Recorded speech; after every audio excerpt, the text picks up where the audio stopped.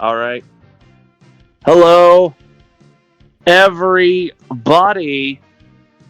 Welcome to the glorious Royal Rumble pre-show event. That's right. We've got, the timer going. Everything is ready, being set up for the Royal Rumble. Tonight is the night that me, you, and everybody has waited for so long. And of course, how can we not have a show before the show? I am here, and it's been forever and a day, but I am once again joined by that bodacious backstage babe herself. Jenny is here once again. It's been forever. How are you doing?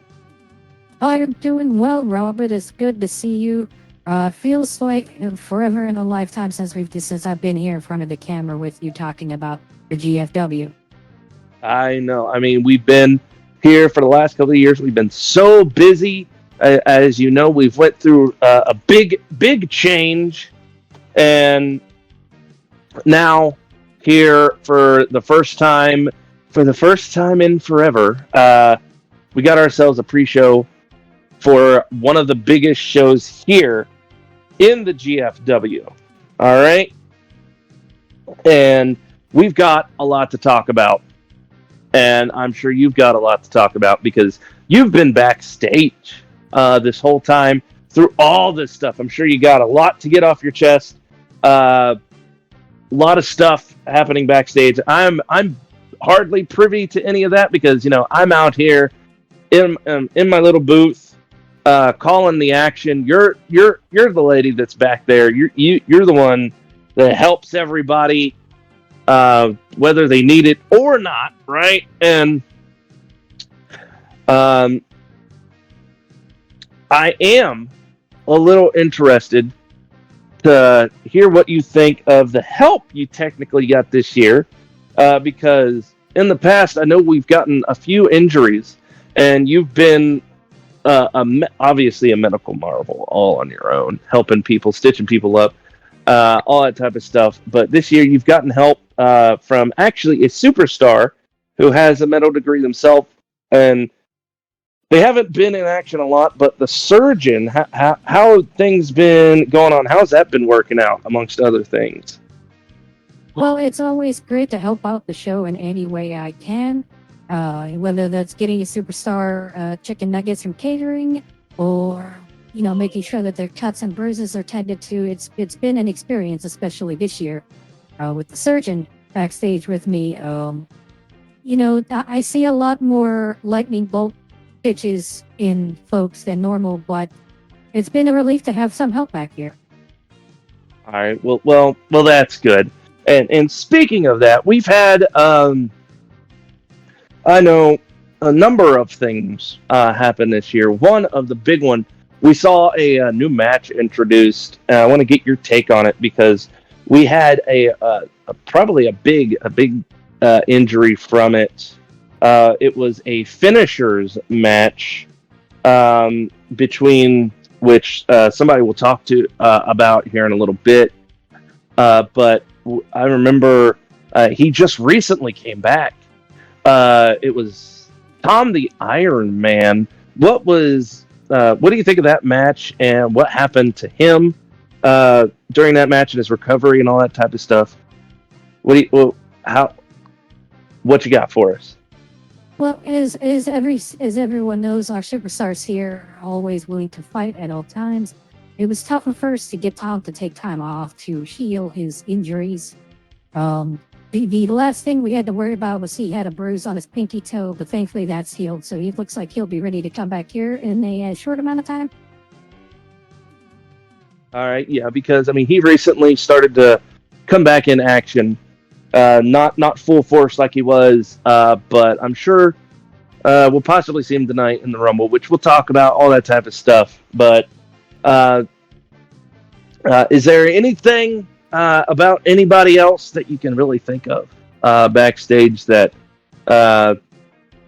maybe you want people to know about, or can say anything about that maybe we might not know, or I might not know, or the viewers out there watching at home might not know, that you definitely want to give a shout out to? Well, I want to do a shout out real quick to the Jimbo Socks fella. I always catch him singing whatever the hip new song is on the TikTok.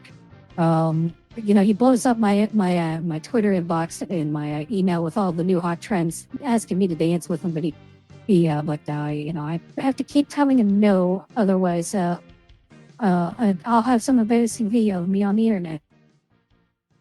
Yeah, yeah, that seems to be Jimbo's thing. He likes to definitely think he is very, as he puts it, awesome. Especially when he comes out here a lot of the times. I mean, then of course, I don't know if you see her very much, but his female compatriot, Gemma, is almost just as bad a lot of the time. I don't know if you see a lot of her or not, though. Well, I think Jimbo tends to be near me just with him. I don't see Gemma that much. I mean, she may be hiding in the background, keeping an eye on him, making sure he's not doing anything. But for the most part, when I've interacted, I have not seen her around. Okay. All right. Well. All right. Well, then, what do you say we go ahead as time is ticking away and we're eventually going to get to the main show proper? We go ahead and we get into some of what is to come here tonight on the GFW here tonight on the glorious Royal Rumble. What do you say? Sounds good. I'd like to get your input. So, what do you say? I go ahead and I look up exactly what we got here tonight. Because a lot of the some stuff is set in stone. I will say some stuff is not. So, what do you say we go ahead and we start with something we haven't had a lot of this year?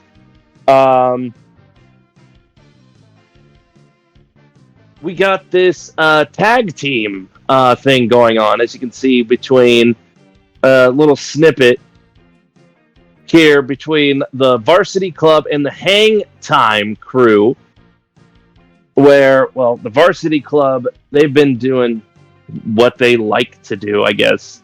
But obviously, the Hang Time Crew hanging in there and trying to retaliate where they can, especially because this whole thing, it started off many weeks ago, which I'm sure you know. I'm sure you've tended to him after it happened back there.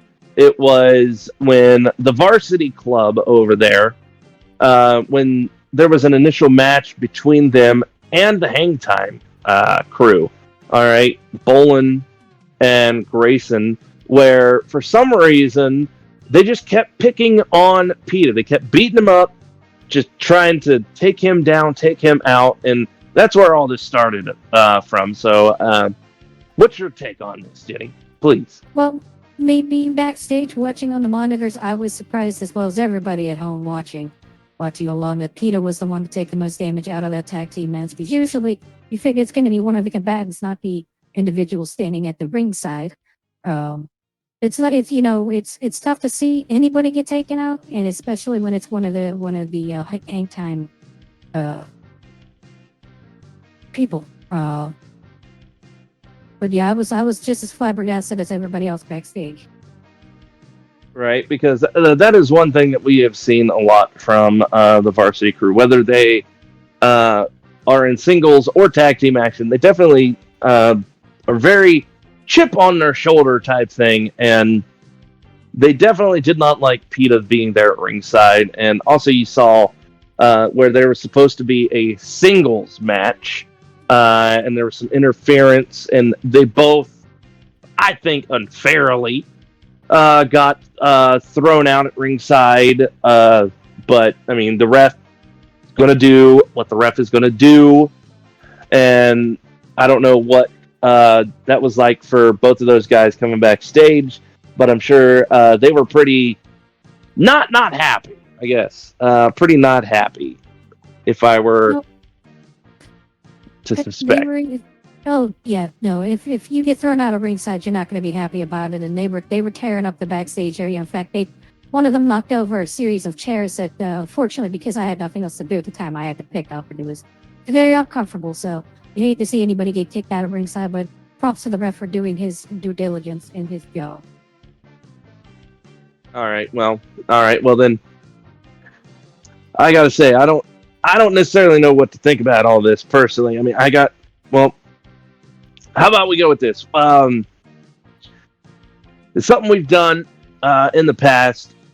Obviously, this is going to be a big match between these two teams tonight, and I want your take. Obviously, I'll give my take first, and I want to hear definitely your take. But I got to say, when it comes to this match, it's not set in stone what type of match it's going to be. Obviously, it's going to be a tag team match, but who knows what it's going to be exactly? Because we know the varsity club, they'll possibly, hopefully, be up for anything that could maybe give them an advantage in some way. Or, well, the Hang Time crew, they can get pretty crazy and do a lot of outlandish stuff in general. And I don't know what to expect from this match or what type of match it's going to be. But if I had to choose, unfortunately, I think if it's just probably going to be a regular match. I don't know. Again, I don't know. I think, unfortunately, despite them possibly fighting for revenge on the behalf of PETA and stuff, I think the varsity club, as much as we might not want it, I think that Majors and Dashing, they're going to do something. They're going to try something, and it's going to end up with them coming out with the victory, whether we like it or not. So, what do you think? What's your take on this? Well, I think with their partner, their associate being taken out, I think that'll only motivate the boys at Anytime, Bolin and Grayson to fight for victory to honor PETA as he's not there. All right. So that's half and half. All right, it should be interesting once that match finally comes around. We'll see exactly what they get into, all that type of stuff. So, other than us barely having tag team action a lot of the time, we've had lots of things happening with titles, non-titles. So let's get into that. One thing specifically that I want to go over that kind of came out of nowhere, to be honest, and it has been a whole thing for this entire season. And it just seems to be going and getting worse, or I don't know, maybe better, depending on who you talk to. And it's been this thing with Lexi. I don't know if you've seen it, how you maybe have interacted with her backstage, maybe before this transformation that she's gone through, this darkness that she seems to be holding, and all this other type of stuff. Because right now, bringing it on screen here, we're going to be getting a tag team handicap match. Because over the past few weeks, as we look at some of the replays, some of these things here, the Hurt Business, there you see specifically Bonnie managed to do what, well, a lot of people have not been able to do ever since this darkness overcame Lexi. And granted, it was in an Extreme Rules match, but Bonnie wielded a chair very effectively and ended up getting a win.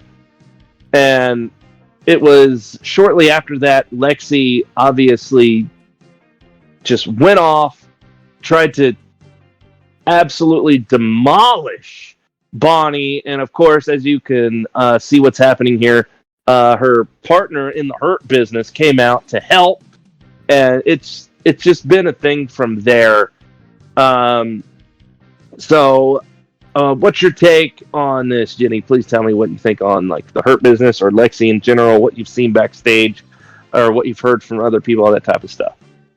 Well, I will say, before this Lexi turned to darkness happened, she was always ready to chat if I had a question for her, if I had to do a backstage interview. But over the last a few months, it's gotten less and less that she's been willing to talk. She's been more focused and more adamant about focusing on what she's meant to do, which is take out her whoever her opponent may be laid before her. I mean, I'll be honest, Rob. I would be upset too if someone used the chair against me in the ring. So I don't blame her for wanting revenge. Of course, I doubt how well she's going to be able to handle both of them in the room, both of them at once, both of her business at once. Okay, well, I mean, I'd have to agree. Plus, if you really think about it, this is kind of a reverse on what actually Lexi technically did to somebody else. Because it was a couple months ago that Lexi managed to corral some people to take out another superstar in a handicap match. And I don't know who by chance got the moolah together to have this happen to try and take out Lexi like this. It is definitely a mystery to be sure. Hopefully one that is solved before too long, because I know Lexi has been, as you mentioned, very focused, very determined, and with this incredible darkness, this power that is motivating her ever since this whole thing started has been something else. But now, obviously, I got to ask, when it comes down to it, in this situation, in a handicap match, you got Lexi, but on the other side, obviously, it'll be a handicap. It's a tag match. They're going to have to tag. Who do you think is going to come out on top here? Well, even if with it being, I rarely bet against someone who is 100% as focused as Lexi is. But in this case, I'm going to have to pick the Hurt Business, as this is even though it is a 1-on-2 tag match, I just see the odds being stacked against Lexi, as if he goes for a pin, the other member of the Hurt Business, whether it's Bonnie or Lonnie, one of them could come in real quick and break up the pin. So I see this going in the way of the Hurt Business. Right. And unfortunately, I'm going to have to agree with you there, Jenny, because we have seen this type of thing go the wrong way for the one in this 1-on-2 situation. And the Hurt Business, they want their money. And granted, Lexi, they may have money motivation, but Lexi, granted, might have this darkness and this power that she's holding on to, seems to help her. But I mean, numbers don't lie. All right, it's 2-on-1, and like you said, I'm going to have to agree with you. Things are not looking good for Lexi. I think we might see possibly an end to this darkness thing with Lexi here. If the Hurt Business, when they are successful tonight. So I'm going to have to agree with you there. All right. So there's that. But in other things happening here on the pre-show, we should probably talk about somebody that definitely needs no introduction, whether you love them or you hate them. We have seen him throughout this season take on a multitude of people and, let's just say, not be humbled at all. But, well, recently, I don't know, this guy has decided to step up and take on this guy in search for, justice and all this other type of stuff. And if you don't know who I'm talking about, here tonight, we're looking at Jake, the purveyor of justice, going to be taking on Reset Patrick. Now, as you can see in some of these clips here, Patrick doing what Patrick does best, and that is what's best for him. as you can see right here, he tried to step out on this match. A bit of a rematch against Chad. And obviously, Jake did not like that, came out, stopped him, made him continue with the match. And, well, Patrick and Jake has been at it ever since, as you can see right here. Jake was supposed to have a match. It was interrupted, and all this other stuff has happened where this paragon of justice, Jake, has definitely, I will say, taken the fight to Patrick. But again, Patrick, as we have seen this season, has been unflappable. You know, and it was just, as you can see, this clip here, Jenny. This was the one instance Jake was able to get a pin, get a win, and I have to wonder if all of that here, despite is what happened, if maybe, just maybe, that might have tipped Patrick, got in his head a little bit. I don't know. I mean, there's other stuff that happened as well, but what's your take on this with Jake and just Patrick in general? What you got for us? Well, Robert, anytime a superstar loses a match, they go back to the drawing board and maybe they question things a little bit. Patrick, I could see some of that happening. However, I think Patrick is just in his self-absorbed mode, and it's gonna be it's tough to break Patrick essentially from being self-obsessed. But I'm looking forward to maybe seeing his smug smile wiped from his face by Jake. Yeah, I gotta say, I think a lot of people are in that same boat. But I mean, we haven't seen. I mean, there hasn't been a whole lot of injustices taking place in the GFW.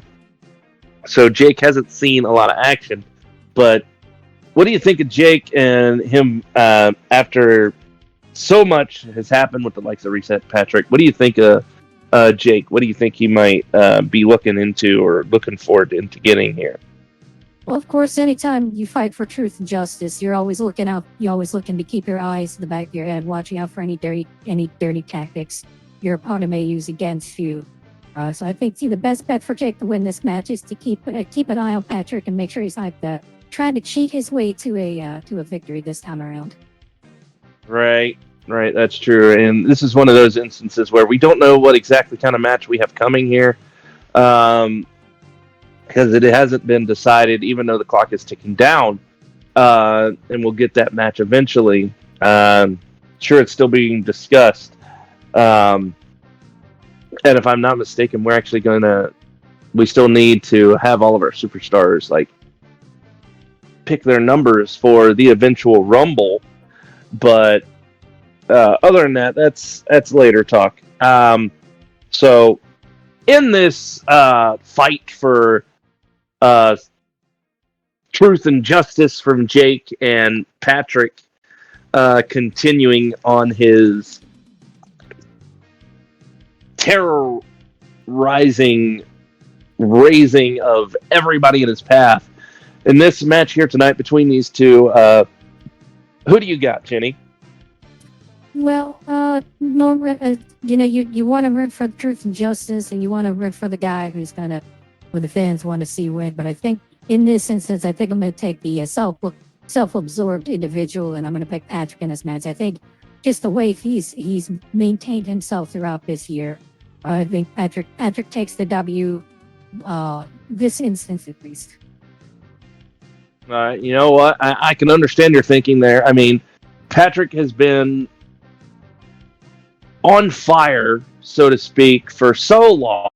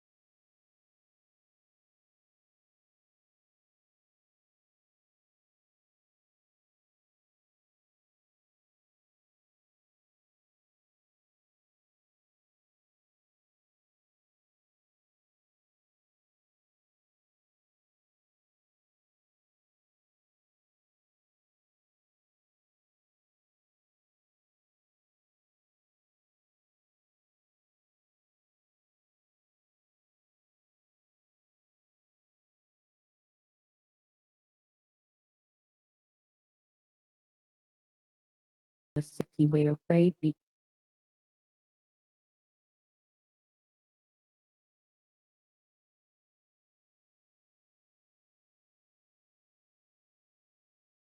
So, what do you say? Now is the time we get into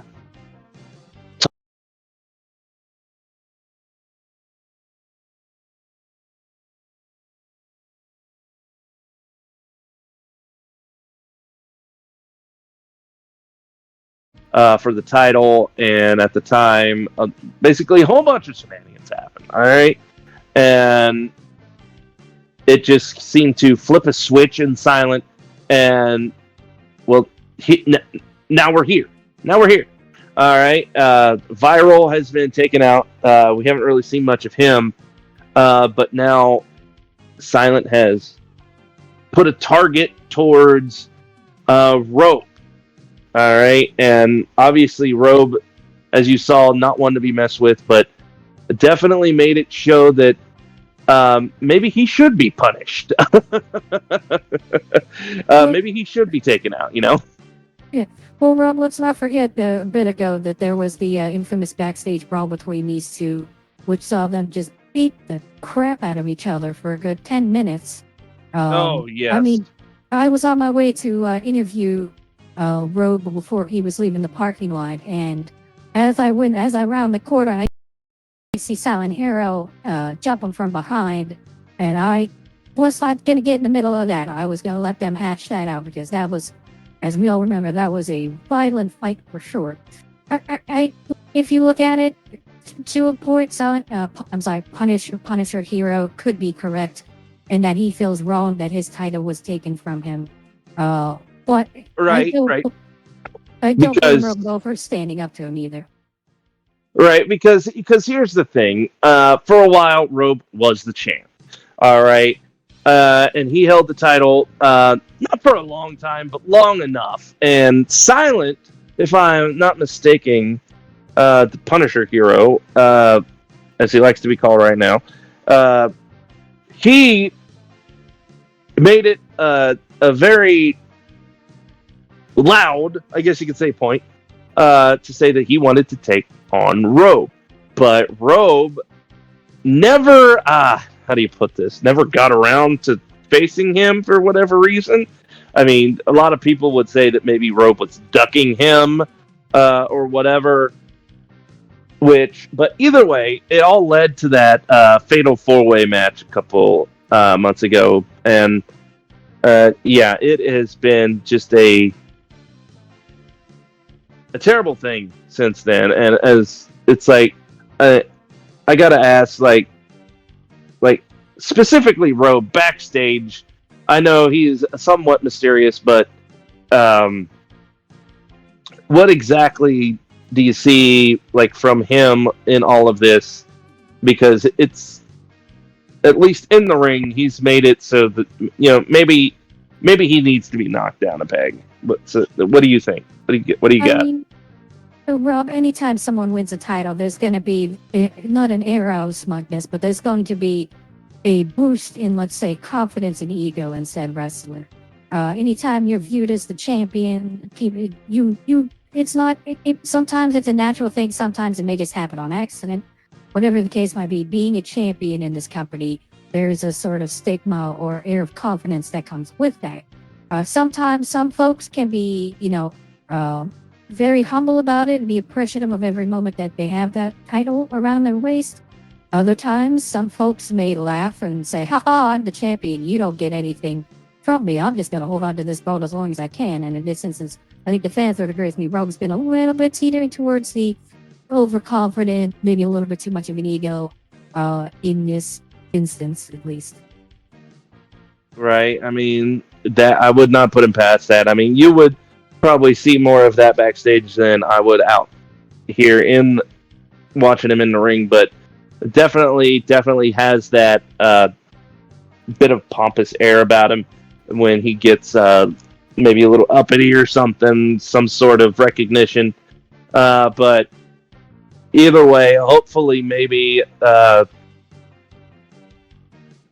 is what Silent, the Punisher Hero, might be trying to do. other than maybe getting him out of the way to get a hold of the current title holder, Woody, which he's in the whole thing. We'll get to that here eventually. So, all right, between these two, I don't know what kind of match they're going to have. Again, this is another one that isn't set in stone yet. I mean, they could have, goodness, with all that they've been through, not just recently, but in the past even, because this whole thing between them, you know this as well. It's not the first time that they've crossed paths. It has not been, and this is one of the rivalries that, while it may cool down and they may be separate from each other on different paths, it seems like it always comes back to a point where they are wrestling each other once again in some shape or some form or shape or fashion here in the GFW. But if you ask the fans, I think the fans may choose Silent Hero in this instance, but I'm actually gonna pick Rogue to win this matchup. As much as I'm sure folks would love to see Silent Hero get back to his title and get back to what he feels is rightfully his, I think Rogue has finally had enough of this and is finally going to say, you know what, I'm done, or we're fighting this out and I'm going to kick your behind. Okay, well, all right, so there you go. Jenny on the side of Rogue in this instance. So, I mean, you make a good point. Rogue could definitely plant his foot and say no more, draw that line in the sand, say you're not going past. But I mean, Silent, the Punisher hero, I mean, he's went so far as to change his name, and he has been determined. He has, he wants to, obviously his overall goal is to possibly get that title in some way, shape, or form. But obviously he has this other stuff to take care of first, which he's already done that with Viral, and I think I'm going to have to go and split from you, Jenny, here, and I think Rogue might be punished after all this. Again, I don't know what type of match they might end up being put into here tonight, but whatever it is, I think Robe is going to be another name crossed off the Punisher Heroes list. I mean, Rob, revenge is a big motivating factor and can lead to folks doing better than they can. So, I mean, I picked Robe, but honestly, this match could go either way. All right, but hey, that's just our opinion. But now we got to move on. As again, the time is ticking down. Before too long, we will get to the show proper, which I know I'm pretty excited. I'm sure, Jenny, you are excited. So what do you say? Now is the time we get into talking about stuff going down with some of those titles around here in the GFW. Does that sound like a good idea? Yeah, let's get to it. We all like the shiny stuff, so let's get to talking about it. All right. How about we get to the first bit of those shiny titles?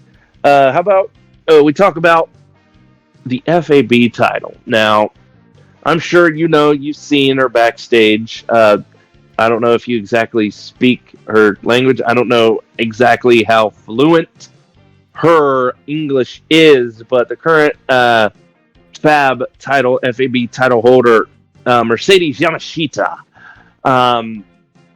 has been on this tirade last couple of months, ever since getting that title.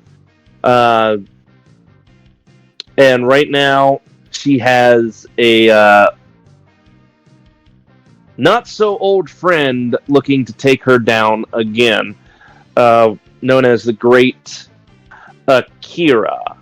There are obviously some history there as we take a look at some stuff that's happened. As you can see, this all started well before anything you're going to see here, where Mercedes Yamashita ended up winning the title from that woman there in the ring, Claire, and ended up doing with just some of the biggest, terrible, jerkiest things you can do by like not defending the title properly against somebody that wanted to try and get the title back. And then when she did, it was not in a good, proper defense, and it's a whole big mess. But I mean, as you saw there, obviously in the clips, this whole thing that is going on right now, which obviously has the big lighter fluid on the fire that is the championship itself, where Yamashita ended up doing what she likes to do best and cause problems.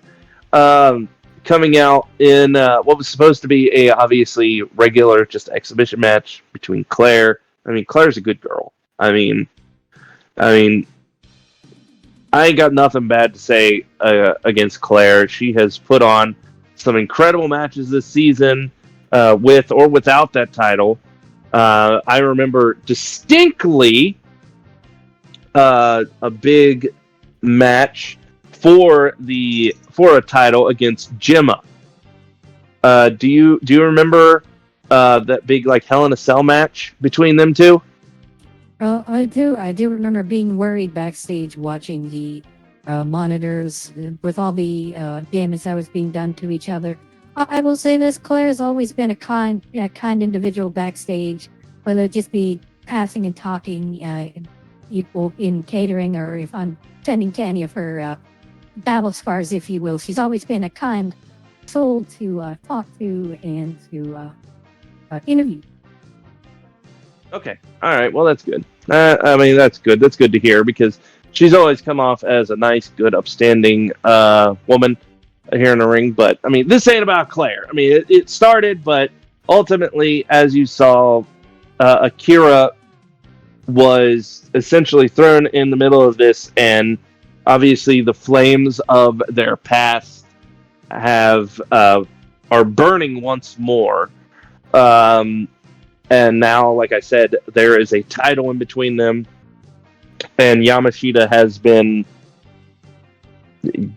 been a big problem. All right, I'm trying to censor myself, but Well, she's been a.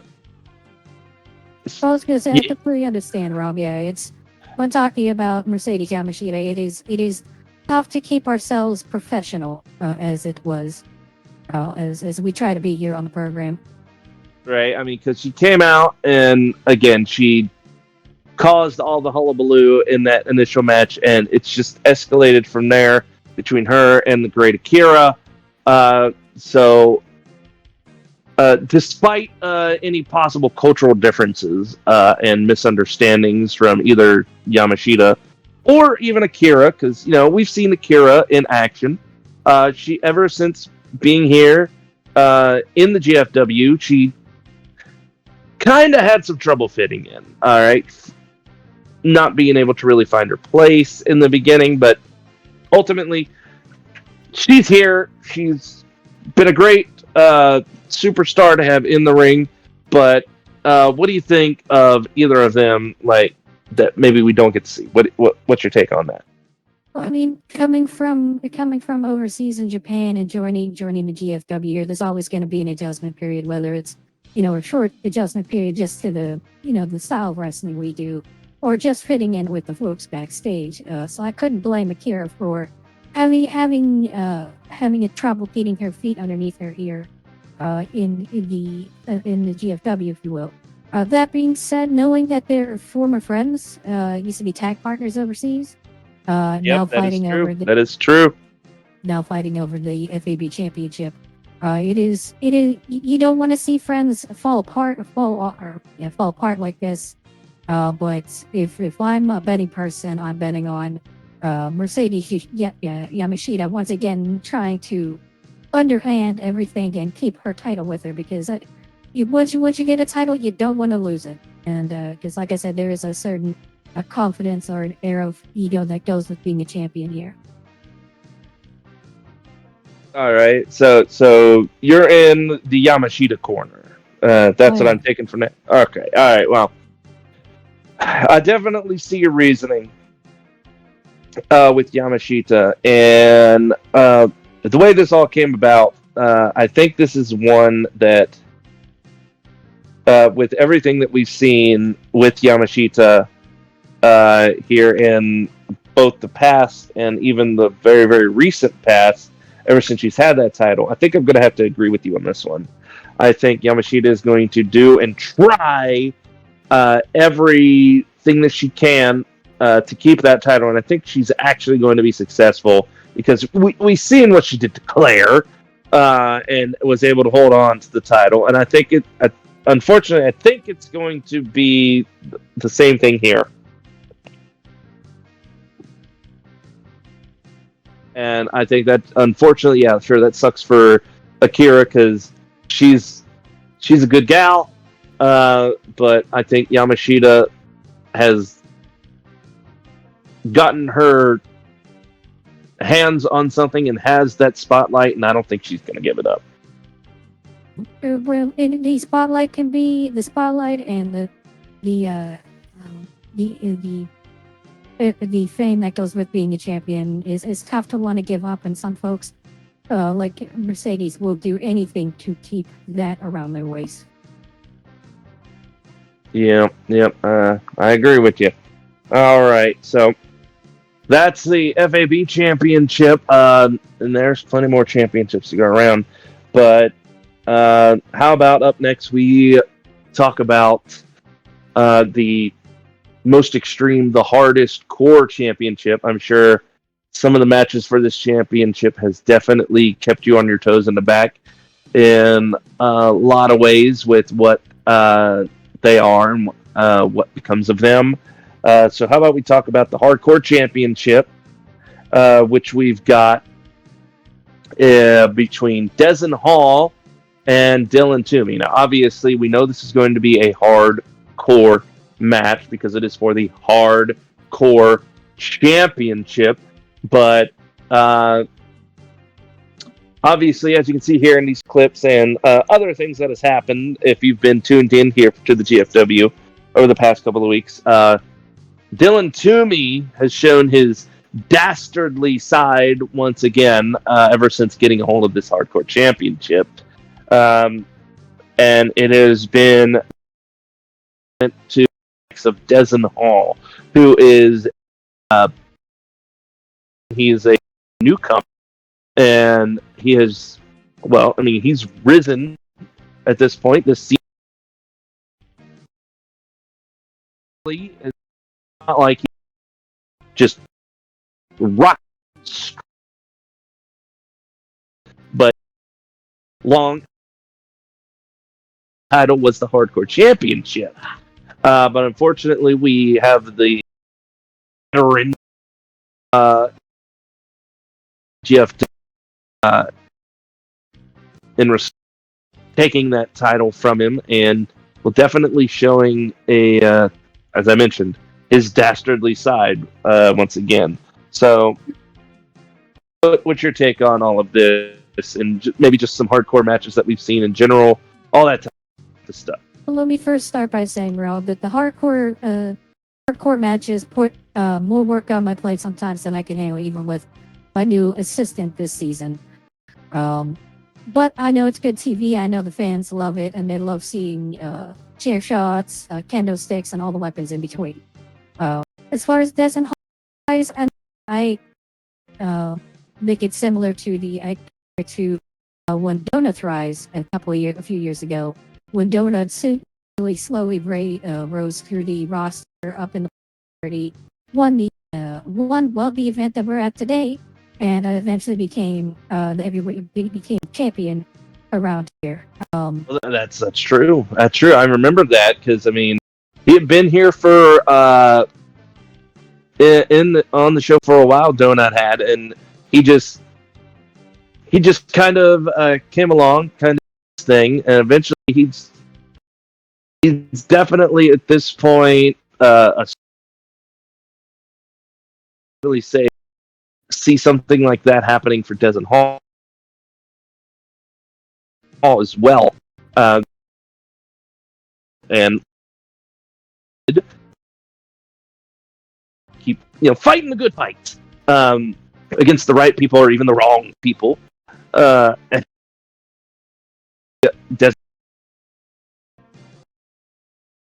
same. I mean, Indeed. I mean, anything can happen here in the GFW.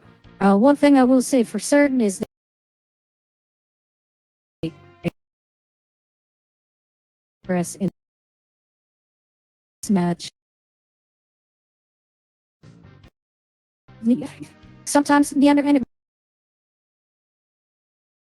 by using. I do believe this match favors one Mr. Dylan. That is who I'm going to pick for this match. right? Okay, so you're in the camp of Toomey Mania, so to speak. You think he's got his hands on the title and he ain't giving it up to this relatively new guy. Indeed. All right, well, all right, this is going to have to be one where we split ways once again here, Jenny, because I think, as I mentioned, with his rise of this newcomer, I think he has definitely found himself a niche here in the hardcore division, and I think as the season rolls on, and before too long, maybe he can rise above. But right now, he has a tried and true opponent in front of him. He wants to get that title back. He knows what needs to be done. He has been on the receiving end of all the terrible things Toomey has thrown at him, and he just, he keeps getting back up, and that's the big thing that you need to do. You need to, no matter what somebody throws at you, you need to get back up, and you need to, eat that horse. All right, and Dezen Hall has done that tremendously ever since coming here, and it shows, which is why I am going to have to go with him. I think that Dezen Hall will once again leave with a title over his shirt or around his waist, wherever he wants to wear it. I don't know where the cool kids wear it these days, but I'm going with Dezen Hall. I mean, I'm sure the viewing audience at home will agree or disagree with that pick, but I look forward to seeing and hearing what they say. Yeah, yep. Okay. So that's the hardcore stuff. So that should definitely, if nothing else, be a match to definitely keep an eye on, to say the least. But in terms of other title matches, we got. How about we take a look at the specific show matches? Because I mean, this is a freaking censor me here. You can't censor me here. All right, this is the pre-show. All right, because if you do not know, I'm not allowed to talk about one show and another show. But that's not important. That's not important right now. So, what do you say about the Throwdown television championship and this rivalry, the stuff that we got going on right now between the likes of the recently returned Otter, Chaz Otter Mayhem, and Mike Honed Smith. All right. Now, as you can see a little bit here in some of these clips that we got going on, obviously Mike Smith, he's not the best guy. I mean, we've obviously seen him do some not so good things recently. On the other side of that, there you see Otter saying, "Nope, you're running out on this match," and throwing him back into the ring, right, to finish this match. Because obviously Mike Hobone Smith, the current Throwdown champion. He got that championship from, well, believe it or not, the man that actually ultimately helped create the title, Anthony Decker, from like a betrayal and all this type of stuff happened. But now Mike Smith has the title, and Otter has returned. He's put his foot down, looking to, step into the limelight, I guess you could say. And I guess taking out someone from atop the podium, so to speak, wouldn't be such a bad thing in the likes of Mike Hobone Smith. So, what's your take here, Jenny? What do you think about all this stuff going on between these two, and what do you think of them? Well, I mean, this kind of goes back to the match between Patrick and Jake, and a little bit where sometimes you want to see good triumph over evil. You never want to see a friend turn their back on them, have a friend turn their back on them. But if it leads to a championship, sometimes you got to do what needs to be done. It's good to see Otter back in the ring. It's good to see Otter back out there fighting. And I don't see Mike. I don't see Mike Hobo. I don't see Mike Smith winning this match. I think Otter's returning. I think he's taking that title off of him. Oh, really? So, I mean, now what exactly makes you think that? I mean, is there something you maybe seen that of Mike Smith in general, like backstage or something, that makes you think that, or because just based on him in the ring, there doesn't seem to be that much special. I mean, I've heard he has a certain let's just say aroma about him, but yeah, what do you think about all that though? Well, it is. I mean, that special aroma definitely is around backstage, so it makes it tough to go to talk to Mike or interview him or anything like that. But when you turn your back on a friend, it doesn't necessarily put a target on your back, but it makes folks aware backstage that you don't have anybody in your corner for you. You're fighting your battles alone, and I think in that instance, Otter will have a upper hand, if you will, in this matchup.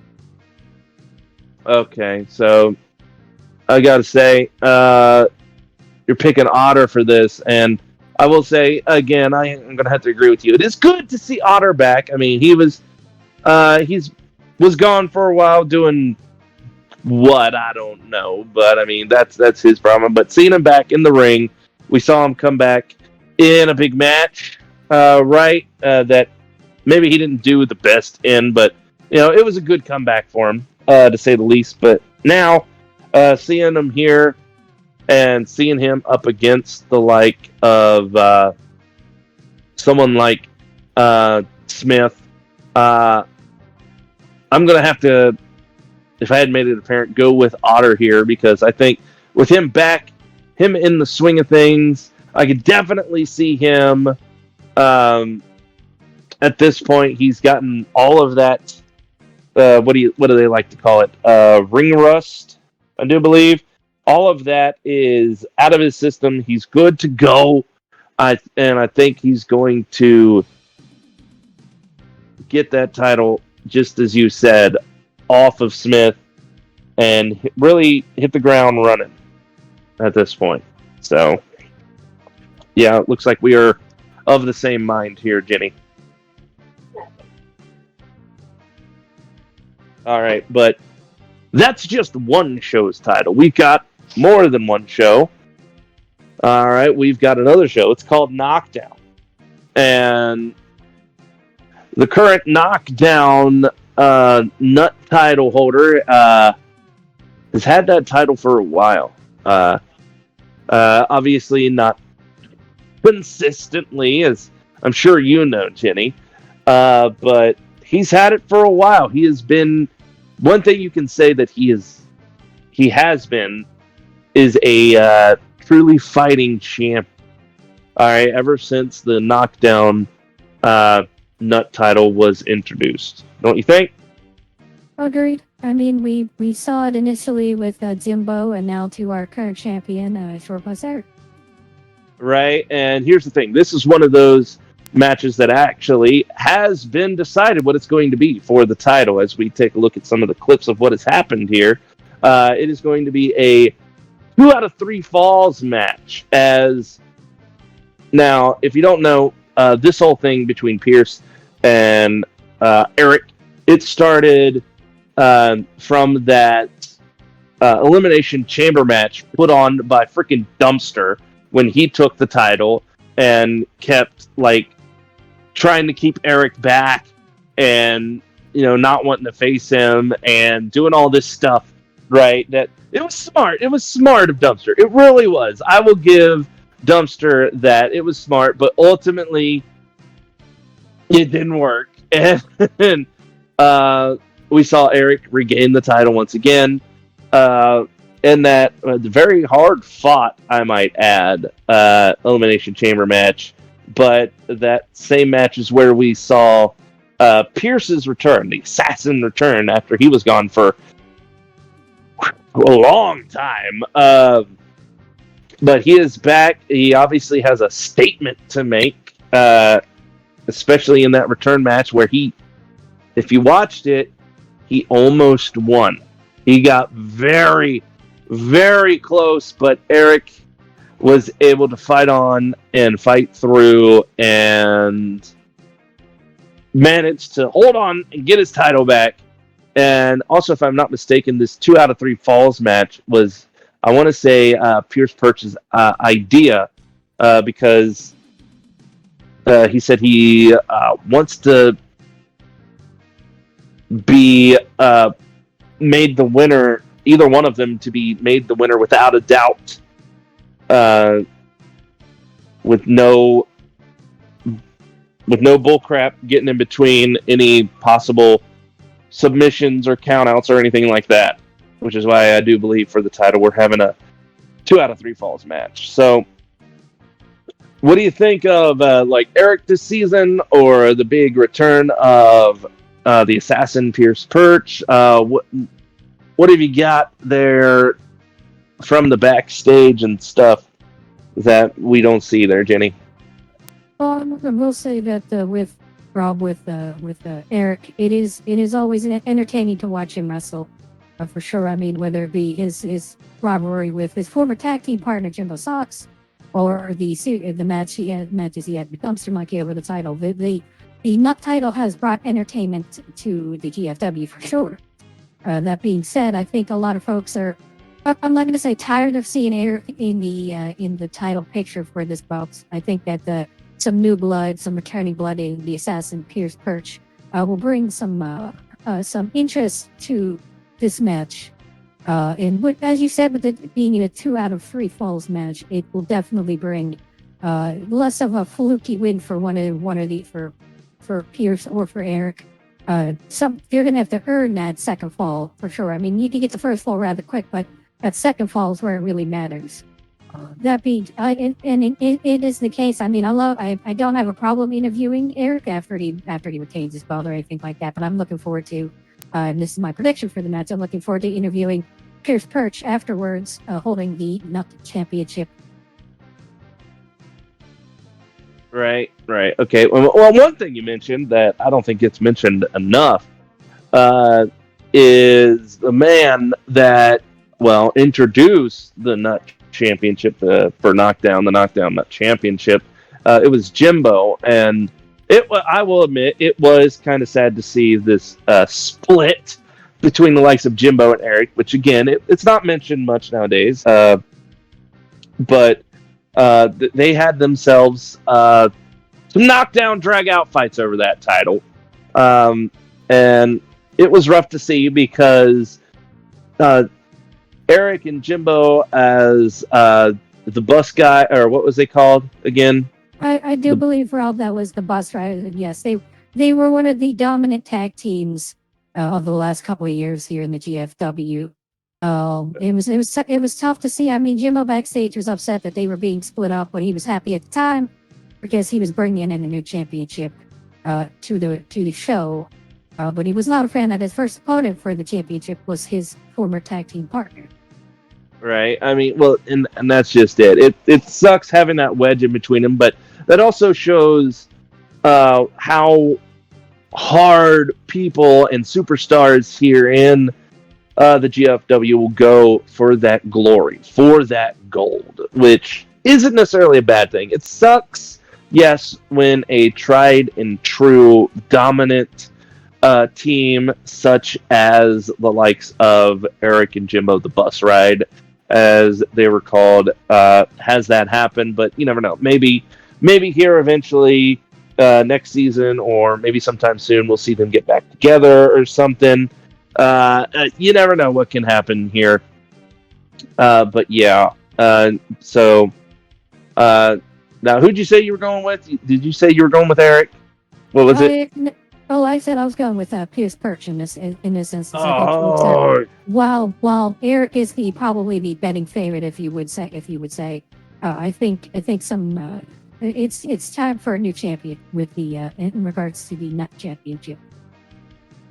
well, sad thing is, as a good champion, I will admit, as a good champion as Eric has been, I'm going to have to agree with you on this one and go for Pierce Perch. I think that target that Pierce put on Eric, that he has got his laser sight on Eric. He's ready to pull the trigger, and I think this 2 out of 3 falls match might be that kill shot that does in Eric, because I mean this will be a definitive match, to say the least, because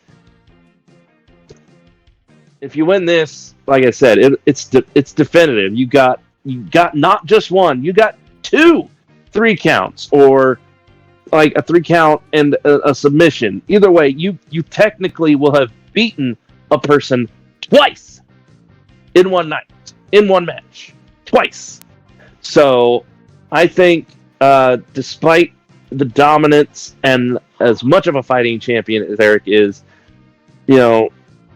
Perch, ever since coming back, I think, and almost winning that match, it put that fire in him, and I think he wants it more at this point. I'm gonna have to agree with you there. I'm going with Perch as well. Yep. Anytime you return to the company, it can be a big motivating factor, especially when you're returning to a title match. So yeah. All right, exactly. And now there's one last title we need to talk about, and that is the big title here in the GFW, the GFW World Heavyweight title, currently held by Woody Man, who has had a unlikely, to say the least, person step up to them and looking to take them on, take them down, take them out, and get the title for themselves. I'm talking about, of course, Wildfire. And now, obviously, this will be match for the title for the championship. Ever since Woody won that title in that match so long ago, a fatal 4-way match. As you can see here in some of these clips, Woody just had like a good match, and out of nowhere, Wildfire just comes out, has a little showdown, a stare down there, and basically making a big statement. And Woody, obviously, he's the champ. He looks a little confused, but if you're in the know, it's not that confusing. Wildfire wants him. And then, of course, we saw Wildfire from there make various statements, as you see right here from this clip. We all know that Silent, the Punisher here, he wants the title. And there was an exhibition match between these two. And, well, as you can see right there in front of your eyes, Wildfire managing to get a win, and again, making a big statement with a beatdown after said win. All right, so obviously Wildfire, not somebody to trifle with, right? And now here you see on the flip side, you see what type of guy Woody Man is here. All right, right here. you see Woody coming out here at ringside for a fellow superstar. All right, that possibly Wildfire was going to make another statement with, who was himself a former GFW champion. That was Captain Canucks, if you did not know. Um, Possibly looking to make a statement with him, same as he did Silent Hero, who, again, Silent Hero, also a former champion. Um, and obviously Woody came out to help, and some other stuff has happened as well, but at this point, this fire rages on. Pun totally intended. Between Wildfire and Woody Man, and the thing is, I really want to know, Jenny, because not a lot of known is of Wildfire ever since coming here to the GFW. And we have known Woody Man here in the GFW for a while. And basically, tell us something. Tell us what we got going on here, as from a backstage perspective. Well, I mean, when Woody Man made the change to decide to kick butt quite literally and physically, I mean, we've all seen it. The man knows how to kick the competition, so to speak. It was a surprise change. The reaction backstage was mixed for sure. One of the folks that definitely took notice of the change in his moveset was definitely Wildfire, who maybe provided a spark of motivation to take to try to challenge the heavyweight champion. Maybe it's lit a fire ablaze in him, kind of intended there. But the backstage area has been kind of it's been definitely set ablaze with the hype between these two here for the World Heavyweight Championship. Okay, well, I mean, that's good to know, especially when it comes to Woody, because I know I could definitely see some changes in the way he was performing, but I couldn't necessarily put my finger on it in a lot of aspects. But I mean, now that you mentioned it, I could definitely really think back on it, and I think you're right. But the main thing I want to know is if you got anything more on like the likes of Wildfire, because again, he is the mystery here in all of this, because he hasn't been around, again, kind of new here, hasn't been around a lot, hasn't been in action a lot, but like, what is up with him, really? Especially from because in the ring, we obviously see that he's really big, he's really powerful. He just really can take control and really burn down his competition in the ring. But like, what's he like backstage? What's his deal? I mean, Rob, I really wish I had a better answer for you. As so with some of the other wrestlers that I get to talk to, but I haven't had a chance to really get to know Wildfire backstage, or even have him down for a backstage interview at this point. He's kind of kept to himself, and he's for sure on my list of superstars to interview. But maybe after this upcoming matchup for the heavyweight championship, I'll sit down and have a chat with the man known as Wildfire. All right. Well, then I'm going to go ahead and I'm going to lead the way with this match, because it is such a big match. It is a important match. It's for the biggest title here in the GFW. And I got to say, when it comes to a fight between these two, we've seen them here a few times in the ring. We've seen them obviously get it under each other's skin, so to speak. And when it comes down to it here tonight, obviously it's going to be a title match. What kind of title match? I don't know. But I'm going to have to give it to the Wooden Warrior, because I think ever since, like you mentioned, basically turning a new leaf and getting this new motivation from being a champion, and even this new way of performing in the ring to ways to take down an opponent, to really gave himself a good kick in the pants, to give other people a kick in their pants, so to speak. And I think Woody's going to keep on being the GFW heavyweight title holder once this is all said and done. So, what says you, Jenny? Well, Rob, I tend to agree with you for this one. I don't think I'm going to split off and pick Wildfire for this. Although Wildfire for sure is going to make it tough on Woody Man and potentially, and potentially leave some damage in the ring. I think Woody Man's new motivation. I mean, let's not beat around the bush either. Woody has in the past has been known as someone who would be an easy win for a lot of superstars here in the GFW. But since the change in motivation and, as you said, turning over a new leaf, he has been a heavyweight champion to be proud of. And I think for that and the other reason I mentioned, I'm gonna stick with the champion retains in this instance. All right, and I'm sure Wildfire ain't going to be too happy to hear that if he's happening watching somewhere backstage right now. But I mean, we're getting relatively close as the timer continues to count down till the Rumble. So we obviously have at least one or two things we need to talk about still left, and they are, well, the biggest things of the night, the main event. Or main events, plural, which is, well, the name of why we are here, the Royal Rumbles themselves. As you know, Jenny, we have both a men and a women's Royal Rumble. So what do you say we go ahead and we start with the women's Royal Rumble, which there's something interesting that I noticed.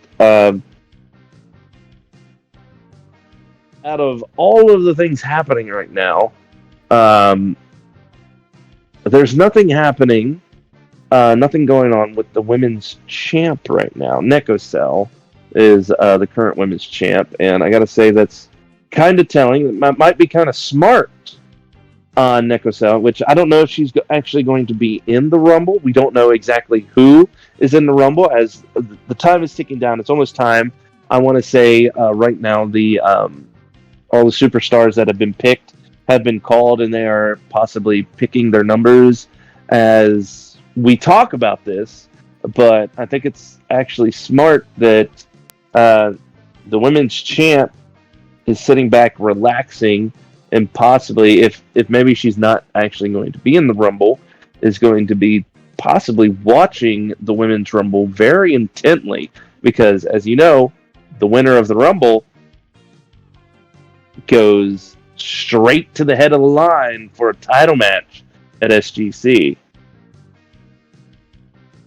Indeed, Rob. I mean, if you're the champion, you want to, obviously you would want to be well rested leading up to SGC, and I don't think any other champion would be jealous would necessarily disagree with Neko Cell just kicking back, relaxing, and watching her competition compete for a shot at her women's title.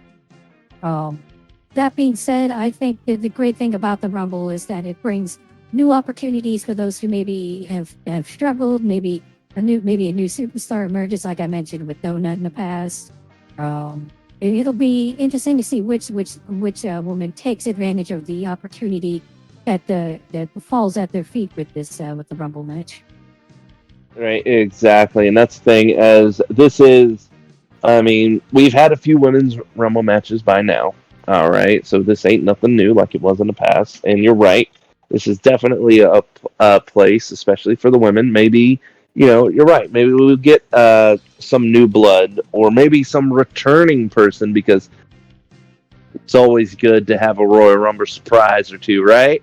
But the main thing I want to know is there's 30 people, 30 in this instance is women, going to be in this Rumble. And everybody loves a Rumble. Anything can happen in a Rumble. And we've had plenty of showcase matches, multiple people in a match. And I want to know, from your perspective, maybe a superstar or three, or who do you think might benefit, or maybe? Well, since we don't know, who would you want to possibly see shine here tonight in the Rumble? That is a good question. I mean, with it being 30 female superstars in the Rumble, it is tough to pick a winner from that. I will say a couple of the superstars I'm hoping to look forward to seeing is obviously, we mentioned it previously, Claire Bear. I'd like to see her shine, maybe win this match.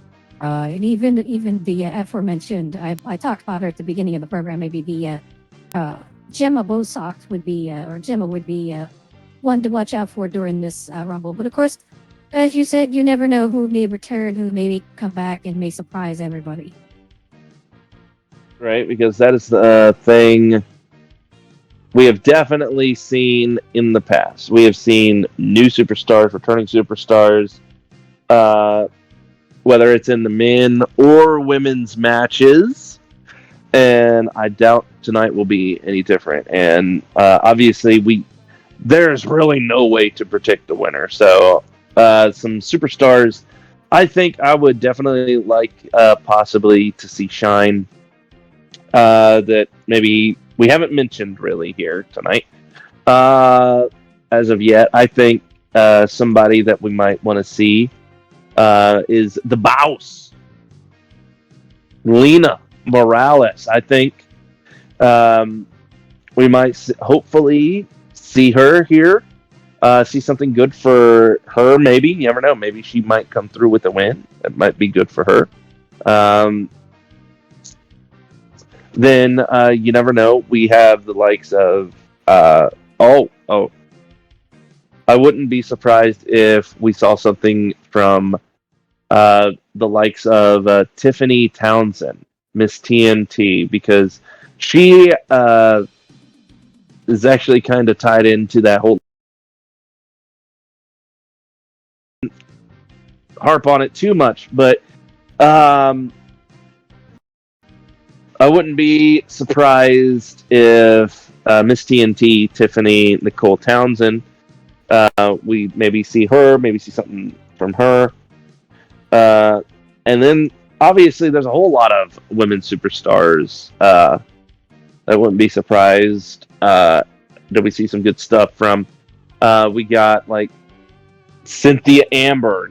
She's lightning quick. And, I mean, she could go and be good. Then, of course, you also have to think about past winners. All right? That's not something we've mentioned as of yet, because, I mean, think about who we got returning, possibly. Maybe to look into to double up wins, because you got Huggable Lux, right? She won and went on to become a champion. Maybe she could take this opportunity, come back, be in the Rumble, and be looking to reclaim a top spot once again. There's always stuff like that. Or it could be one of the new people, which, I mean, again, there's a definite air of mystery with the Rumble. Wouldn't you say, Jenny? I would agree with that statement. And I mean, it's, as we talk about, it is a case of where it is wildly unknown until we have the final two superstars left on who's got a real chance of winning this thing. That is true. And I got to say, that's really rough to think about when it comes to Rumble, which will ultimately lead me to the men's Rumble, right? Because now we got 30 men superstars. And you just think about the history involved with this, because we have had many, many many men's rumbles here from the long history of this company, regardless of our name, and many winners. The one thing, little piece of trivia, if you did not know, we have never had two people win the Rumble ever. Like, nobody has more than one Rumble win that has won the Rumble. So, you never know. Maybe that'll be a first time thing.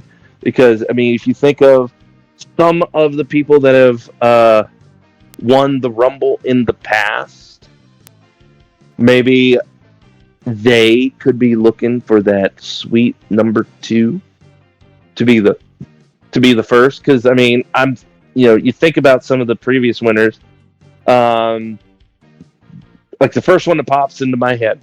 All right, that we could definitely see it. It kind of like almost like a Cinderella story if you really think about it. We mentioned him earlier, but Jimbo. All right, if you can remember, he came to the Rumble one year where he had a match. All right, I don't even remember said match that he was in before the Rumble, but he had a crazy match, and then later that night was able to outlast 30 other superstars and win the Rumble. You know, just crazy when you think about it. So, but other than something like that, Jenny, who are some of the possible superstars that you would think might have a good bid, or you want to definitely see come out, possibly shine, that you think maybe go the distance or whatever here in the Rumble? Well, I mean, we have plenty of options to choose from. Like you mentioned, the past more Rumble winners, like you mentioned Jimbo. I mentioned Donut earlier. We could have we could have a victory by Tim Wolf. We could have, some of the folks who haven't won a title in a while. We could have in the likes of Clayman, or even a returning Tom the Iron Man. That's true. And that's the thing. That is one thing. Way back in the annals of history, but while this whole thing was still fledgling on the road, we maybe had a Royal Rumble. Before things got official here, Tom technically won. If you want to get into technicalities, he won a Royal Rumble, but it wasn't like on the books. We weren't a tried and true company, a show as it is now. So technically he has it. He has gotten close so many times, and you never know. You talking about Tom. Maybe this is Tom's year. You're right. Maybe this might be, but go on. Well, no, I was just gonna follow up with it could be Tom's year. We could see someone who maybe, like you mentioned with Jimbo, it could be someone who competed in a match earlier in the evening and come out and maybe get a little bit of a later entry and surprise everybody and win with, like let's say, just as an example, let's say Eric loses, if our predictions ring true and Eric loses his title, or he could come out and win the Rumble and throw a wrench into everybody's plan. With that. It is the great equalizer, and also something that I know a lot of folks look forward to, which is this event, the match itself, the Rumble. That's true. That is true. And just going, I'll get into my take now as we are slowly running down the clock. It's almost done. It's almost time, everybody. So. Let's get this out of our system. Get this out of my system real quick before we start the show proper here. Going based off what you said, you're right. That is a thing that has been in the past, and it could definitely happen here tonight again, because you never know. Like you said with Eric, you never know. It could happen with somebody else. Like say Silent Hero. If he manages to take out Robe, take down Robe, no problem, easy peasy, lemon squeezy. He could very, very easily then step into the Rumble, win the Rumble, and have his guaranteed shot at the next guy probably on his list, would he, if he manages to keep hold of the title. So that is a thing that could happen. Or you never know, it could be, like you mentioned, somebody that comes in, whether it's from a match or not, like say Otter. If he manages to win or lose, whatever, we don't know what's going to happen. But that could definitely throw a monkey wrench into some people's plans, I'm sure. But, and one thing you definitely have to look at is, we talked about people we would like to see, which there are a lot, but what about some of the people we don't want to see? Because, we talked about him earlier, and I'm going to bring him up again, which I'm sure he's going to absolutely love. What if somebody like Patrick wins? Because obviously he has a match against Jake, and whether he wins or loses that, if he then comes back into the Rumble, what if he wins the Rumble? Can you imagine? Well, I know for sure, Rob, that there will be one person who would be happy about that outcome, and that will be Patrick himself. Other than that, I'm pretty sure I won't speak to the viewing audience, but I'm pretty sure nobody wants that scenario to come true. But it could happen. That's true. That is the thing you have to think about as well. But other than that, I got to say, some of the people I am definitely possibly looking forward to seeing. To be honest, I'm really looking forward. This goes for both the women and the men, to any surprise entrance. All right, because there have been years we haven't had any. I'm hoping there are some this year because I don't know. Maybe you know more than I know because you're backstage, and I don't know. But hopefully we get some in one of these matches. Those are some of the things I'm really looking forward to because, again, it's that surprise, right? But when it comes to just regular people we know now, surprise, good stuff, maybe from like the likes of Johnny Chase. Okay, from the other that has been in Rumbles. He's been in there, been in the running, but short. Or we possibly have somebody like Chris. Chris, he's Mr. All-American. Maybe he'll come through, he'll shine, wave his flag high, and head to SGC. Wouldn't mind seeing something cool like that, right? Because, it's always good to have something like that happen to some good person. Or, hey, you never know. I wouldn't also, sometimes, this is maybe just me, and I don't know about you, Jenny, but I wouldn't mind seeing a big, bad bruiser monster win and just take out his competition. And the one I'm talking about specifically is Demon. All right? Because the absolute havoc that would wreak, that would be something to see, don't you think? 100% agree, Rob. Demon is a force to be reckoned with of nature for sure.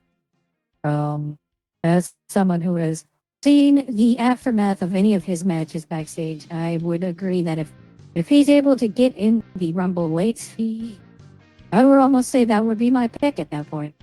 Right. Okay, well, it looks like our time is almost up. I gotta say, here, Jenny, being here with you again in this little broadcast booth, it has been a trip. It has been a wonderful time. Obviously, you've got work to do. I've got to go get down to my commentary booth. I don't know what's waiting for me, but all I know is we got some good matches that we went over here tonight on the GFW and the glorious Royal Rumble. So, as the timer ticks down, is there anything you want to put out there and let people know before we go? No, I think we've pretty much covered every match, everything backstage, all the good stuff in between. As we said, look out for these. Be ready for the surprise entrance because you never know. Heck, even Robin, that could be a surprise entrant in each room. You just don't know what's going to happen this evening. Oh, no. I ain't stepping. No. You won't catch me in that ring. Nope. Not happening. I'm telling you right now, it ain't happening. Nope. I my job and I like my bones where they are. I'm sorry. But all right, well, thank you, Jenny. You got to go. I got to go. And everybody's getting ready for the show. So I will obviously see you all here for the glorious Royal Rumble.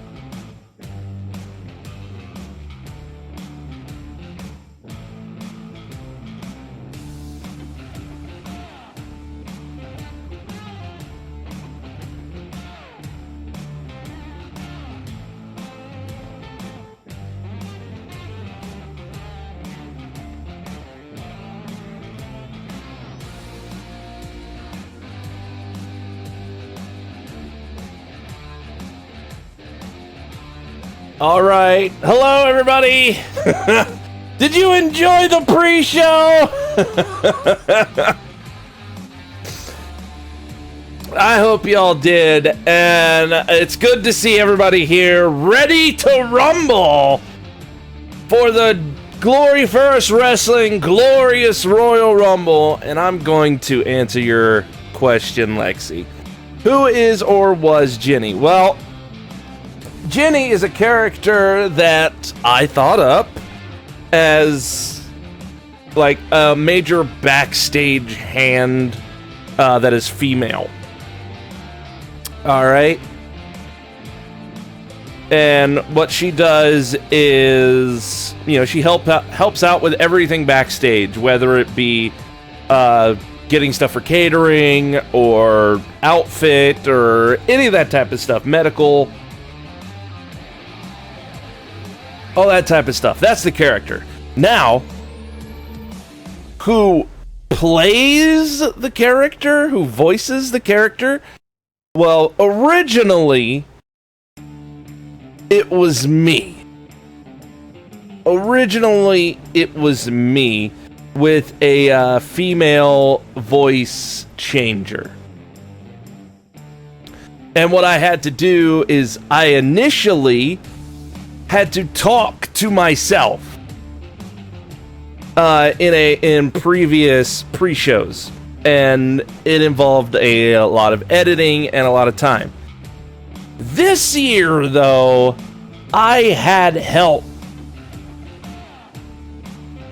and help came in the form of the great Jimbo. That's right, Jimbo Socks.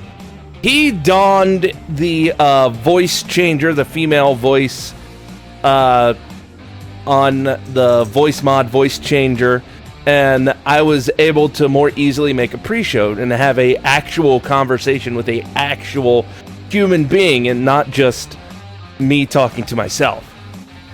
So that's who played Ginny. It was Jimbo with a voice changer. Because, needed to keep it somewhat canon, somewhat similar, right? Oh, you thought it was my... No. My wife wouldn't be caught dead doing this.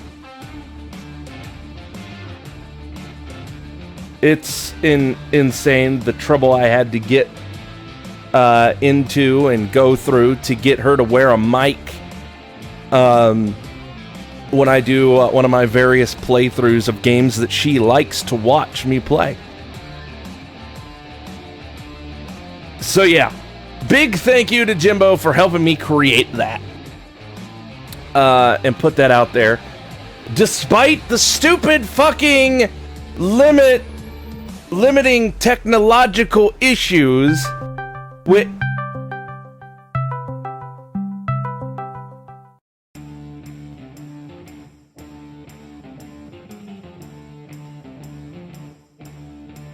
You know what? I hate you, Silent Hero.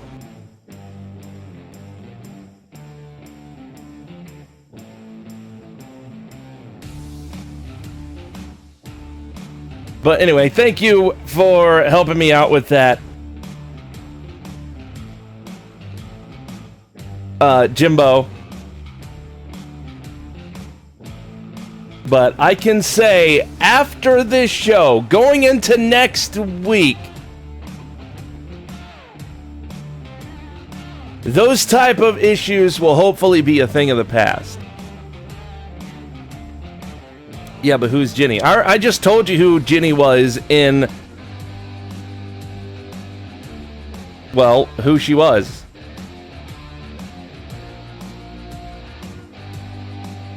She's Ginny from backstage. Yeah, Ginny is demons, apparently. Alright, so I just sent out the tweet that has all the matches on it here tonight, tags everybody in those matches, so hopefully maybe they will show up here tonight, as we obviously already have a few people here tonight. I will be sending out separate tweets specifically for the Rumble themselves, both the women and the men's, because I want to send out and tag as many people before the match starts and say, hey, you're in the Rumble match. I ain't going to give away where they come in, because outside of a few people, they and I and you won't know, because it'll be random, right? Unfortunately, the thing is, once we get to the Rumble matches, it's going to take me a fucking minute to set those tweets up and such. So that is something you need to be prepared for. And also, there will be, I'm going to have to change some matches to go with the matches that they need to be. Like, for example, some of the matches they aren't title matches. They need to be title matches. And obviously I need to change one match specifically into a very specific match. If you can't guess what match that is, well,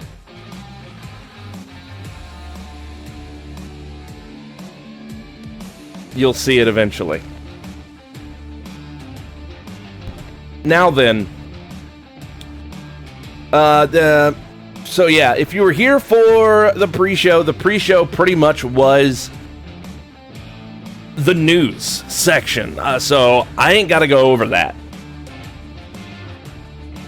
And yes, Lexi, it's your match, because it's...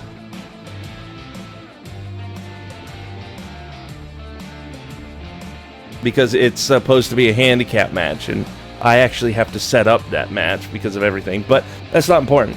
Right now. First, as we get along here, I want to obviously thank everybody that is here tonight. I hope you all enjoy yourselves. And other than giving props to Jimbo for helping me make the pre-show, I want to give thanks and a big shout out to Zach. Fat Man, you might know him. He helped create the logo you see before you for the glorious Royal Rumble.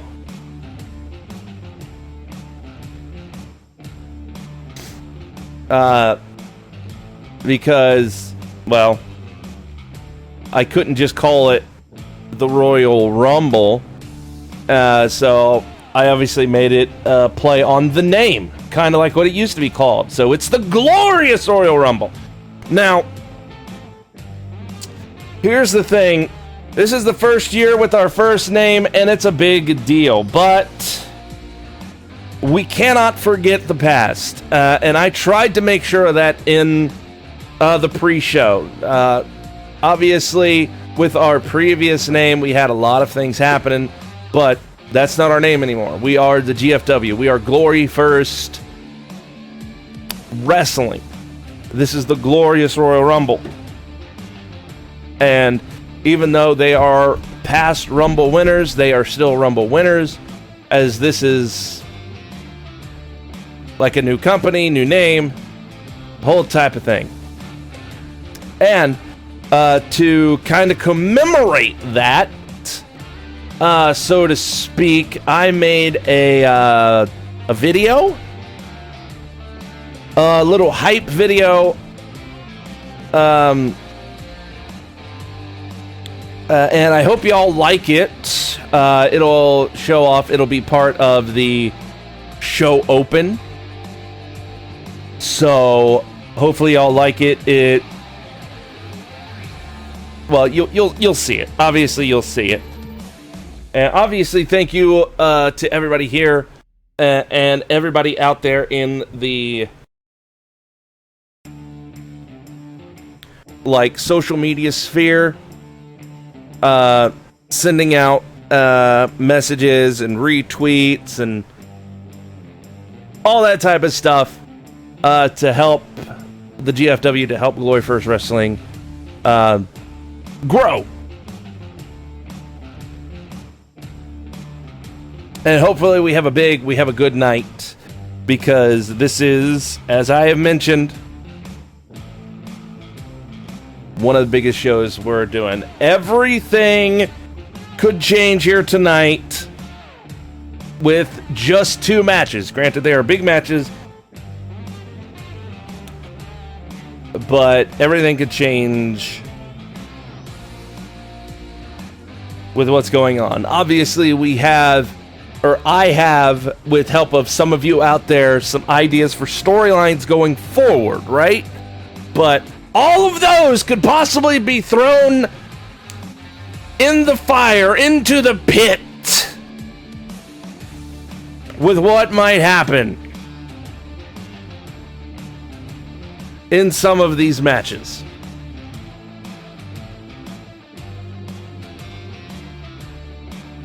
Because it's true. It's true.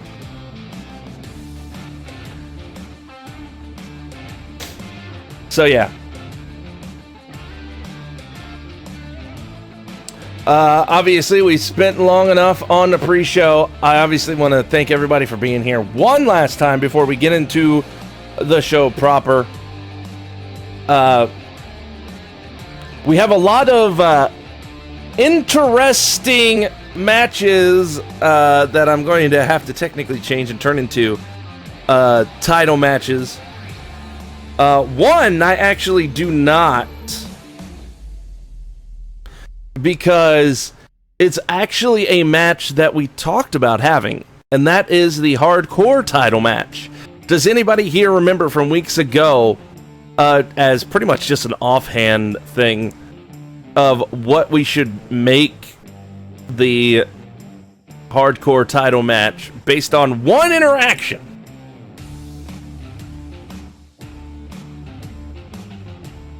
Because the game actually did it, and I didn't have to set it up.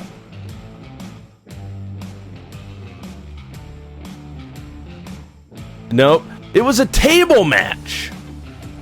And the game set up a table match. So I was like, well, I ain't gotta change that. That's good. And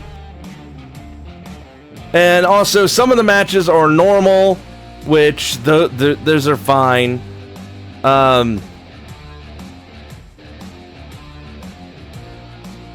Yeah, it'll be a table match for the title. But anyway, we've got a show to get to. We will get in all these matches, so let's hype ourselves up. Let's get ready. Let's watch this video. I hope you all like it. As it is time, finally, for the glorious Royal Rumble.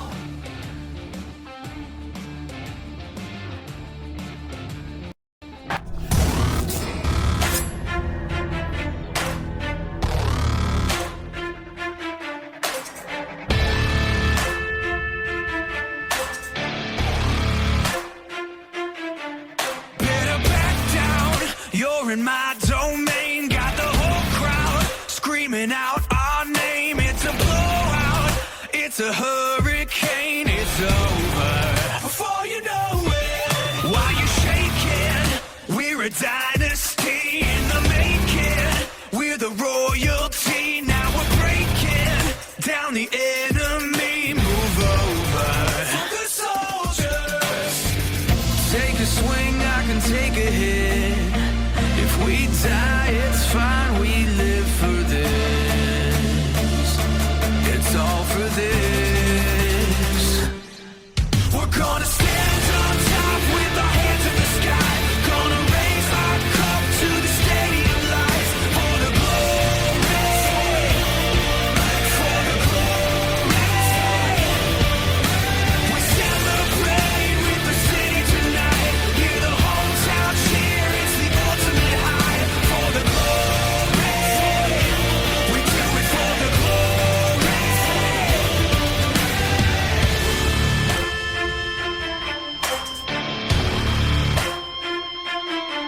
Yeah, we've waited for our time to come, calculated everything we've done, we've upgraded. Now you can't outrun a champion. Now you're facing one. Can you hear them? Yeah, it's all for us. You believe them? Yeah, it's serious. Hear the siren.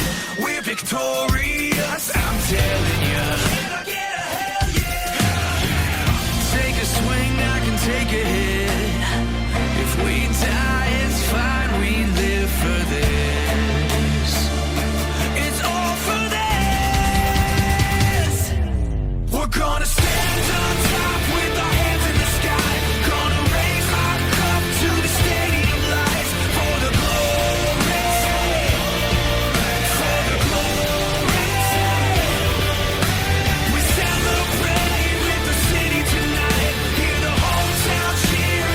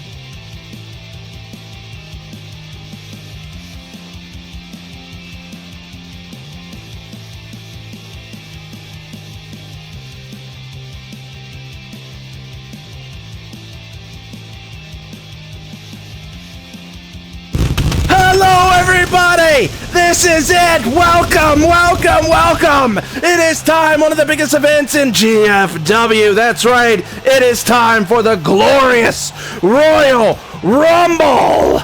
That's right, I hope you're all ready. This is it. Lots of big matches here tonight in Orlando, Florida. Hope you've got a seat, but you're only going to need the edge right now.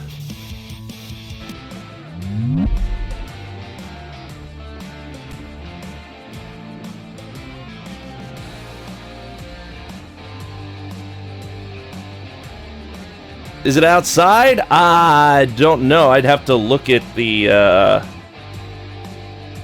actual...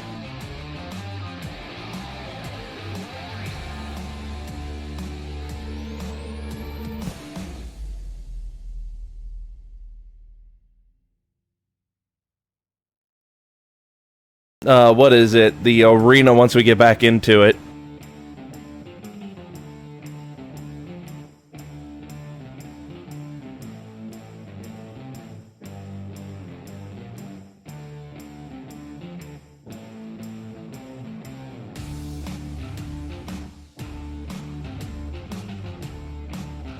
But right now I gotta set up these matches, obviously.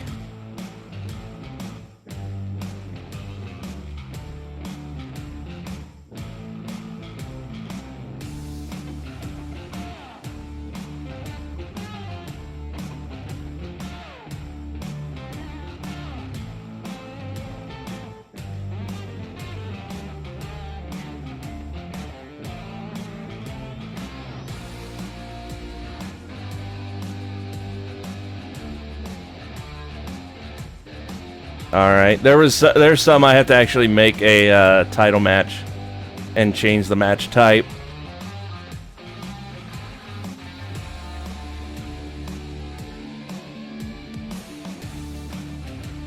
Alright.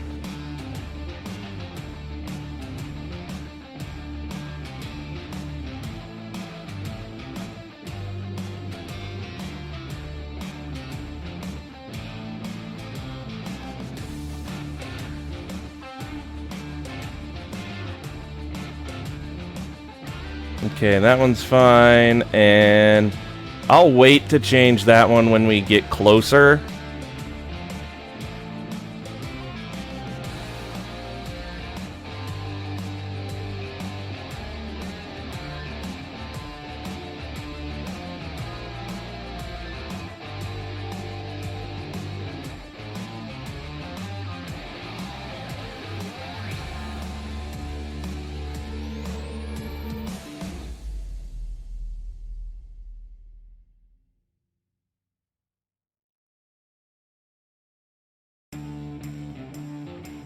And also, if you can't tell, I'm trying something with this thing right here, with this screen, where I have basically the main match music, so you're not screwed up with the in-game music sometimes.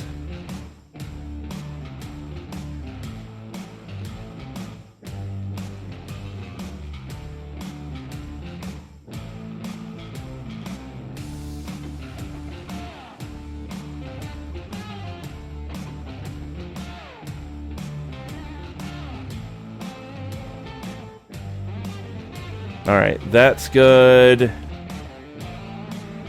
That one's gonna be wild.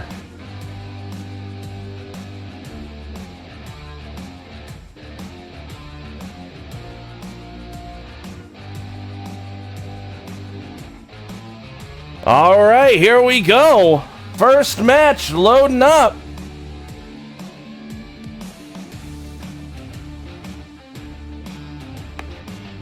And also, I'm just going to put this out there. There was one other thing I tried to do tonight. But the person that I reached out to do it with me at the last second, unfortunately... I'm here. Behind you, look. Behind you. Really?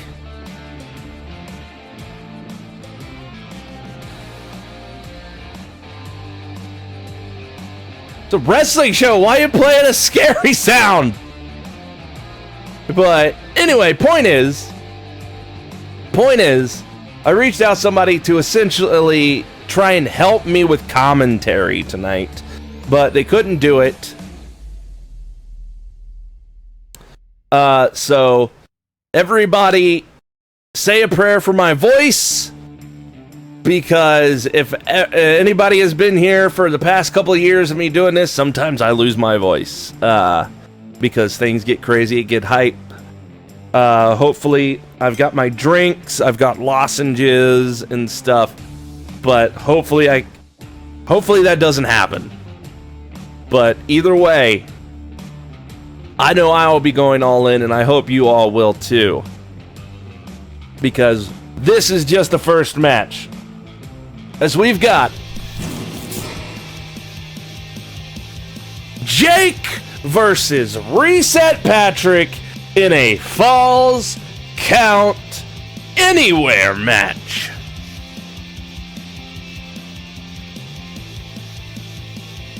And also, if you can't tell, I'm doing what I normally do with the Royal Rumble, and I'm just using the in-game graphics for the Royal Rumble. Just just glaze over. Just don't worry about that W right there next to the Royal Rumble. All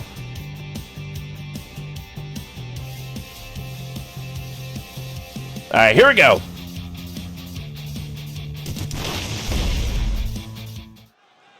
All right, welcome everybody. We are starting out hot here tonight with a Falls Count Anywhere match.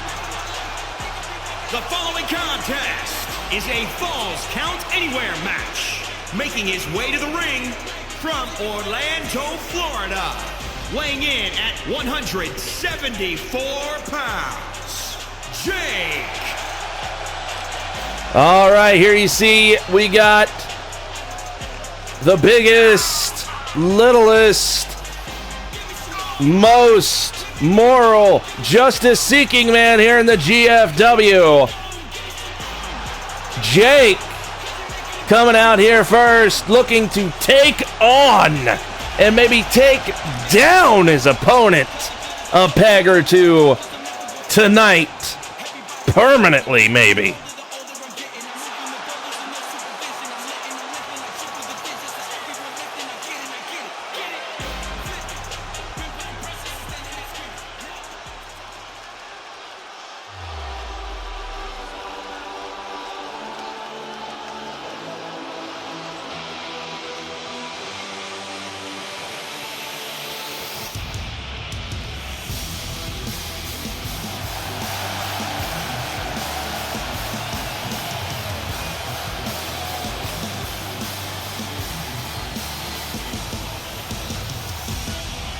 And his opponent from Charleston, West Virginia, weighing in at 253 pounds, Showtime Patrick Braden.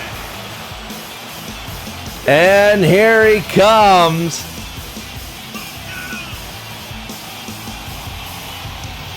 Looks like he's got himself a nice fancy jacket and some shades.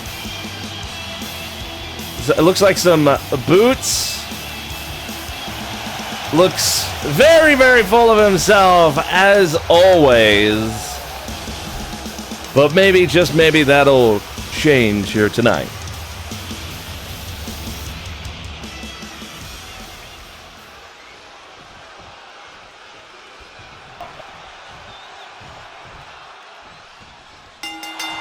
All right. Look at Jake go, but oh, Patrick! Now looking to turn things around, immediately turns Jake around here. Remember, this is a Falls Count Anywhere match, so... Ooh! If either of these guys want to, they don't have to keep things in the ring if they don't want to. As you can see, Patrick already trying to end this with a cover. Doesn't happen. Because as we saw already earlier, well, not tonight, but in previous meetings between these. Patrick is not all-powerful. He is not invincible. But, oh, there we go. Jake striking back. As I was trying to mention, there was at least one instance where Jake managed to get a big win over Patrick. And the question is, has that win affected Patrick at all? We have seen some retaliation. Look at this from the top. Jake with a cover now. Only two.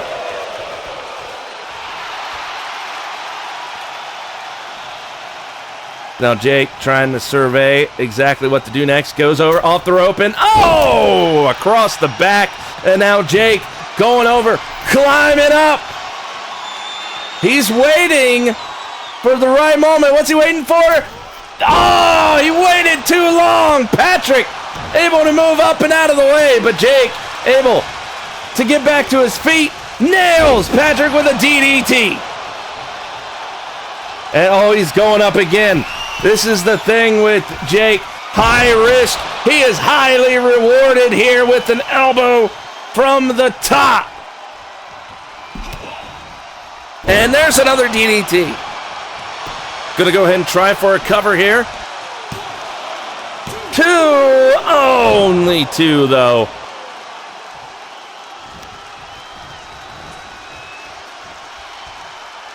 And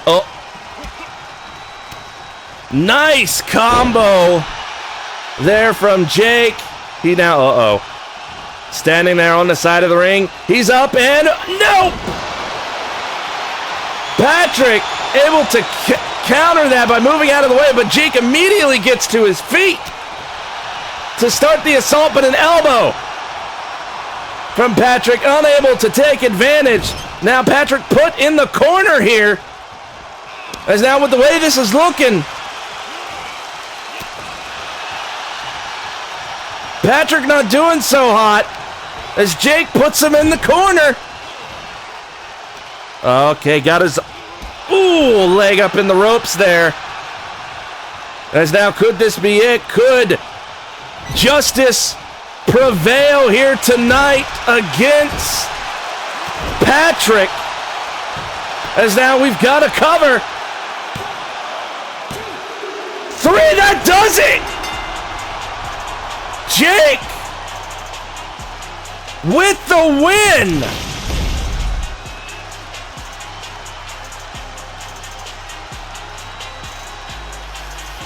Jake came out here firing on every single cylinder.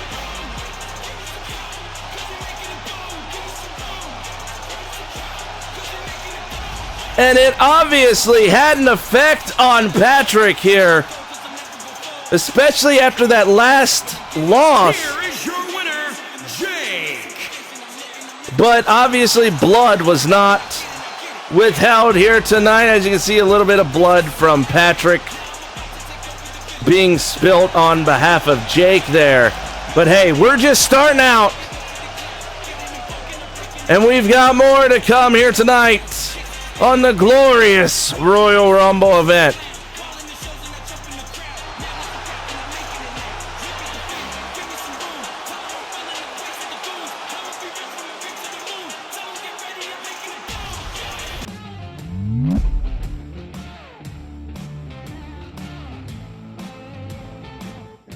Huh.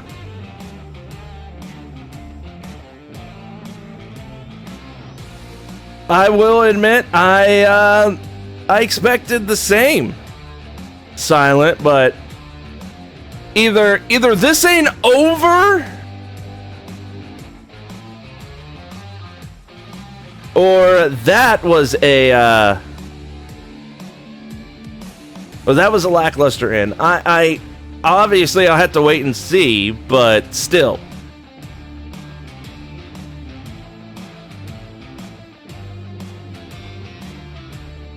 And I don't know if something was supposed to happen.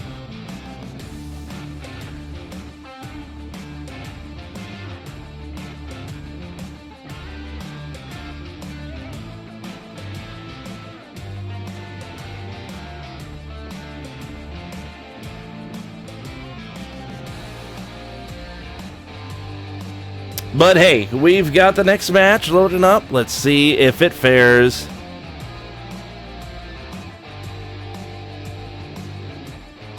Because Jake had a home field advantage. Yeah, I mean...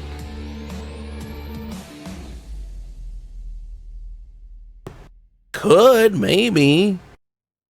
Get the hometown boy a feel-good victory on a big show.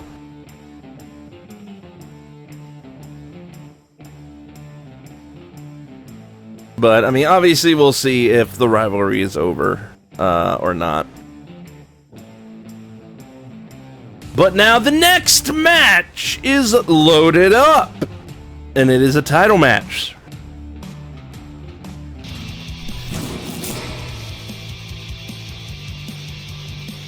Here we've got the Knockdown Nut title.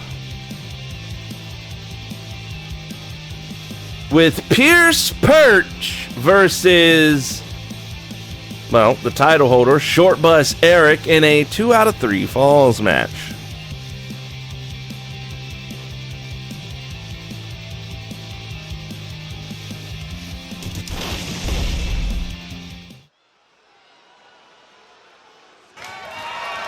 The following contest is an Extreme Rules match and is for the National Undisputed Television Championship.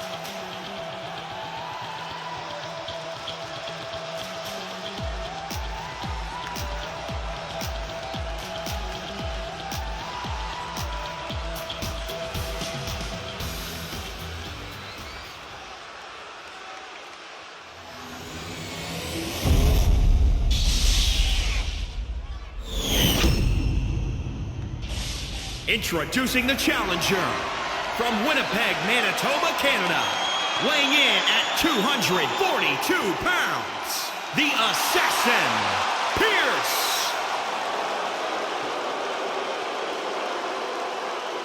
And introducing the champion from South Carolina, weighing in at 275 pounds.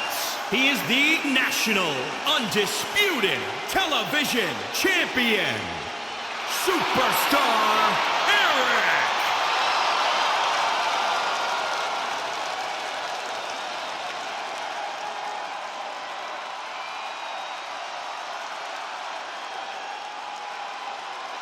All right, there you have it. Other than a teeny tiny little mix-up, this definitely, I'm sure, will be an extreme match to be sure, but it is specifically a 2 out of 3 falls match for that title.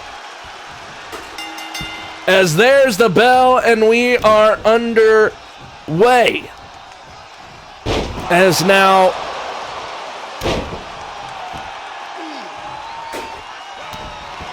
This should be interesting because if I'm not mistaken, this match is technically because of Pierce Perch. Because I do believe he's wanted this match for a while, and he's wanted a definitive match for the title. Let's look at Eric flex, and that was a mistake as Pierce is up, and Eric, on the floor on the outside. And that's the thing. This is a 2 out of 3 falls match, and now the falls can happen anywhere. All right, as you can see, the ref is on the outside with him here. And, you know, I shouldn't have to say a fall isn't just a 3-count fall. It is also a submission as well, should one of these two choose to do just that. Just look at this. Pierce already with a cover now, but only a 1. This match will continue on. As Eric, thrown right by the ref. As things exactly haven't necessarily went the way of Eric a whole lot. Ever since he's gotten a hold of the title once again, really. All right, it looks like Pierce gonna go ahead and bring things back in the ring. Eric follows him and hits him with a big swinging left and up. Boom, down he goes. And look at him just lift him up off the mat. Got him up and a big power slam into a cover. No. So Eric now trying to maintain control here. Yes, there we go. Big, deep breath. As now Eric climbing up. He's up and off with an elbow drop. Able to connect right to the chest. There's now, Eric bringing Pierce over to the ropes here. Oh, he's got him. Scoops him up and... Okay. Okay. Lifting up those knees. And all the way across to the other side of the ring. And short plus super kick. Here we go. Could this do it? No.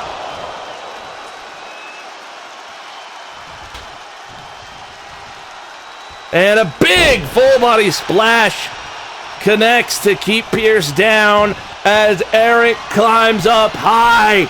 To the heavens he goes once again. Oh, he's waiting for him to get up. Coming in from orbit. Here comes the... No, a reversal. Eric trying to hit the Eclipse. But, what is this? Okay, apparently the lacks of rules here in this match. Pierce going to try and take advantage of with a bat, but Eric quickly stops him.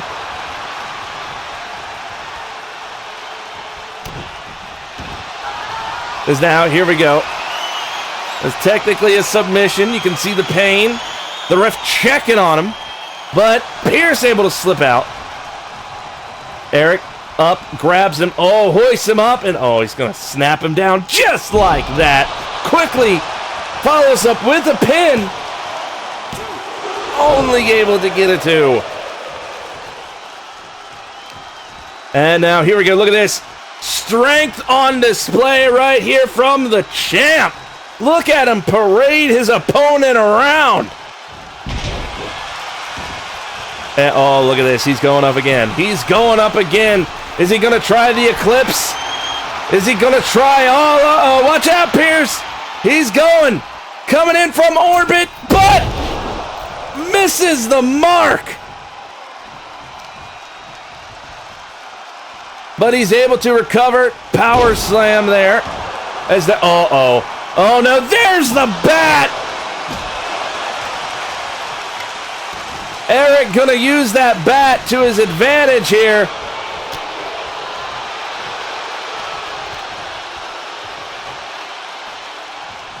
And you could hear some people none too happy about the use of a bat.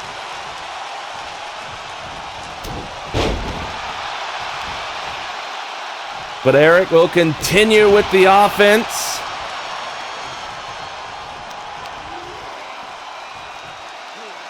And oh, we are now on the floor on the outside. After being thrown out, Eric gonna try for a cover.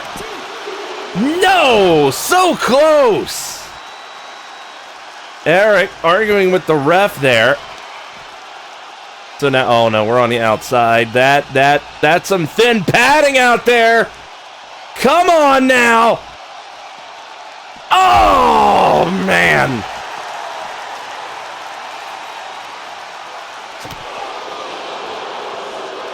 As now Pierce once again trying to get control, bringing it back into the ring. But Eric is up, grabs him, and tosses him with that suplex. And big discus punch right to the face of Pierce. We've got ourselves a cover. No, again. Just shy of that 3 count. And oh, he's using. Nope, that's a miss. Pierce able to dodge the shot with a bat. And oh no. Where's Pierce going now? He's going back outside. And oh, he's got a kendo stick.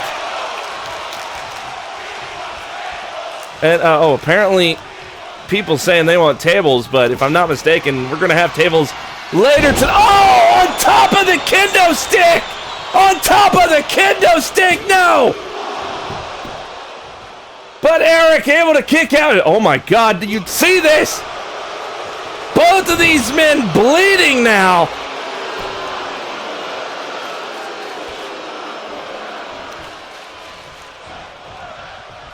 Both Pierce and Eric have blood spilling from them at this moment now. As we haven't even gotten our first pinfall as Eric tossed out to the floor. And oh, after that, we've got a pin on the outside. Nope. Oh no, Pierce again looking under the ring, and he's got a chair. Watch out, Eric! Oh! Oh, into the back! Oh no, Eric able to dodge. Pierce drops the chair. Uh-oh, he's got him. Where is he going with him?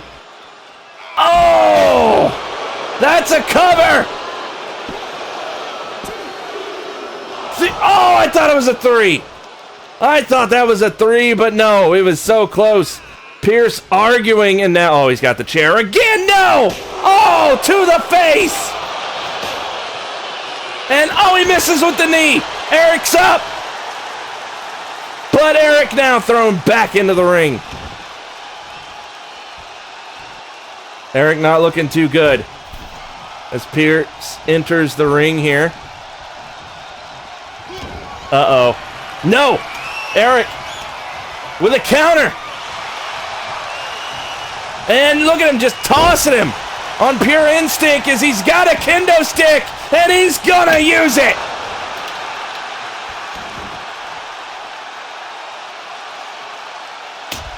There's now one shot with a kendo stick. Will that be enough? No, it will not. As now, here we go. Eric climbing up again. What's he doing up there? Okay, he's waiting. Pierce getting up. Here it comes. The eclipse has happened here. In from orbit comes Short Bus Eric. He's got the cover. And that's a pin. That's one. Can he do it again? Quickly. He puts him down with a short bus super kick. Now once again from the heavens he is perched. Ready. Waiting to strike. Is this it for Pierce? He's got him again with the eclipse. Back to keep the knockdown nut title.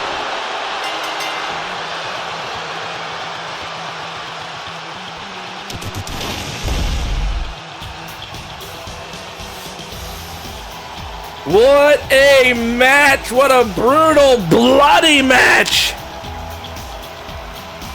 Chairs and bats and kendo sticks. Oh my! But there can only, as we look at the replays, there could be only one winner, only one champion at the end of it.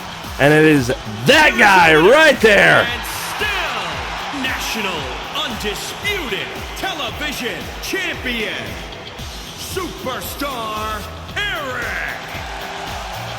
Blood was spilt this night over the knockdown title, but we've got more to come here on the Rumble, so stay tuned.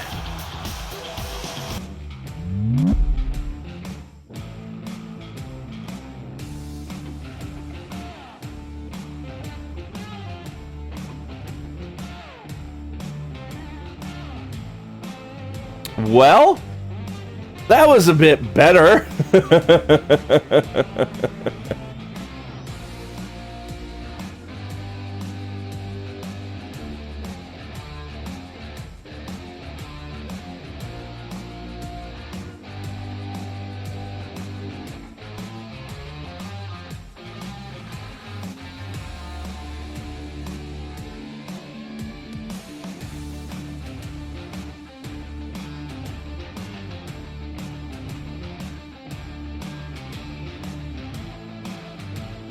But now the next match is loading up.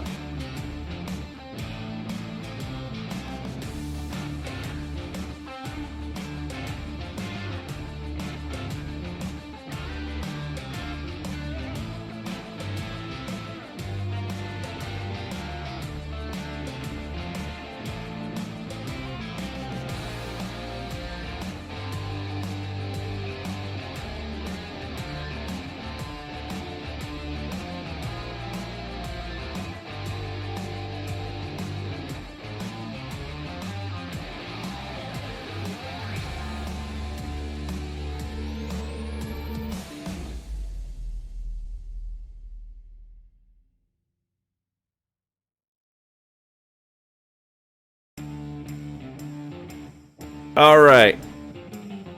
It's loaded up.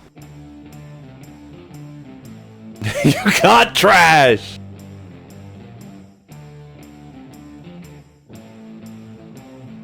Good job.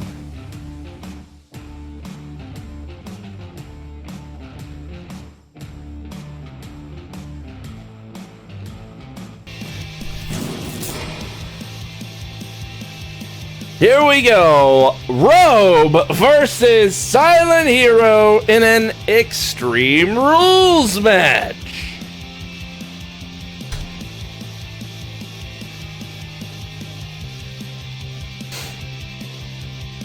Ugh.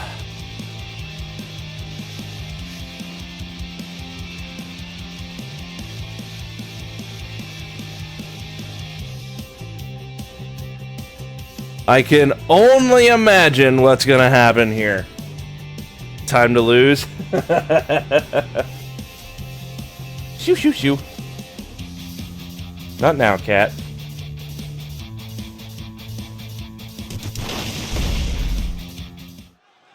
All right, we are back here on the glorious Royal Rumble.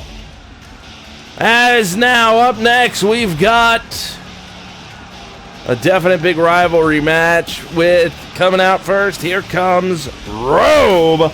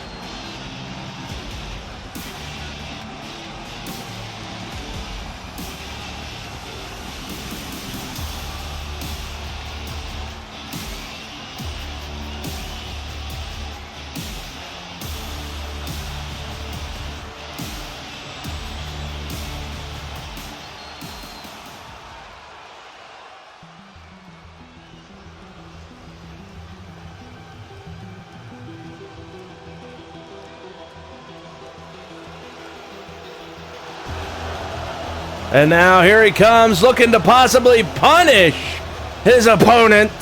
That's right. The Punisher hero. It's Silent.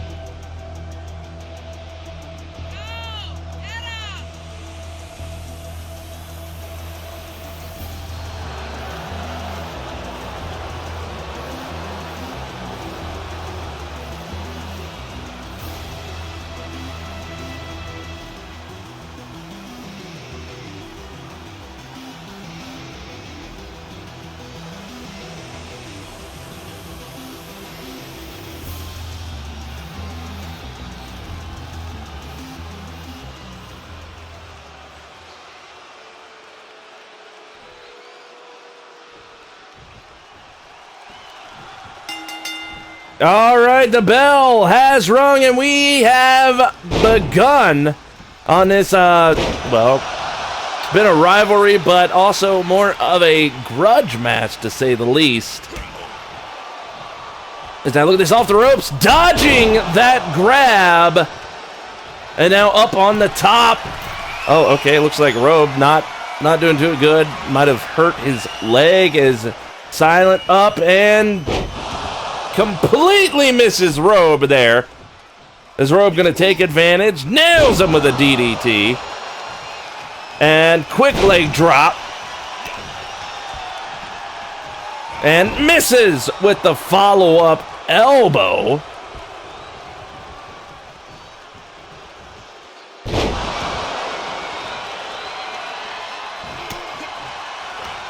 And down goes Silent Hero as Robe in control. As now, again, I have mentioned where all this started, and I will mention it again. This all started specifically with Robe when Robe was the champ. And really the crux was with a fatal four-way match, and it is just all gone downhill from there. to where Silent has been punishing those in his way for the title, though unlike what we saw with Viral, who was the first person up for punishment, I guess, and probably didn't deserve it. Oh, nice reversal there from Robe, and look at him showboat.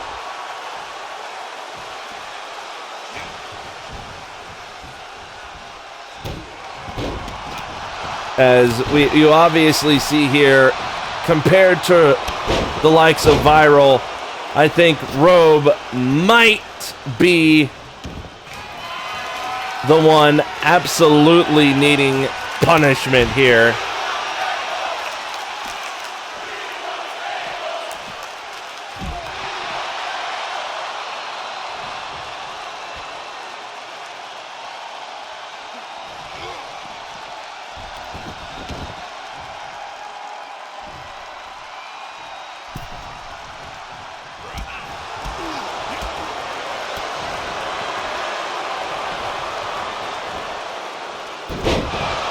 And, whoa, wait, what? Oh, look at this from behind, Robe! Using some of that mysticism to his advantage, but no. And boom, right in the face. As I gotta say, not surprised to see something like this in an Extreme Rules matches. Oh, the silencer! The silencer locked in! Is this it? Look at him rear back! Robe saying no! No! And he taps! Robe taps! It's done! Silent just put Robe out to pasture, to say the least. Punished him. Silenced him here tonight at the glorious Royal Rumble. There you see the Calamity Trigger leading to the silencer and the end of Robe here tonight. Look at him wrenching back, holding nothing back at all. Here is your winner, the Punisher, Hero Kevin C. So now that just leaves one other person on his list. And I do believe we're going to see that person up next defend his title. So stay tuned.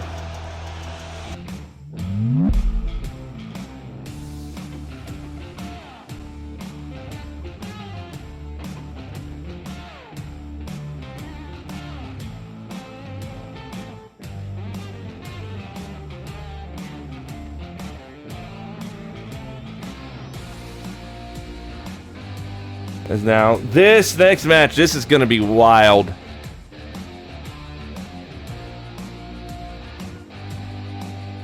Because I think it's kind of funny what the game made the match. And I don't know what's up with the matches so far. I mean, maybe it's because of the Rumbles? I don't know. Maybe they're like, you can't go on too long. We've got entire Rumbles to get to. Keep it snappy.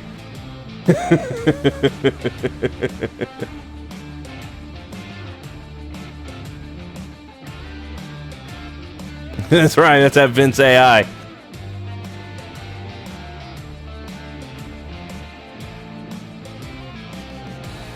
All right, but now.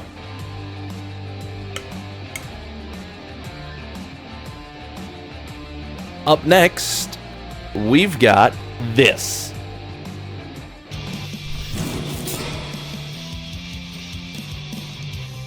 Wildfire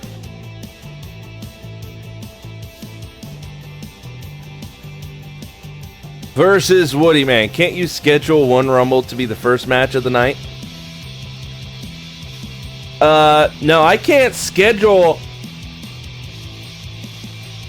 the Rumbles to be anywhere. Wherever the Rumbles lay on the card is where they are on the card. because if I try to make the Rumble, the universe mode sees that Rumble as just a alternate Rumble, I guess. It doesn't count or something, which sucks. Because I was hoping it would be more open than it was in years past. And you never know, maybe in 23 it will be. You know, once I get there. Because what it'll do if there's a Rumble somewhere on the card, if I create a Rumble somewhere else, that Rumble will stay there. And like invalidate the other, and also take another match off the card type of thing. So it'll fuck everything up. But anyway, this is the World Heavyweight title match, Wildfire versus Woody Man. But you'll never guess what kind of match it is. The game, based on the actions of what happened here recently, most likely, made this a ladder match.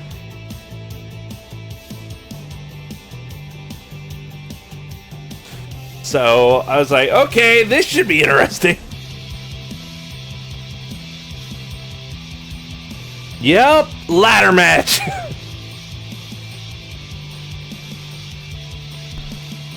Because in the most recent show, Wildfire tried to run away with Woody's title. So it kind of makes sense to put the title up in a ladder match so nobody can just run away with it, right? So interesting booking. Interesting booking.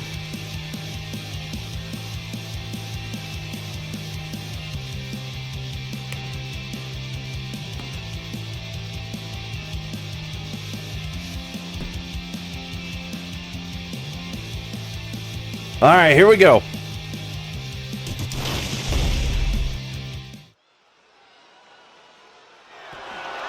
The following contest is a ladder match and is for the World Heavyweight Championship.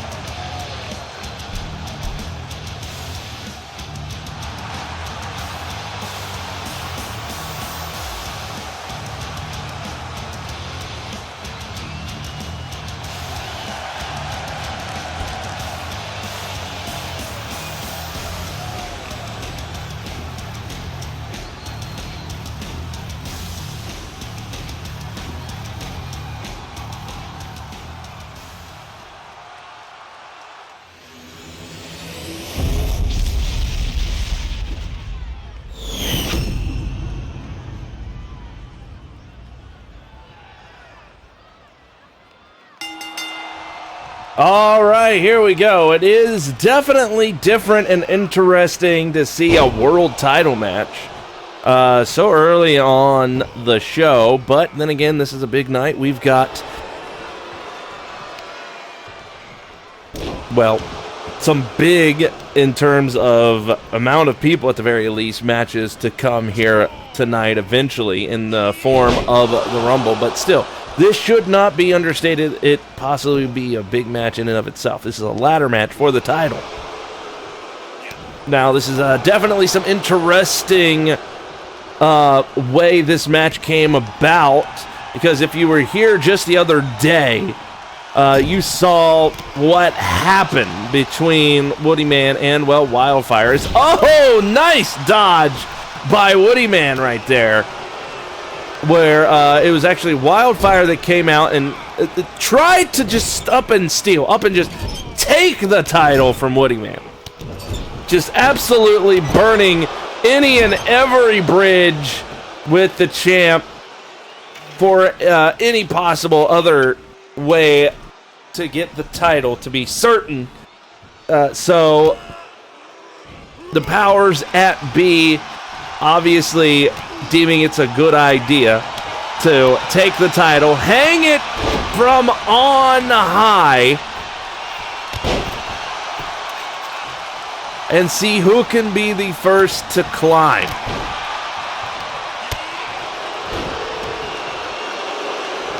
And uh-oh, Woody's up.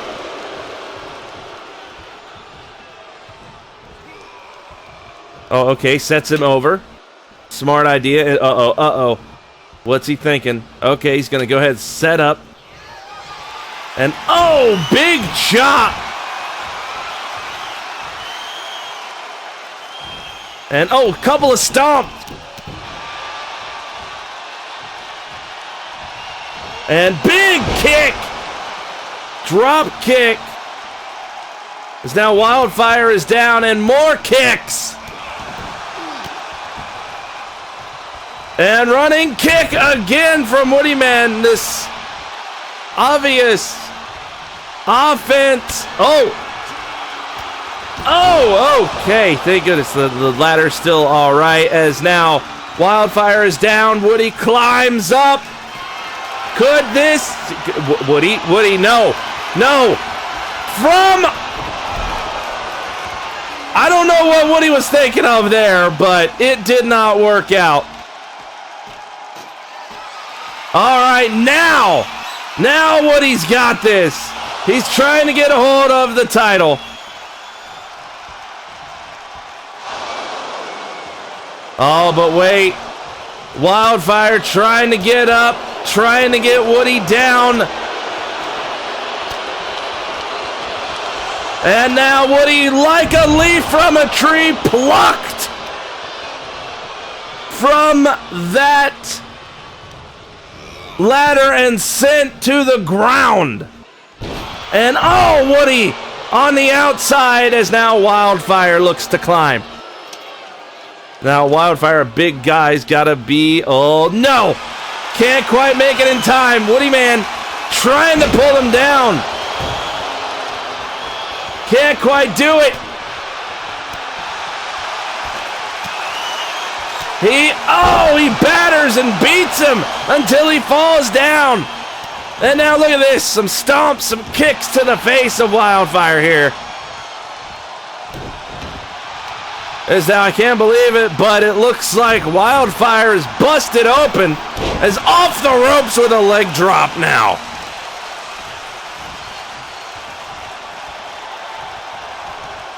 And now, got him up on the shoulders and sets him down with a big roundhouse kick. And sling and drop kick. Because now that blood just drenching the face of Wildfire here.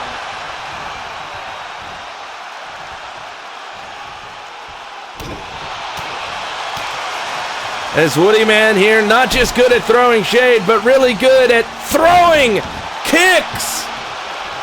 To say the least, is Woody Man setting up Boom! Got him! Oh, is that good enough possibly to keep him down? All right, he's got to reset the ladder. Climbing up. He's got his title. Can he unhook it now? He's got to undo the various buttons here that are locked in place. He better hurry. Wildfire's getting up. He's up and oh no. He's coming up after him. Watch out, Woody. Slowly but surely, Wildfire standing on top of the ladder. And now they trade blows. Wildfire, oh no, he's blocked. Wildfire holding on. And blocked back at you, Woody. And now they're just going back and forth. Wildfire's down. Wildfire's down. Woody goes and reaches once again. Can he get it down? He's got it. I think he's got it. Woody man. Still your GFW World Heavyweight Champion.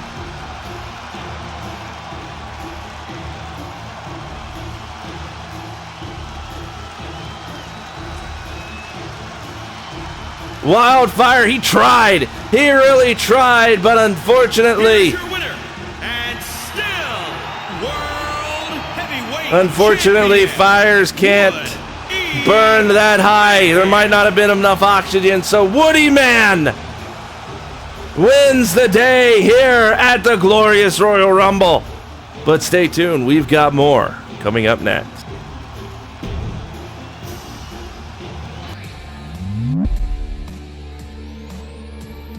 And now the filler rivalry is over.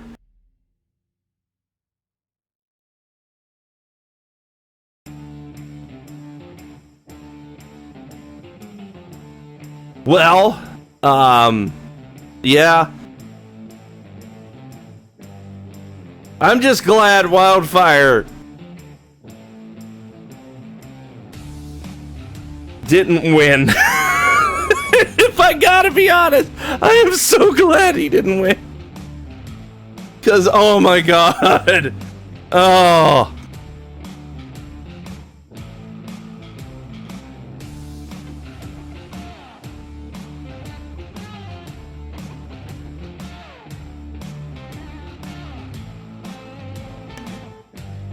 Alright, but up next, hey, we've got another title match.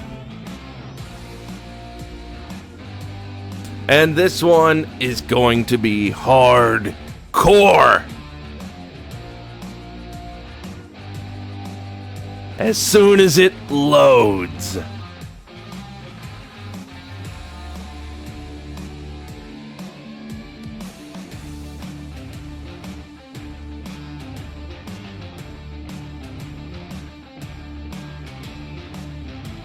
And I saw what you said earlier, Silent, about who won, which that's good, that's cool.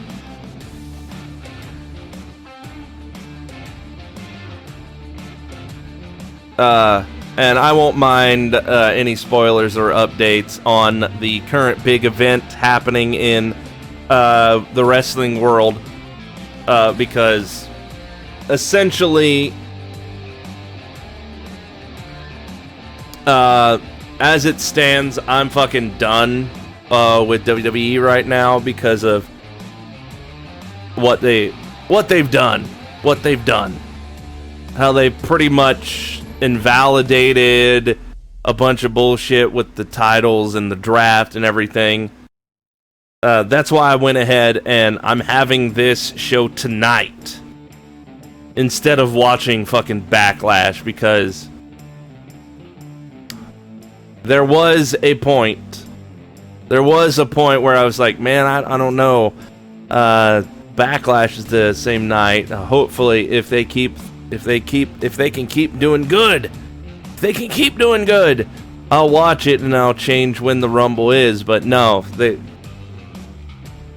it's like Rollins versus Amos. Why? Just why? And yeah, I could bitch for a while, but I won't.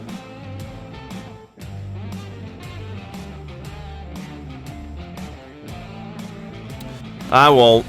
There's plenty of other people that are upset at WWE with the stupid decisions that they are making, when we all know why they're making them. But anyway, the match is loaded up as we've got the Hardcore Championship on the line, as we've got Dezen Hall versus the Hardcore Champ Dylan Toomey in a very hardcore type match, a table match for the title. It's a glorified Monday Night Raw. That's pretty apt, Dezen. It's not bad. It's not bad.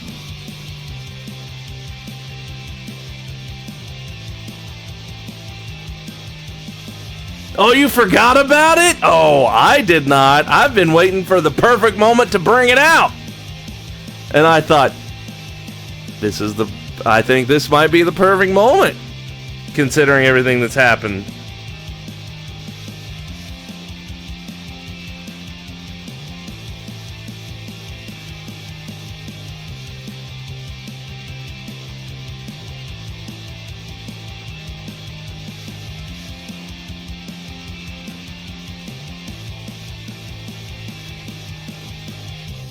All right, let's go.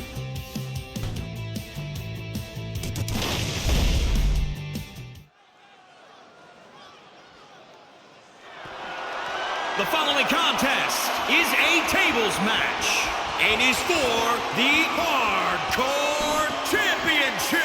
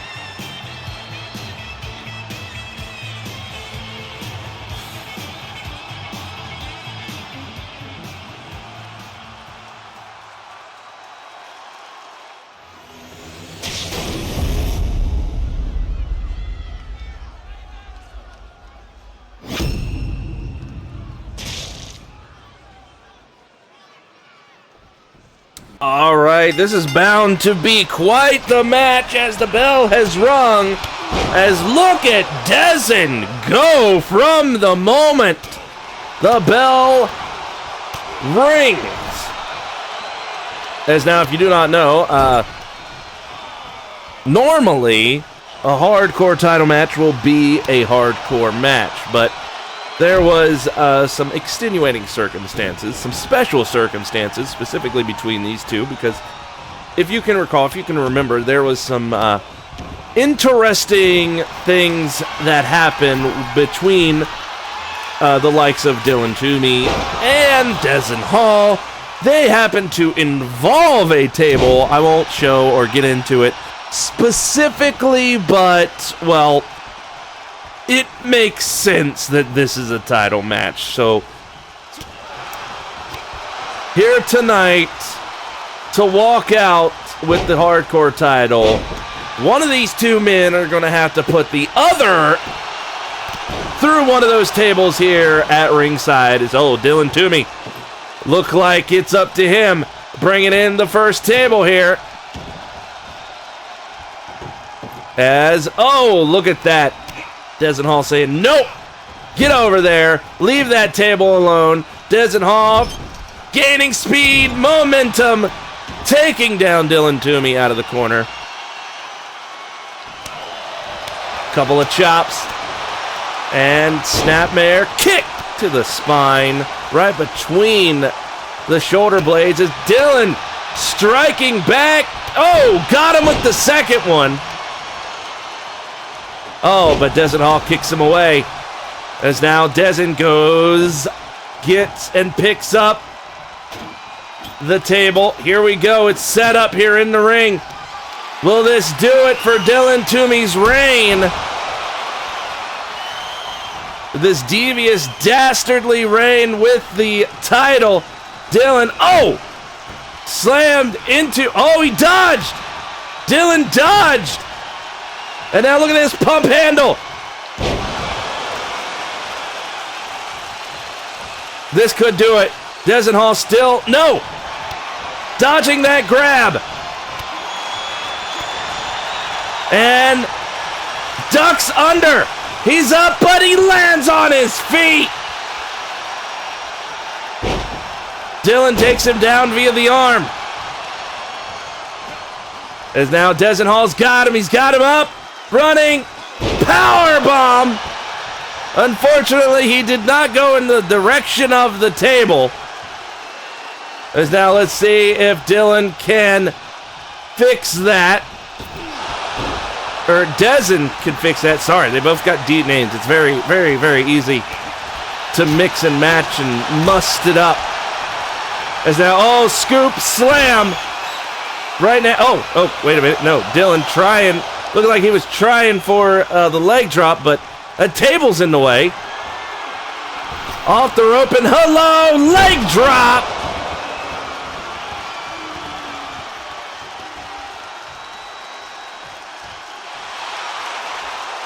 Now Dylan trying to decide what to do. Gonna flex on his opponent here. As Dezen Hall slowly but surely gets up.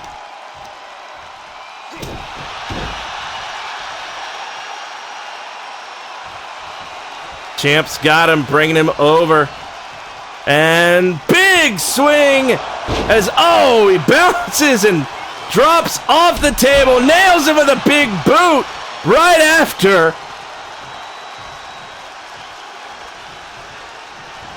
Trying to bring him, looks like he's trying to bring him over to the table. Dezen Hall with some elbows to the midsection there. Up and no! Dylan counters. Dylan trying again. He's got him over to the table. But no, a counter elbow. Dezen now. Pump handle. Over the knee goes Dylan. And now, Dylan brought over to the table here. He's awfully close. It's not looking good. Up and, okay, that's the wrong way. He needs to go through the table.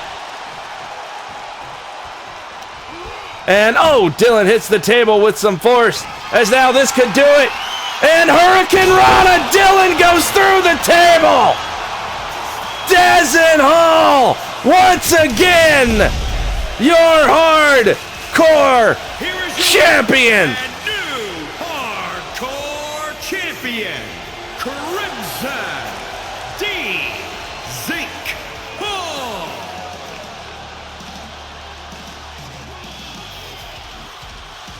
There we go, the table left, broken, battered in the ring like his opponent. And Dezen got his title, as we'll be back with more next on the Rumble.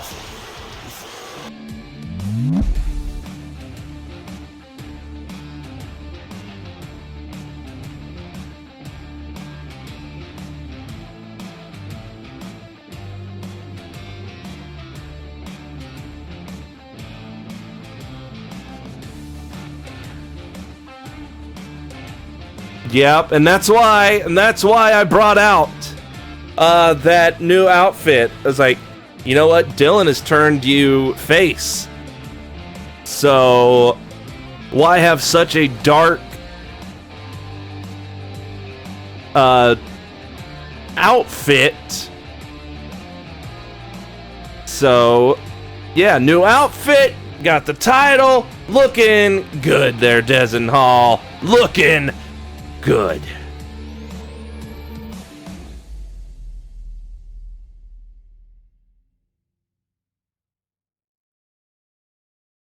All right, here we go. Next match is a bigger match. Well, no, it's not the only one, because technically we've got another tag match later, but this is a tag match. And no, it is not your match, Lexi. It is not.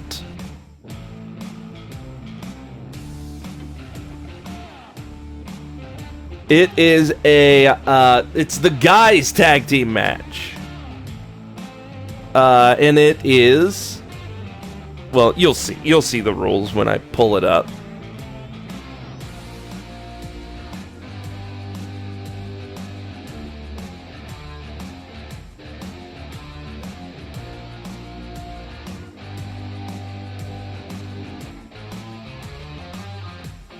And also, since we're here at this loading screen, I don't know if you're here still, Donut, which I hope you are. But if you did not know, you and everybody else, over on Game Days for Good, they're doing a tournament like we did last year in NHL. Jimbo's doing it, where they pair up host and random subscribers to the Game Days channel. And this year I got paired with Donut. So I think, given the fact that I won and had the power of Demon on my side and managed to win, I think this year being slotted with a actual Canadian will just give me the advantage once again. And I bet you I'm going to have back-to-back wins.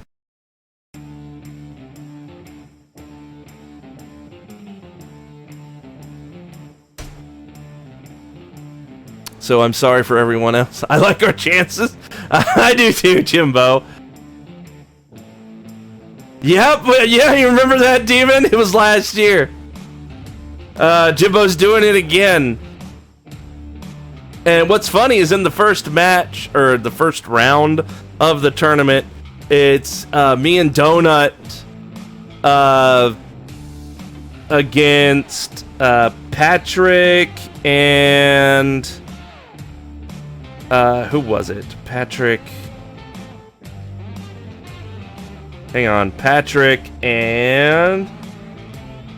Dumpster! That's right. Patrick and Dumpster. I had to look up the thing. But anyway.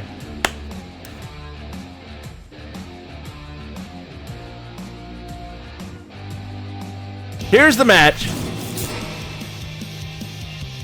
That's right, the tag match. The Hang Time Crew and the Varsity Club in an Extreme Rules tag match.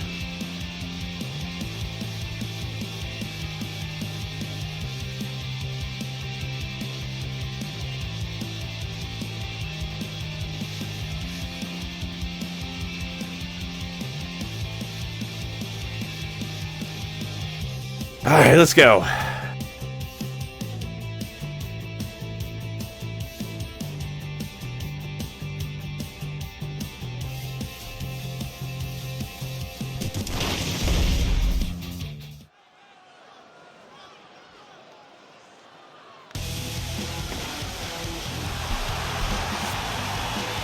All right, here we go. Tag team time. As coming out first, here comes the Hang Time Crew.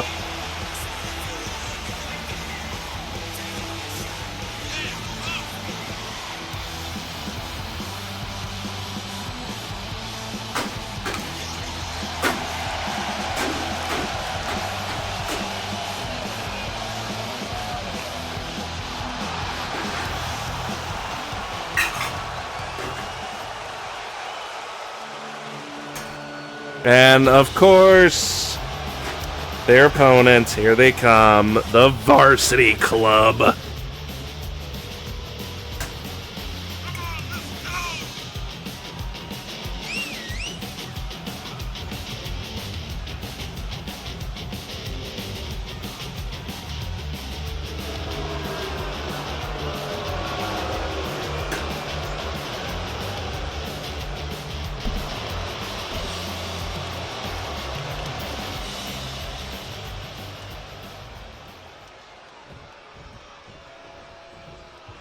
All right. I gotta say, this is interesting. An Extreme Rules tag team match.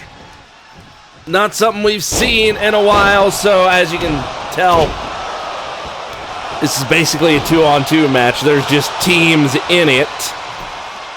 And just like that, you gotta be aware of your partner and your other opponent at all times. And with all that has happened and where this match and this whole rivalry eventually came from, I'm surprised, I thoroughly am surprised, that PETA isn't out here in some way. I'm surprised they didn't turn this into like a weird handicap match or something, but hey. Apparently, I guess the Hang Time Crew wanted to keep it on the up and up, I guess. Keep it even if it is an Extreme Rules match. Where, as you can guess, anything goes as long as you get the pin or a submission, as we see from Grayson here inside the ring. As Warren, oh, there we go, uses the strength in those legs to get on out. As it looks like Majors and Bolin on the outside here. Gonna battle it out.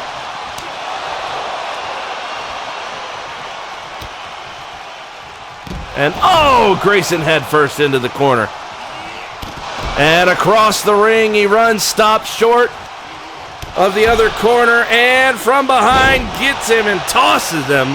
Warren dashing in control in the ring as Majors in control on the outside, looking under the ring, but Bolin stops him from getting anything. Smart move by Bolin there. As apparently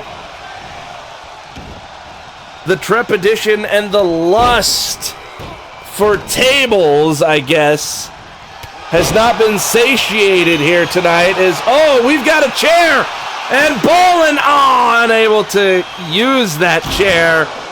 Set into the steel steps as Majors now, oh, with the chair to the legs. Bolin able to get up out of the way.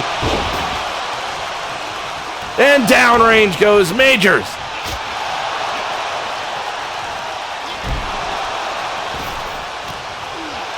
As now look at Bolin saying, come on, big man, get up, get up.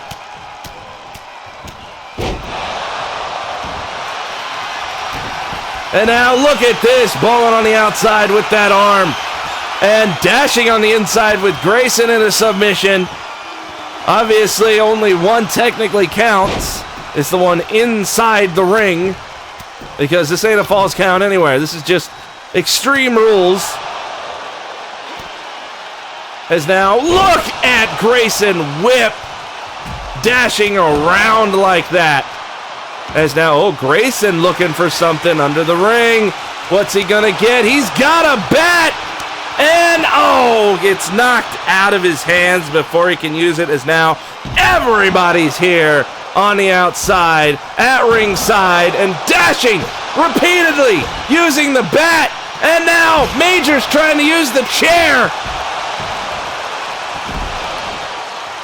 But now Bolin has it, and uses it to great effect on Majors. And now Majors with the bat right to the face of Bolin. As now these two teams are just taking shot after shot from these various weapons. And the bat to the face to Majors here on the entryway.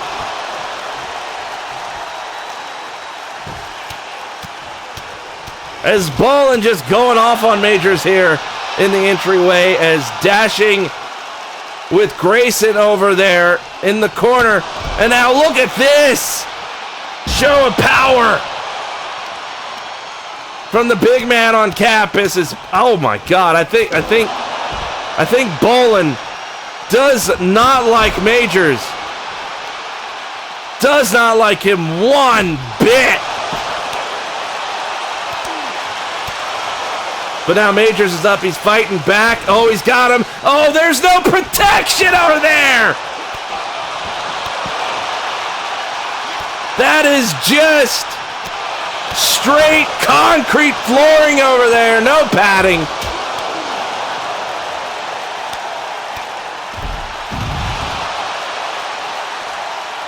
As now look at Dashing and Grayson over here on the practically the other side of the arena.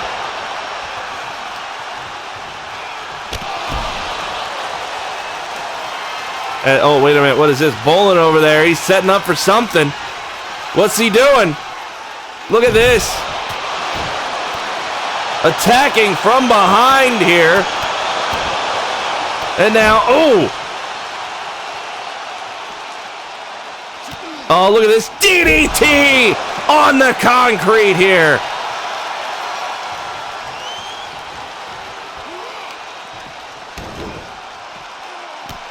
As now obviously Bolin has his hands full with Majors over there. As Grayson, looks like up. Grayson looking to turn things around and whip dashing down. Oh no, but Majors smashing the head of Bolin. As now Grayson with the bat goes into the ring, but a kick gets Grayson to drop it, and a DDT gets Grayson down. This ain't good. This ain't good. 2. A kick out. That was close. As Majors has Bolin there in the entryway. As wait a minute, no, Grayson's setting up. He's got him. I think this might be it. The Warden, Grayson Watkins. Beautiful, powerful powerbomb. A cover to Dashing, but only 2. And now got him by the throat. Look at the height on that choke slam. And now, the knee connects to Majors on the outside from Bolin. And there's an elbow to the chest of Dashing inside. Wait a minute, is that blood? I think there's blood again here. 2, 3, that does it. Grayson in the ring with Warren dashing. Managing to get the victory. As we look at some of the replays here, I gotta say, it wasn't looking good there for a while for the Hang Time crew, but they were able to split up. As you can see there on the outside was Majors and Bolin, and inside the Warden, Grayson Watkins taking control and putting Warren dashing down. Here are your winners, the Crew. The Hang Time crew with the victory here tonight. But hey, stay tuned, because believe it or not, up next we've got our first Rumble of the evening. So stay tuned.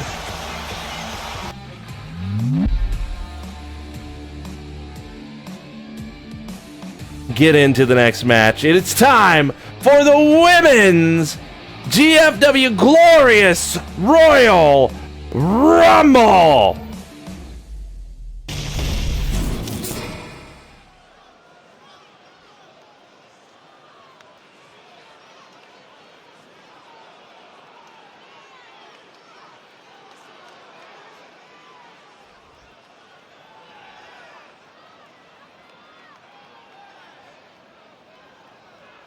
The following contest is the Royal Rumble match.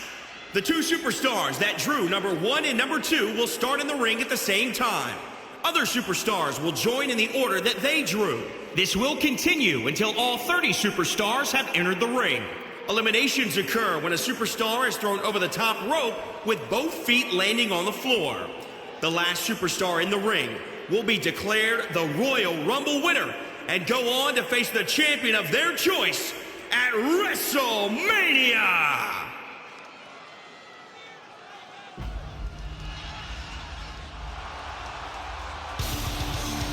All right, here we go. We've got number 1. Introducing Looks like Rose chose number 1. Crimson Rose.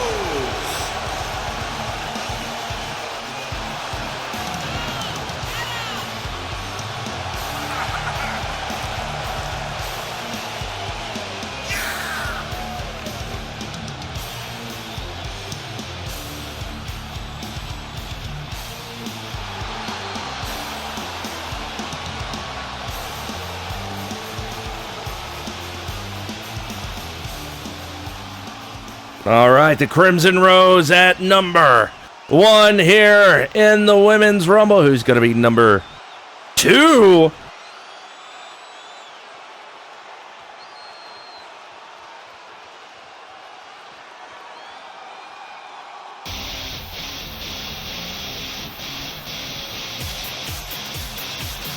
And hey, look, it's Nina Bronco.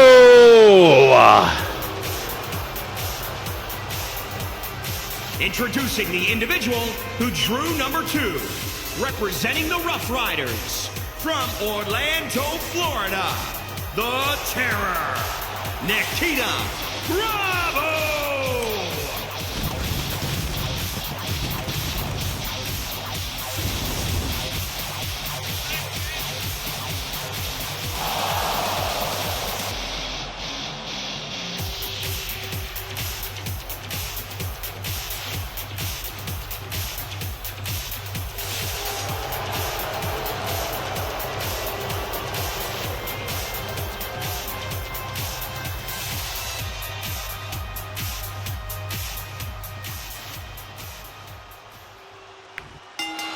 All right, the Women's Rumble has officially begun. Now, obviously, that man in the ring has already went over the basic rules, but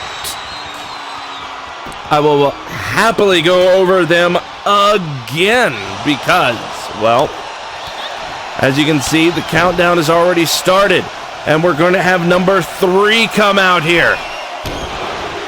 And it's going to do that until this ring makes it to maximum occupancy as we've got at number 3, Miss Thickums. That's right, Miss T is out here at number 3 in the Women's Rumble. As now obviously the objective of the Rumble is to get your opponents over the top row, get them to crash down to the floor on the outside, and well, you, unlike if you happen to be in the Rumble, in the ring, ready to go, as now here comes number 4, we've got Lore coming in, as now as if you can somehow, some way outlast the 29 other individuals, you will be on your way straight to the main event of SGC for the world title. As now the countdown is going once again.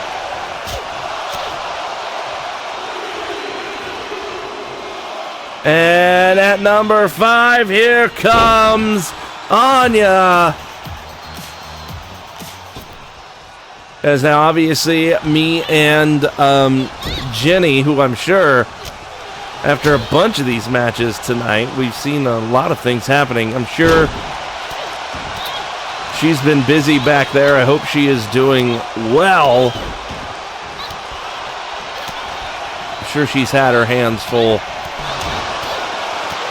We mentioned on the pre-show so many people we wanted to see here in this. Is now here comes number 6. It's Cynthia Amber. As now, obviously, as you can see here in the ring, we already have one previous Women's Rumble winner. As now it is obviously still early. As another one coming out here now. As, oh wait, we got an elimination! There goes the first, and now at lucky number 7, here comes Large. Marge is now Rose. Just eliminated Bronco. Oh man, that's rough right there. As now the countdown begins, and we are getting another superstar to join us out here in the ring. Is Miss T. Oh, able to hold on. Is now at number 8. It's HUGZ. That's right. It's Hugs. Huggable Lux is here.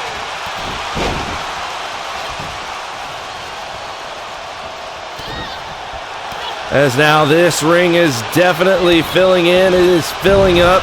As now, oh, wait a minute, Marge with Miss T over the top, and to the floor she goes.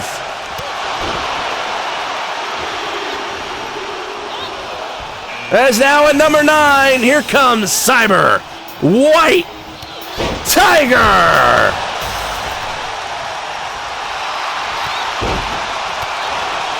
As now Rose coming in at number 1.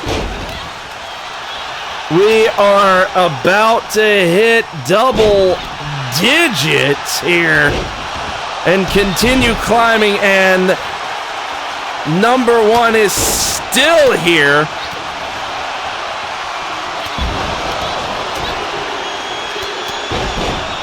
And there it is at number 10. Here comes Ashley from the Aces.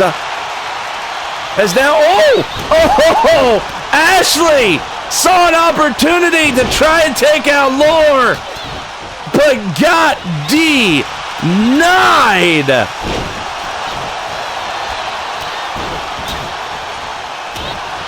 As now, here we go. We are filling up.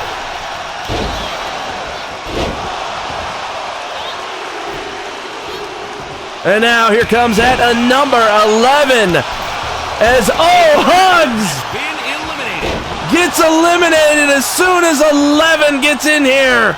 As here comes Little Miss Machine herself, Roxy Goodwin.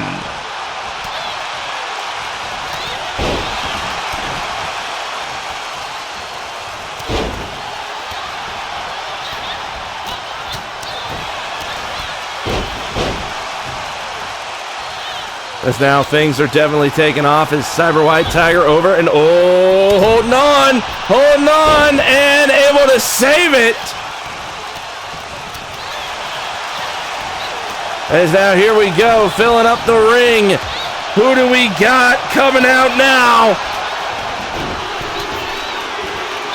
One, and at number 12, it's Lauren. As Cyber White Tiger just got rid of Cynthia Amber.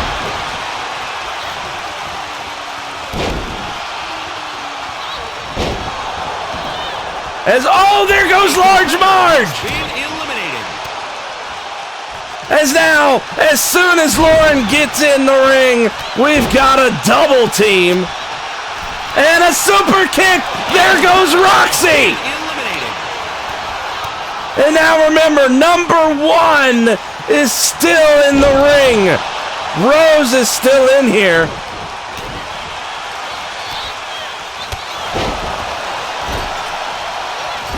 As now, Lauren with Rose.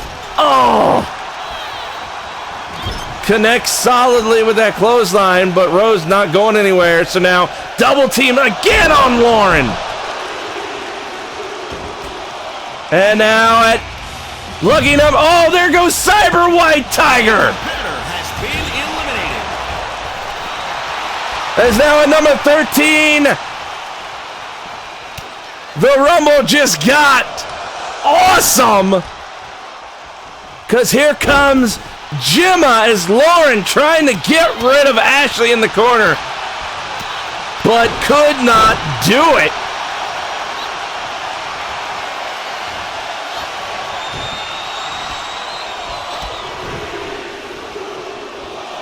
As now here comes number 14. It is Ramona Prince.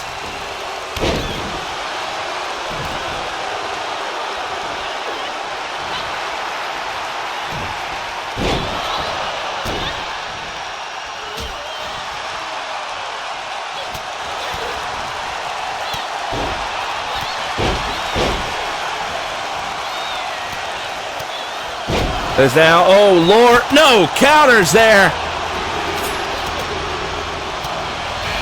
As now at number 15, here comes Minnie Makoto as Lore. Gemma on the ropes here. Lauren on the ropes rather with Ramona. As Gemma has Ashley in the corner. And there goes Ashley. A competitor has been eliminated. And a big roundhouse kick to Lore. And Ashley out there, none too happy with that elimination, but there it is at number 16. Here comes the boss, Lena Morales.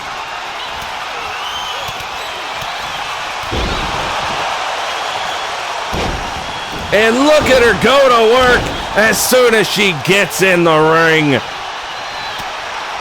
And, okay, look at this. Lena, look at her. Wait a minute. Lore came in at number 4. She's still in here. And so is Rose, who came in at number 1. As now here comes Shelby at number 17.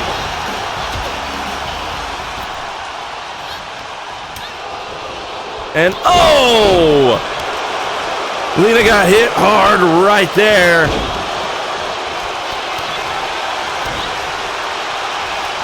At the hands of Ramona, not looking good for Lena.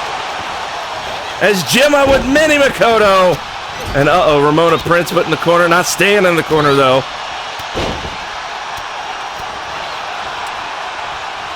Scoop slam.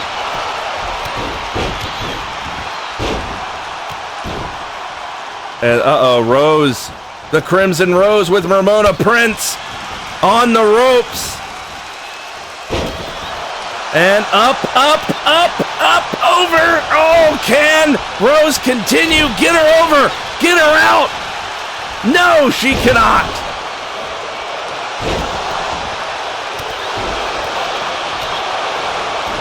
Because now we are obviously past the halfway point of this match. As, the mouse is out. You hate to see it. And there goes Gemma.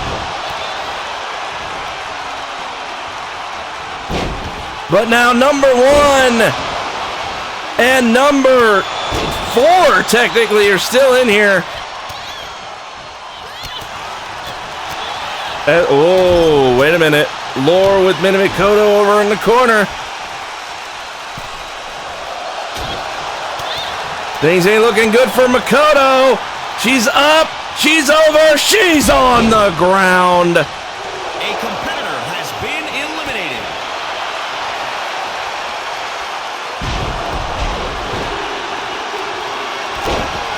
And now here comes at number 18. Here comes Cassidy.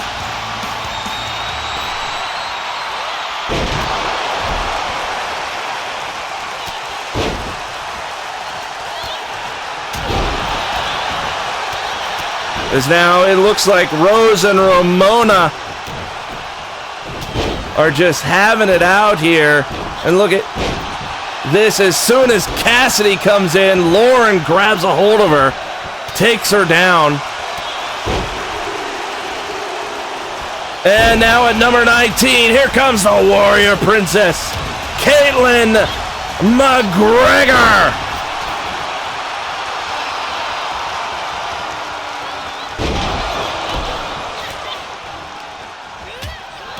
And all right, Rose down over there in the corner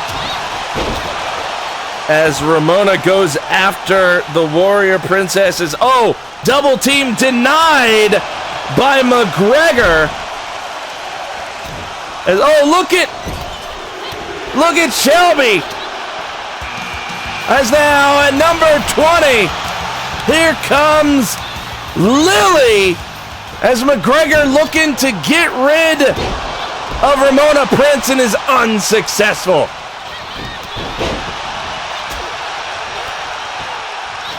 As now here comes Lily, Virtual Lily.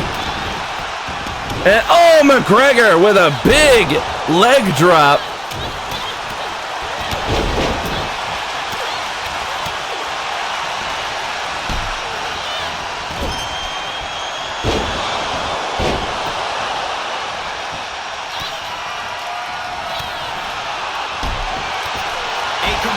And Lauren able to finally get rid of Lore.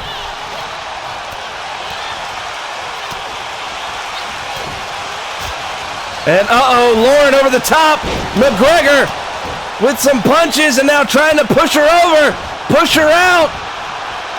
And there goes Lauren. A competitor has been eliminated.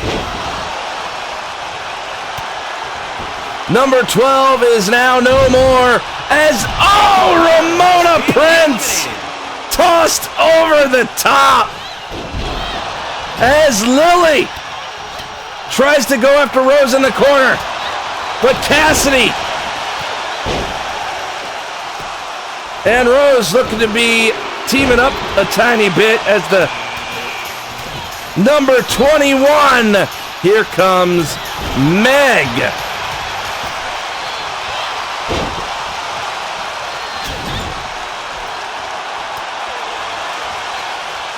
And solid drop kick from McGregor. And now Rose here on the ropes, up, over, no, wait, McGregor, there goes Rose! A competitor has been eliminated. Rose eliminated by the Warrior Princess, Caitlin McGregor.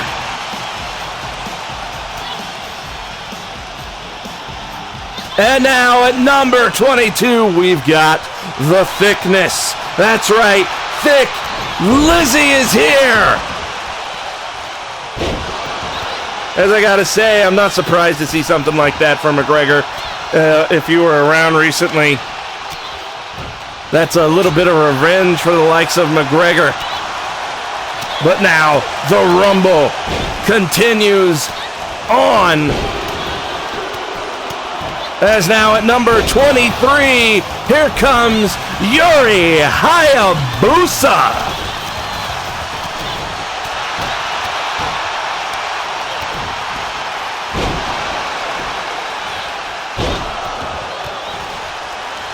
All right, what a match we have had so far. As now I do believe Yuri, unfortunately, just missed Ramona. As, oh no! Shelby just got rid of Lizzie. As now, here comes number 24. It's the good girl, Claire Bear. As now double team on Meg from McGregor and Claire, but obviously alliances don't last very long here in the Rumble.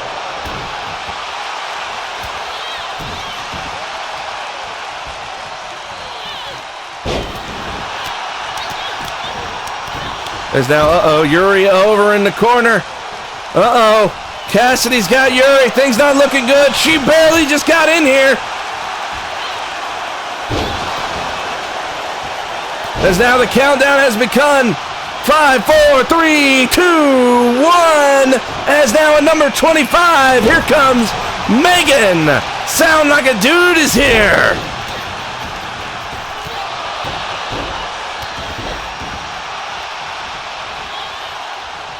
As now, McGregor over the top rope with a big clothesline from Claire. As now Meg over there over the top rope, Lily looking to push her down, push her out of the Rumble. As now, Claire got countered. Claire is gone at the hands of Cassidy. That has gotta hurt.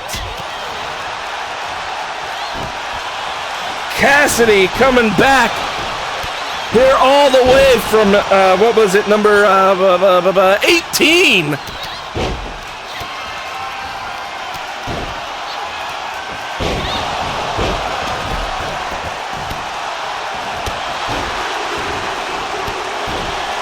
As now, here comes at number 26, Miss TNT, Tiffany Townsend is here in the glorious Royal Rumble.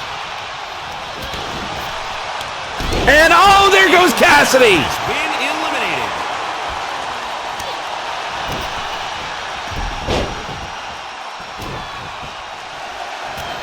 As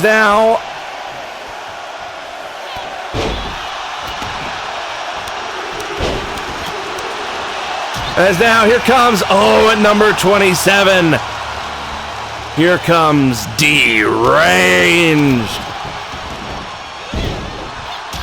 And, immediately goes after Shelby, but Shelby shakes her off, but it might not be for long. Shelby over on the ropes. Deranged with a big boot gets rid of Shelby. One shot as soon as she comes into the ring.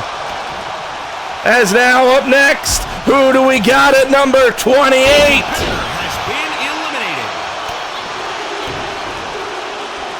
At number 28, look who we got! It's the Queen Devil herself! Mindy is here in the glorious Royal Rumble!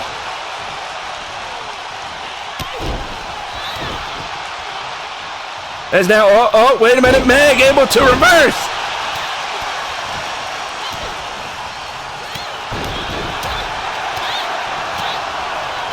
As now, look at who we got here. What do we got? And number 29, here comes Lexi! Lexi!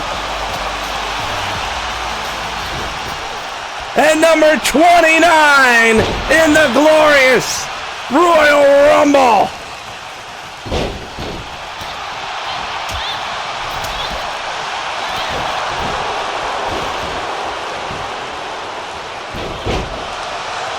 All right, we have one left. The timer has begun. Sound like a dude. 2, 1. Oh my God! At number 30, here comes Kanan. Kelly is here in the GFW in the glorious Royal Rumble.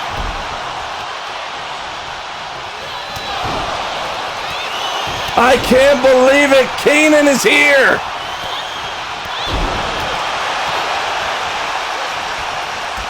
She has come back.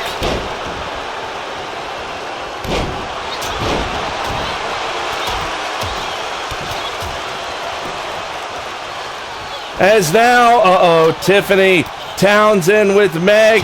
Oh, but Meg slips out. And oh, wait, what is this? Deranged got a hold of Lexi. Looks like the darkness shall collide here tonight at the Rumble. And, wait, no, wait a minute. The Hangman's DDT to Lexi.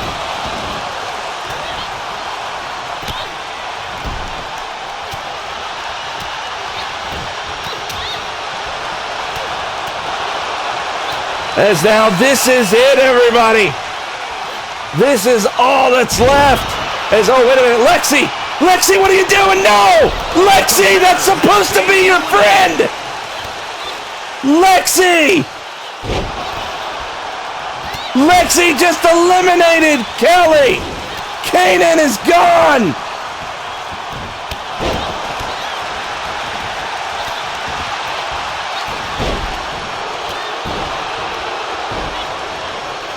I can't believe it!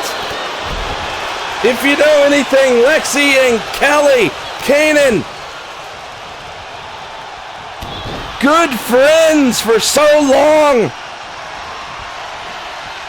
But apparently the darkness is what matters. The match is what matters. The win is what matters. As now, Townsend is still in here.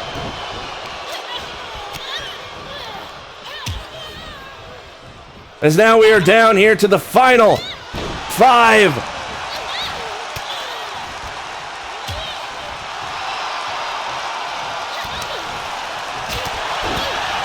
As Lily. Oh no, Lexi. Oh, got countered, hip toss from Lily here. And, Lily looking to get rid of Lexi. Can Lily do it? Can Lily do it? She does! A competitor has been eliminated. Lexi is gone. We are down to the final 4. As, apparently only one Mistress of Darkness can reign supreme here in the Rumble, and it looks like it's gonna be Deranged.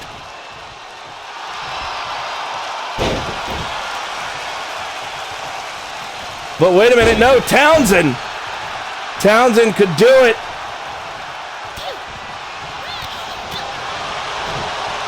But it looks like, Mindy, no!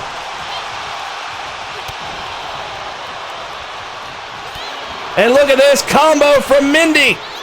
Oh, down she goes, but here comes Deranged. Mindy's ready. Mindy could do this.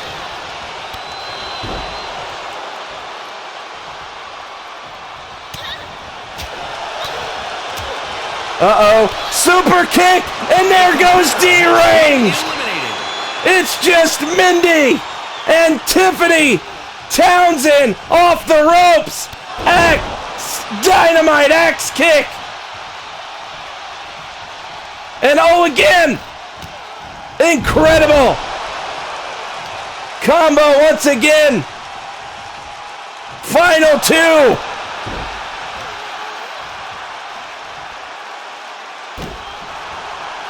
I can't believe what we have seen so far here in this Rumble. As now Mindy, oh, okay, I thought Tiffany was going over, but no. It's just one-on-one now.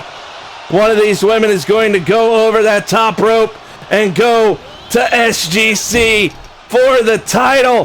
Who's it gonna be? Could it be Mindy? Right here. Tiffany Townsend needs to hold on, but she can't. There she goes.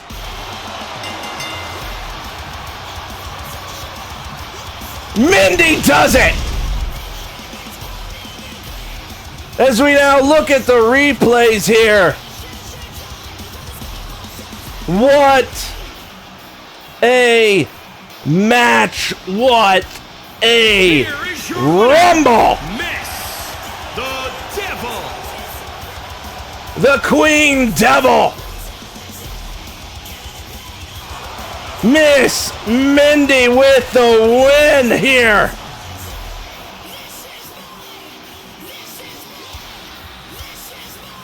But we still have more to go here tonight on the Rumble. So stay tuned, everybody.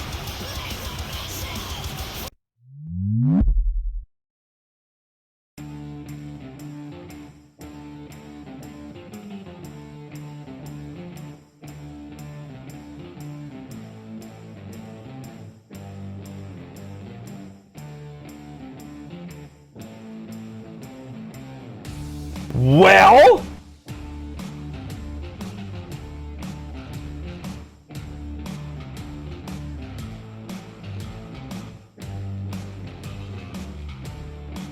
that was a heck of a Rumble.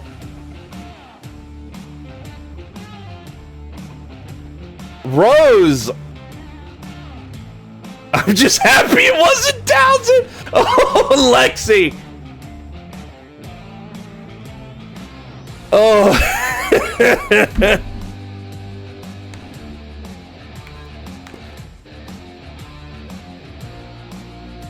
Oh, what's the bigger question, Lexi?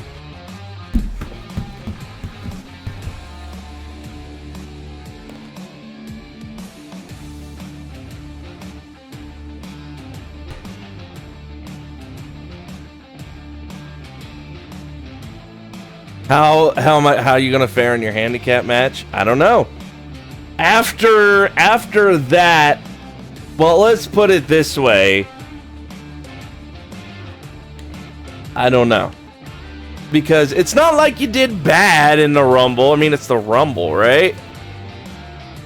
But you got rid of your friend. You got rid of Kelly. How could you?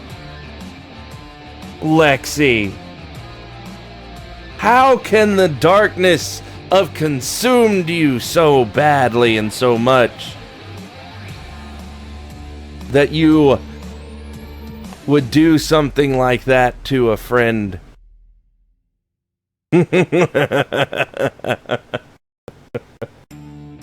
Oh, anyway.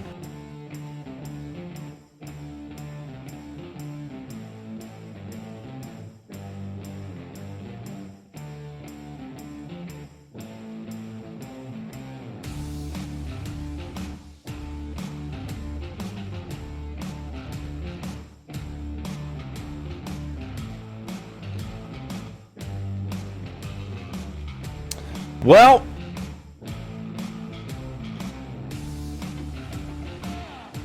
I guess that means now we go on to the rest of the show.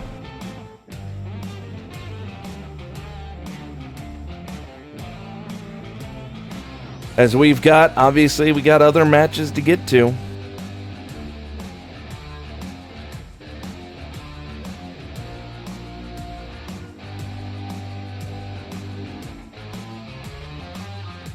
If you're seeing this, I'm sorry, I threw you out.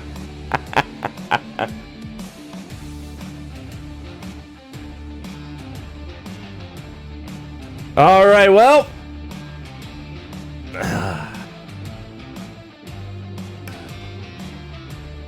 The next match is loaded up, and it is a title match. One-on-one title match.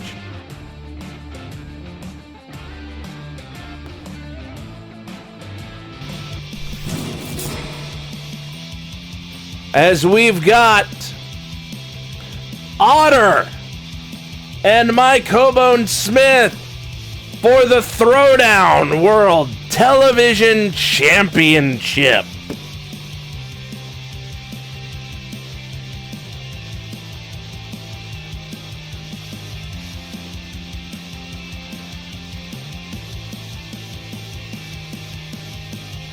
That's right, Otter.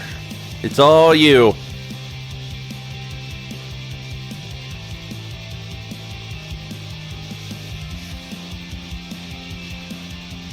Bad Bunny defeated Damian Priest. I mean, duh.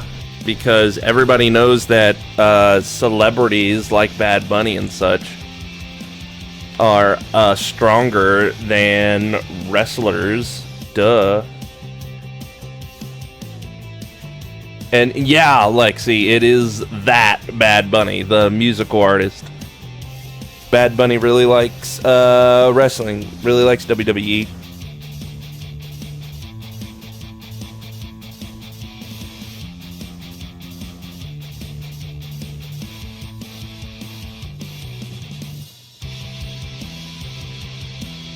All right, here we go.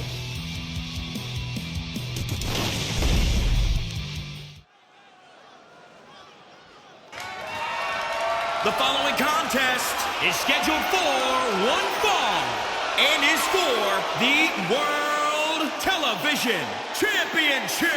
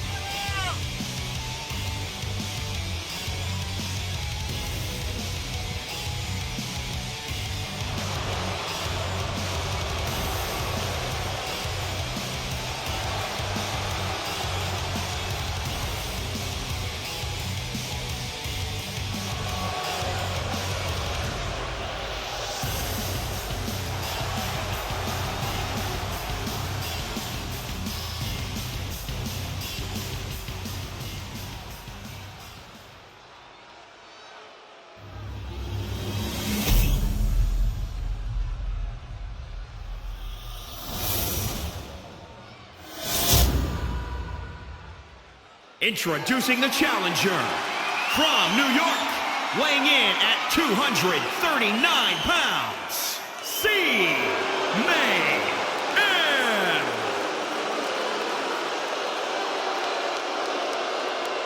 And introducing the champion from parts unknown, weighing in at 216 pounds. He is the World Television Champion, Mike Smith.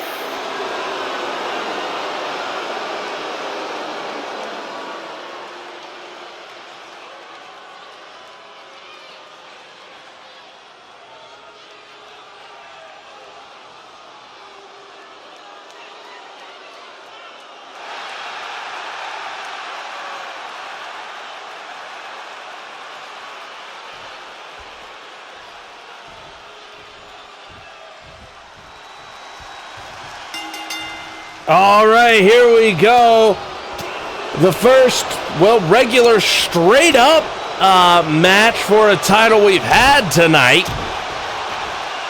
Every other match has had some sort of special stipulation, but not the throwdown title.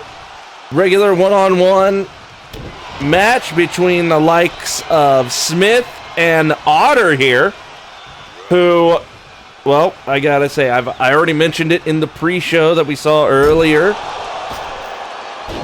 that Otter, ever since coming back, has definitely not taken any guff, and it is good that he is here. He's in action. He has stepped up to the likes of Mike Hobone Smith.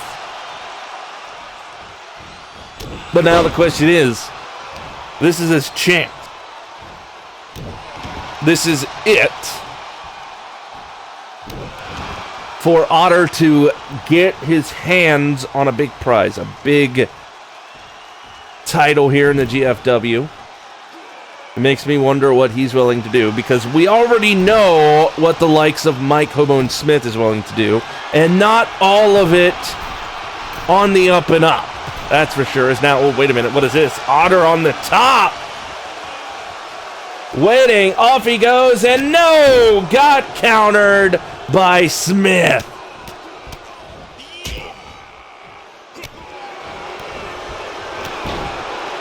As that is rough right there.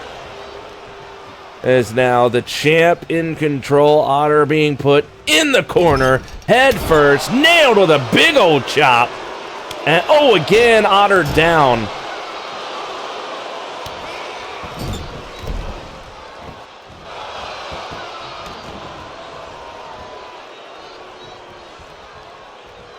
As now, here we go, Irish whip over to the corner, and another big chop.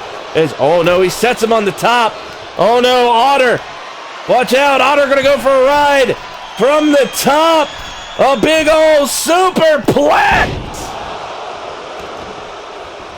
Goodness.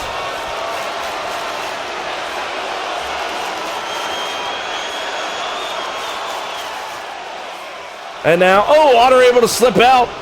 Back to his feet. Up and over. Down goes Smith. Otter in control. Can he keep it up? And over and, oh, across the spine. Oh, nope. Nice takedown by Smith, but Otter up. Comes back. Here with a clothesline. Oh, nope. Gets him up and over. Things not looking good for Smith now. Up and, spine buster.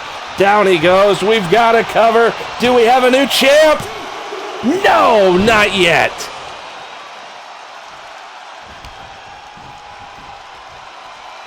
Otter try. Oh, no. Smith able to counter. Slides him up and over the back. With the, oh no, his foot under the rope. That's going to be a rope break. But now, oh, Smith smashing him face first into the mat. Otter down, 2, 3. Mike Smith puts him away. That is gotta be rough right there.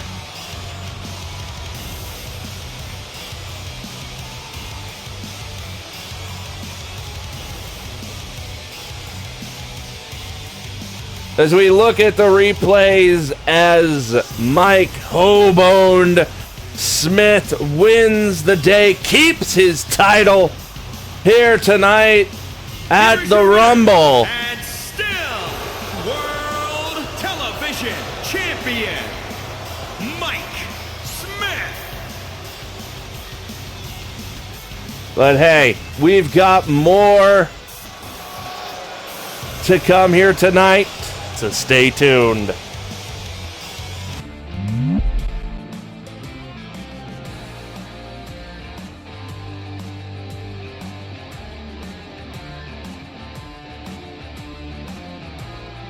-5 stars. Yeah, I wouldn't be surprised if that's another one that's not over yet, you know?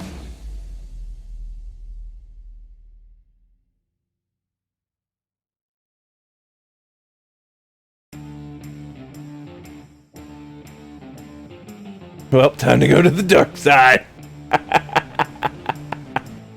Oh, shoot.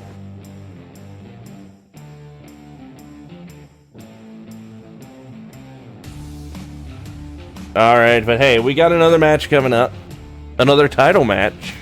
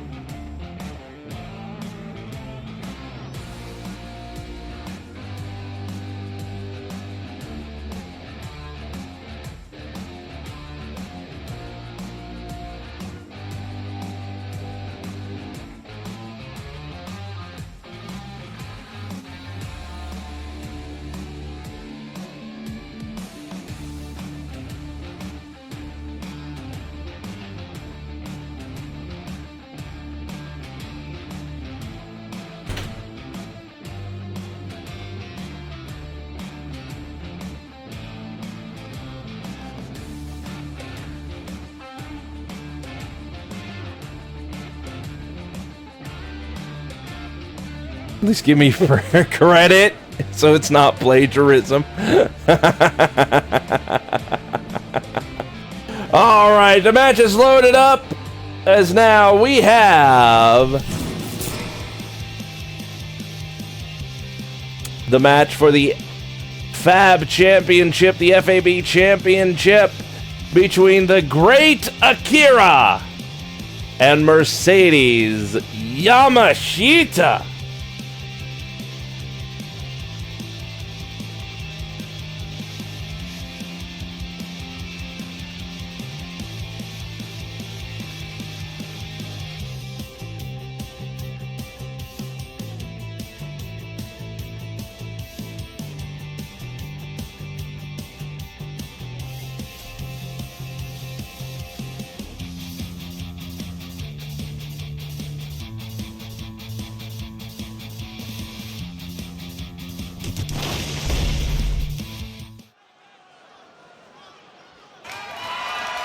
The following contest is scheduled for one fall and is for the Female All-Star Championship.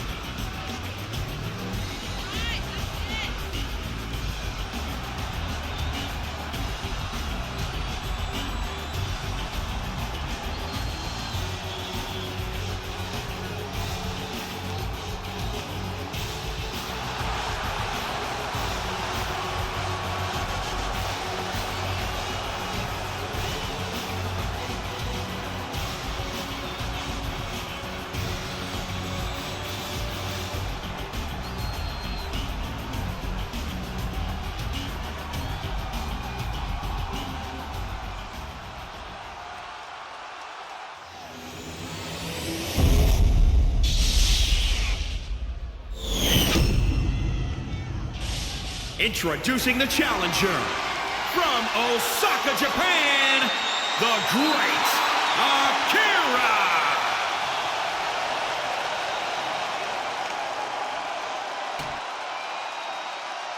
And introducing the champion from Osaka, Japan, she's the female All-Star Champion, Mercedes Yamashita.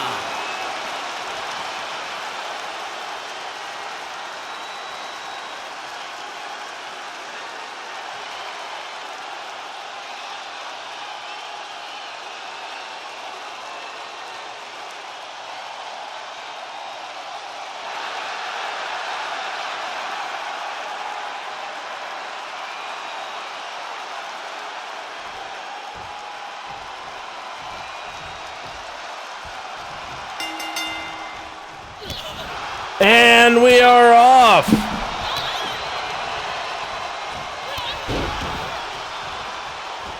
Akira Yamashita going at it. Here once again for all of our entertainment, but not just that. For a title as well.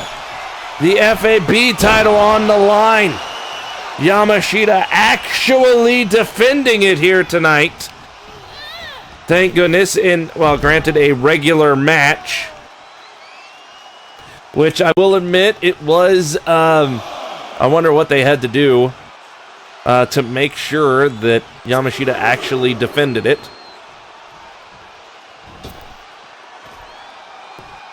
I mean, I don't know, maybe it's because it's Akira.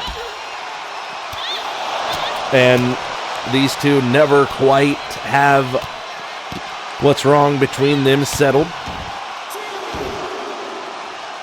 Because what's going on between them is old, a lot older than have been going on for a lot longer than they have been here in the GFW, because they have a deep, rich history, but they're not careful, though.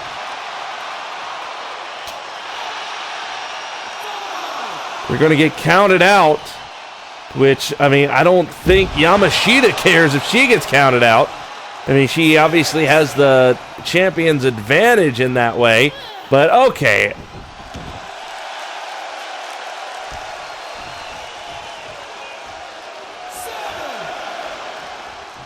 As now, look at her. Coming in right as the ref goes to hold back Akira, but Akira coming in with the kicks, and oh, misses that last one. Yamashita here. Oh, with down to the knees.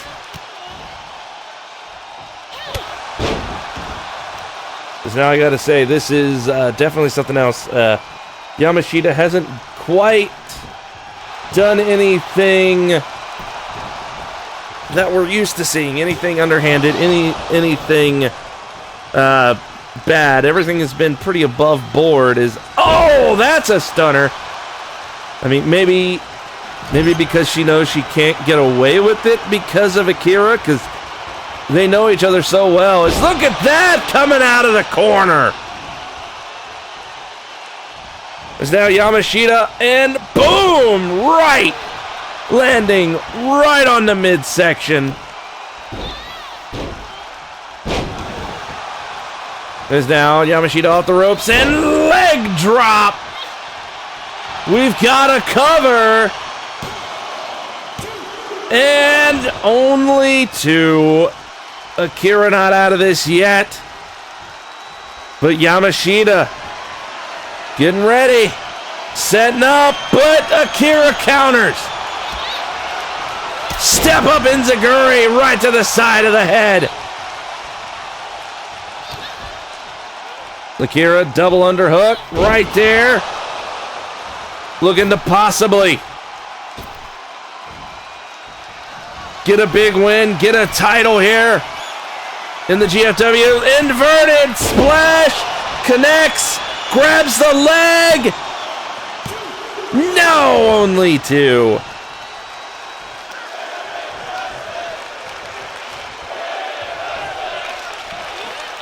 And oh my God, standing. And, oh wait, never mind. She's going up again a second time. Connects with the leg. Can she do it? Yamashita down. She is out. The great Akira is your FAB champion. Look at the replays here from this match. Akira kept going, kept fighting, and it pays off with not just a win, but a title here tonight at the Rumble. Female All-Star Champion, the great Akira. But hey, stay tuned because we got another match. It's going to probably be a crazy match because it's a handicap match of all things as Akira celebrates getting a title here in the GFW, as we'll be right back.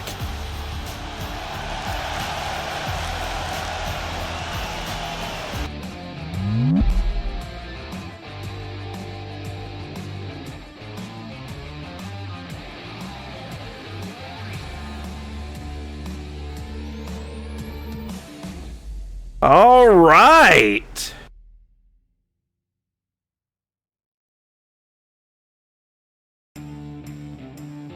Oh, Claire's fine.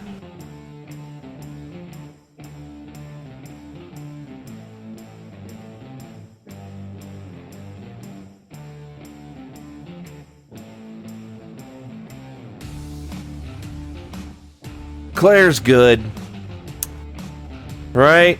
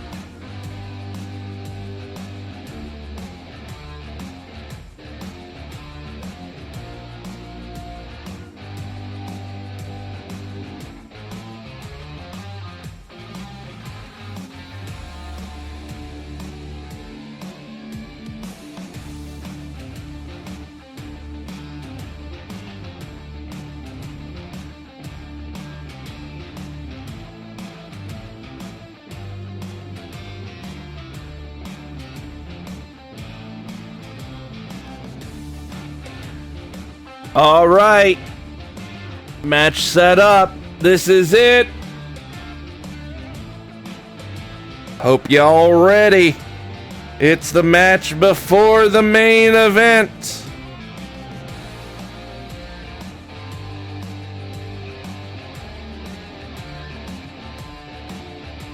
It's loading up.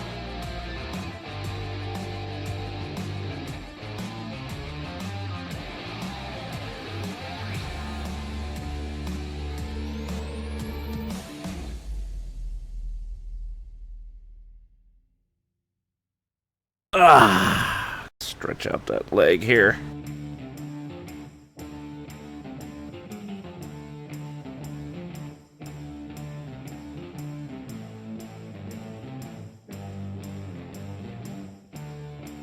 All right, we're loaded. This is it.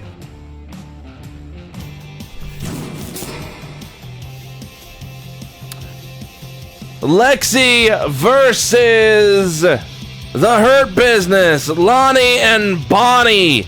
1-on-2 tag team handicap match.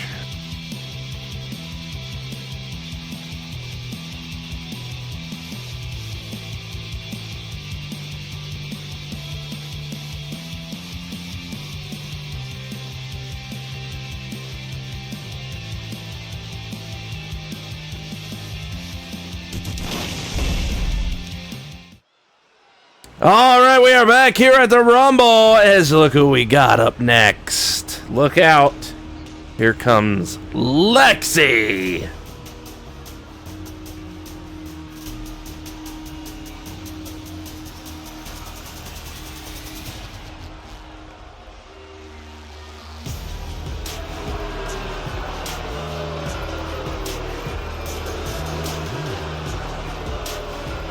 The following contest is a handicap match. Introducing first, from Harrisburg, Pennsylvania, Lex C.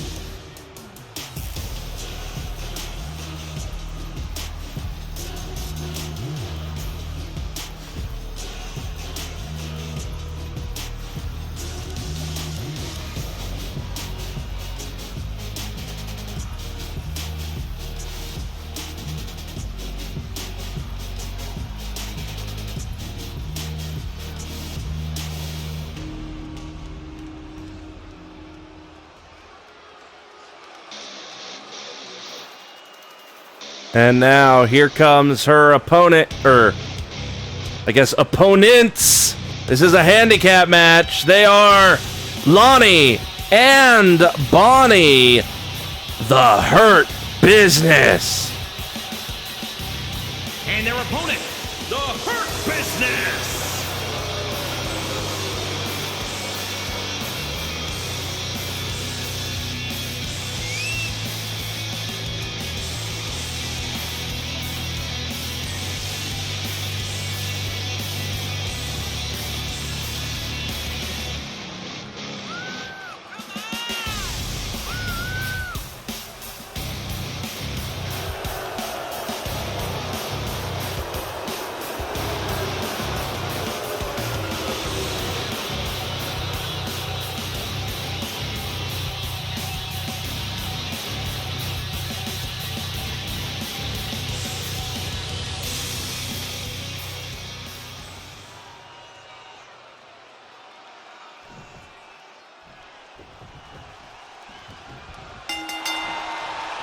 All right, here we go. 2-on-1. As now we continue on, we are close to the main event. As me and Jenny mentioned in the pre-show, which seems so long ago at this point, I think this ain't gonna go well for Lexi. I mean, we've already seen her appear in the Rumble here tonight, where we saw her eliminate someone returning who we thought was her friend, but that meant nothing to Lexi and the darkness that is inside her, because we saw Lexi eliminate the returning Kelly, Kanan, coming back to be in the Rumble, as now we got to cover, but no. But obviously, Lexi ended up getting eliminated.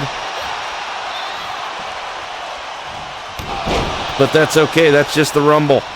It's not like she was in there too terribly long, so she's still got plenty of energy, still plenty of spunk left. Oh, look at her roll through.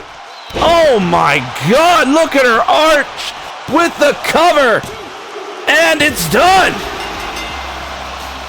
Lexi just took out Bonnie. as Lonnie just kind of stood back.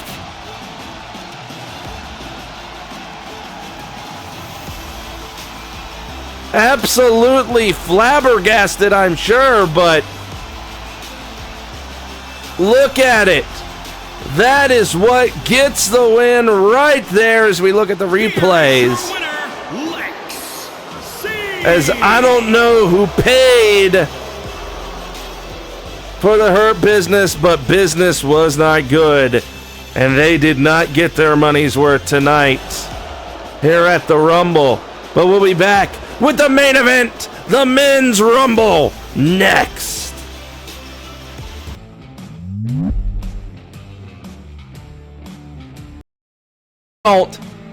That's right, get hype. Let's go.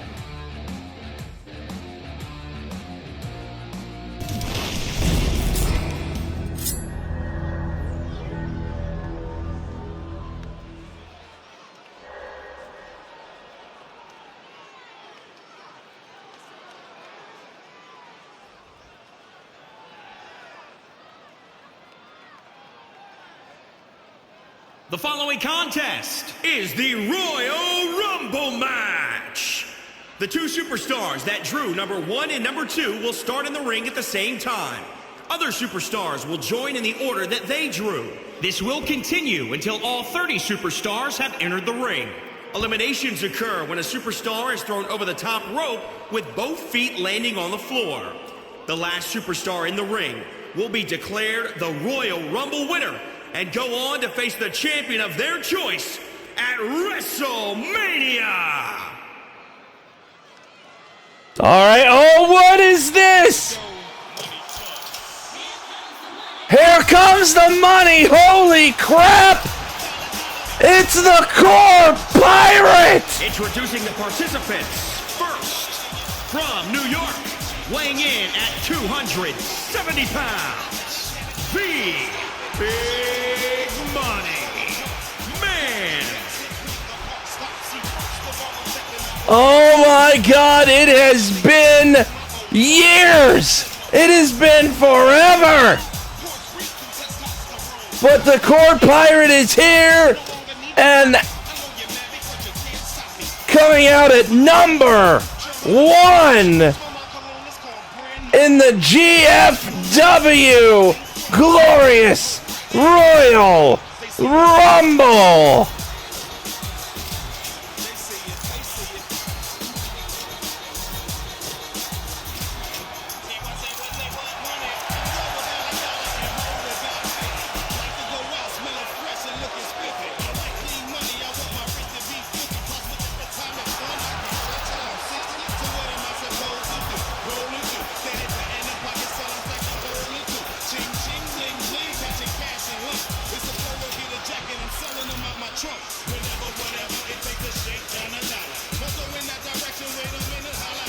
All right, the Core Pirate is here. Number 1. Now, who drew number 2?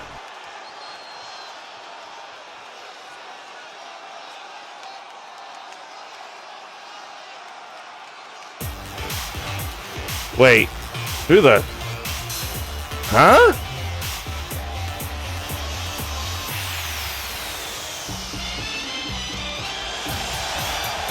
Wait! Who? Is that? It's... Oh my God! It's a 0 to Hero! The individual who drew number 2 from New York, weighing in at 158 pounds, Sub-Zero, the Hero. Oh my God! Another long time wonder where they've been, but here they are in a clear counter to the likes of the Core Pirate. It's a 0 to Hero.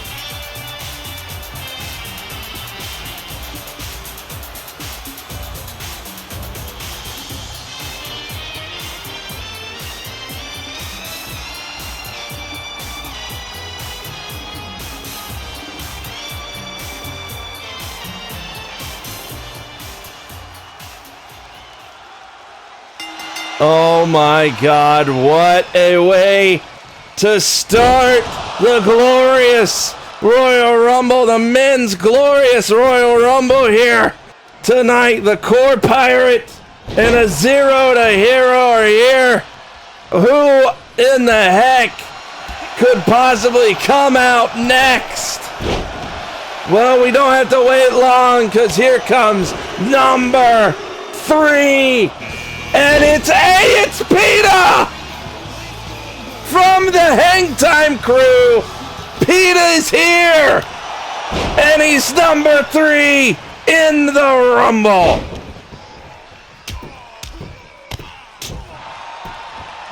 As you can see, the Core Pirate and Zero to Hero obviously have it out for each other. But PETA's here now. Obviously, things are crazy. I can't even with what is going on here, as now already we got number 4. Hey, it's Chico! Papa says, uh-oh, a Zero in the corner.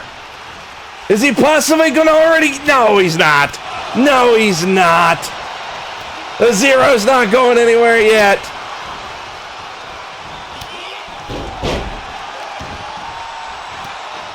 But Chico and PETA having, oh wait, no, elbows.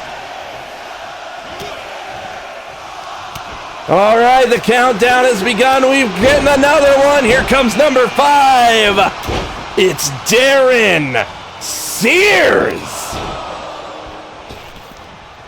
All right. The Core Pirate's gone.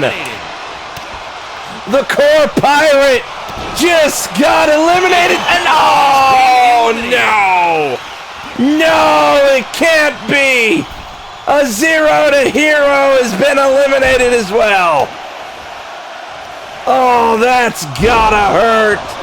But we must continue on now, as at number 6, the Rumble got big time. That's right, it's Fanboy Brian.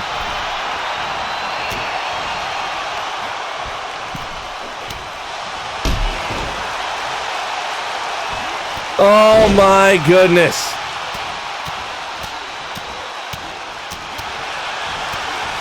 What a way to go. What a way to start off here tonight. As now the countdown begins. And we're gonna, oh, PETA, watch out, PETA! No! Here comes number 7, the magical martial artist himself. Here comes Ross, Word Man. As now PETA looking to get rid of Brian in the corner there. He's struggling, he's trying, but Brian with an elbow. Turning it around. As, oh, a super kick! Darren Sears goes sailing over the top rope. Thanks to Word Man. As now at number 8, here comes Clay. As now, look at this. Incredible combo with an uppercut. Word Man takes PETA down.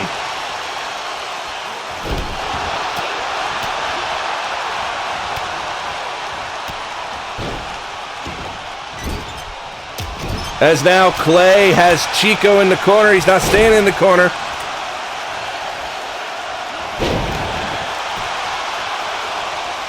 As now 1-0 at number 9. Here comes the Deconator.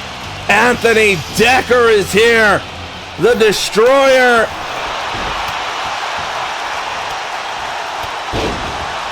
Maybe coming in. Uh-oh. Word Man on the ropes here. Oh, that's a miss. Word Man with a last-second dodge just saved himself.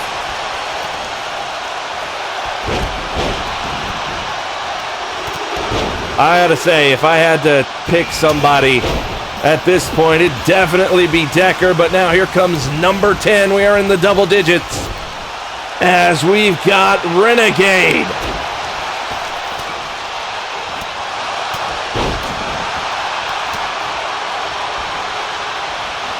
Now Big Billy over the head suplex. As now big step up kick from Chico there. As now Fanboy Brian, nice, perfect suplex. And now at number 11, here comes Dumpster Monkey. As now this ring has filled up. I gotta say, but oh, wait a minute, Word Man in the hands of Fanboy Brian over there in the corner. Not looking good. Oh, elbow strike. Oh, wait, Chico. Chico's down. Chico's out at the hip. Well, not really the hands, more like a hip shot there from Renegade. So there goes Chico. And nice standing drop kick from Clay, as Clay has just been taking on any and everybody as they've come in front of him here. Is now Renegade thrown to the corner. And big right hand as now Fanboy Brian turns around, finds Clay, and is taken down by Clay. As now, look at this. Incredible combo, uppercut, sends Decker reeling. But Decker immediately, look at him, right, left, right. Big shot taking Wordman down at number 12. We've got the Anarchist coming out here. Vincent Stafford is Renegade with a big clothesline. Gets rid of PETA. PETA from the Hang Time Crew just got eliminated.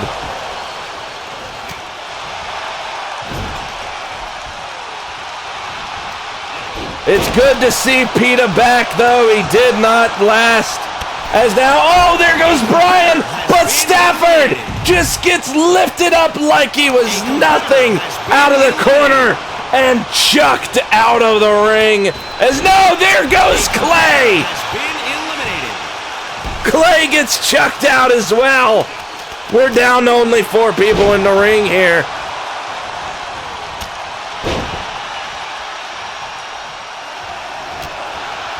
As now, Renegade holding on.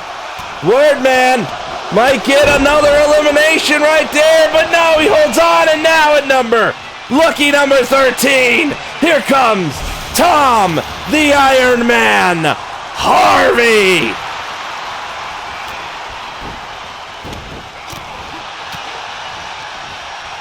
As now, oh, that kick from Dumpster. As that, oh, nope, not from behind, sorry. Decker looking to take on the Iron Man here, but oh, Tom catches him on the turnaround. As Renegade, oh, a super kick from Dumpster. Gets rid of Renegade. As now at number 14, we've got Alexander Logan. Oh, man. Oh, if Chico just could have held it. Oh, wait, no, there goes Wordman. Wordman at the hands of Tom. The Iron Man just got eliminated. As now Tom trying to get rid of the Decanator, and he does. That's back-to-back eliminations for Tom. As now at number 15, here comes Donut.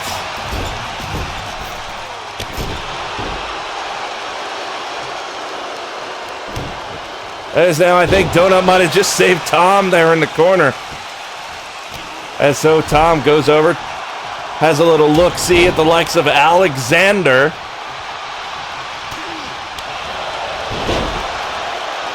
And, oh, Dumpster all over Donut here.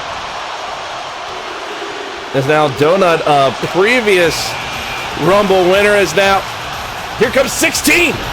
We've got the X Factor, Xander. And Tom goes right after him, hits him with an ironclad DDT.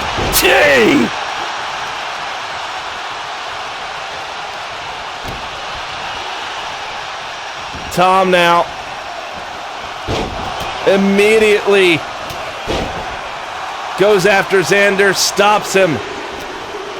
And now we've got to cover in net number 17. It's Chad freaking James. And now there goes Xander at the hands of Alexander, just tossed over the top rope like he was nothing.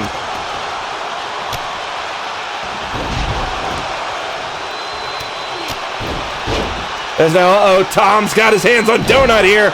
As Chad looking to take down Dumpster. As now, Donut with some elbows. As now, at number 18, it's the super athlete himself, Sean Bolin from the Hang Time Crew is here.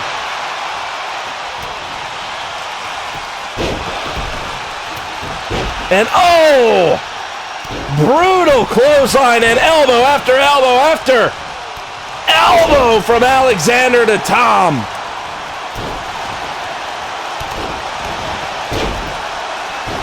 And again.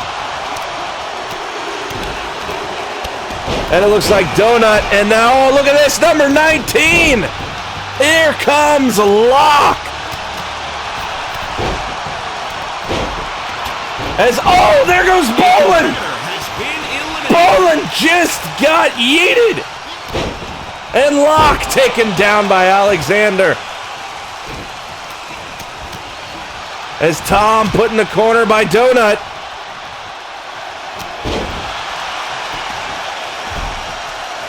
Unfortunately, people gotten in the way there.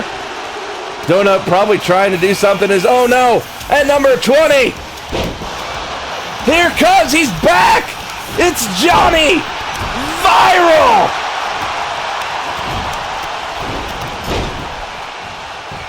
Good to see Viral here!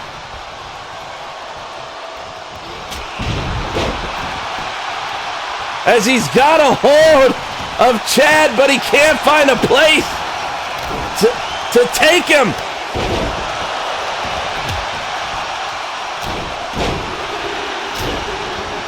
And now at number 21, here comes Redman.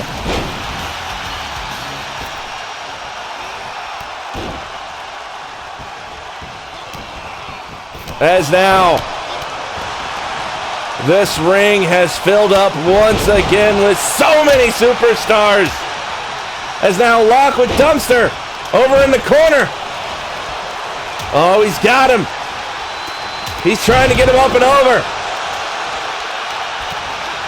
He's trying with all of his might, but Dumpster is so big. I don't think Locke can do it. As now, Viral hit with the iron spike. And Dumpster is down. He's back into the ring.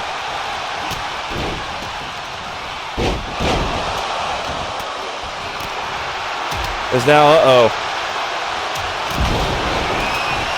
nice DDT from Donut there. As it looks like Tom and Viral are having it out.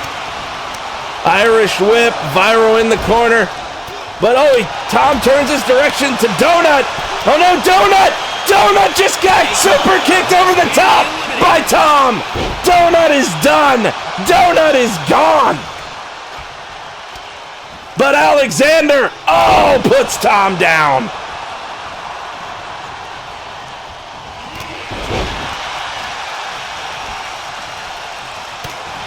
Oh my goodness. What a rumble here so far. We're just over halfway done here.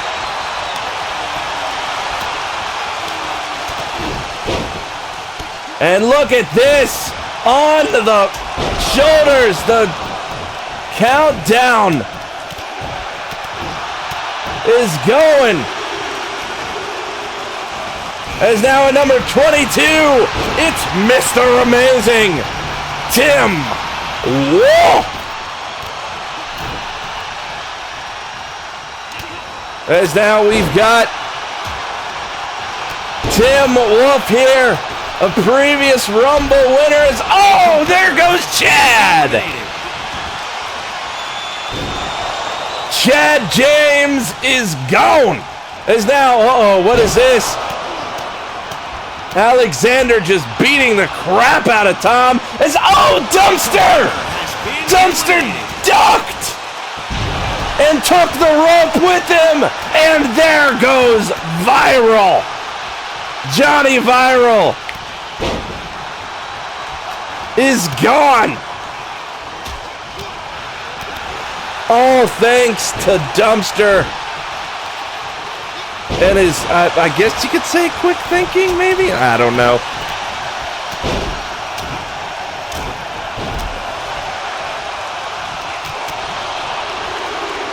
As now Tom and Locke having it out over there is now number 23. Here comes Jimbo. As look at Redman just get beat down in the corner by Alexander. And Jimbo putting a stop to it. I think Jimbo just saved Redman there. Good man. And big clothesline and big spine buster, but Alexander is right back at it. And Jimbo has his eyes set on Tom, and now at number 24, here comes Zach. The fat man is now, there goes Tom. Jimbo just threw out Tom. And now there goes Dumpster. Wolf throws him out. And so they turn on each other now. Wolf and Jimbo gonna have it out, but Wolf has him over here on the ropes. This ain't looking good. Jimbo's up and no, he's over. He's over and a power bomb to the floor by Tim Wolf. And Alexander just gets rid of Redman.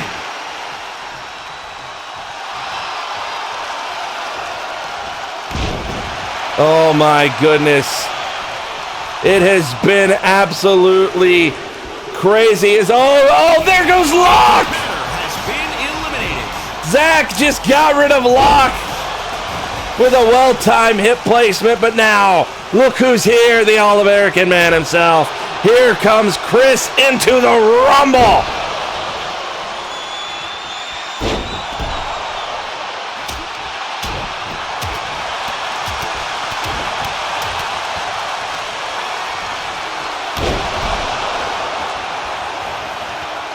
As now the countdown begins once more.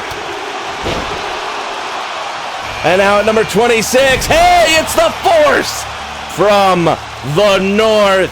Here comes Johnny Chase. As now, Wolf's got him and puts him down as soon as he comes in. As I gotta say though, Alexander, he's been in here for a minute. Been in here since number 14. As now at number, no! At 27, here comes Patrick.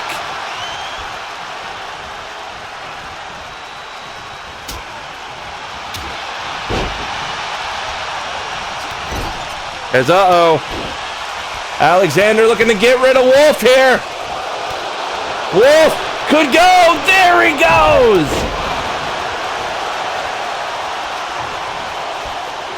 And 2, 1, and no! This is it. At number 28, all hell's about to break loose, because here comes Demon. And he went face to face, mano a mano with Alexander the second he comes in. As there goes Chris.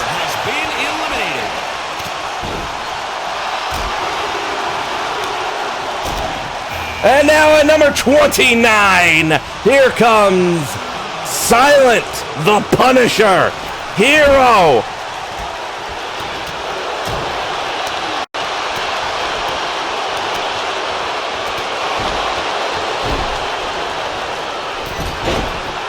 All right, there is only one more left. Number 30 is these two. 3, 4, 5, 6, and now here comes the 7th and final person going to be in the ring at number 30. Who's it going to be? It's Mike Hoboned Smith, the Throwdown Champion, is number 30.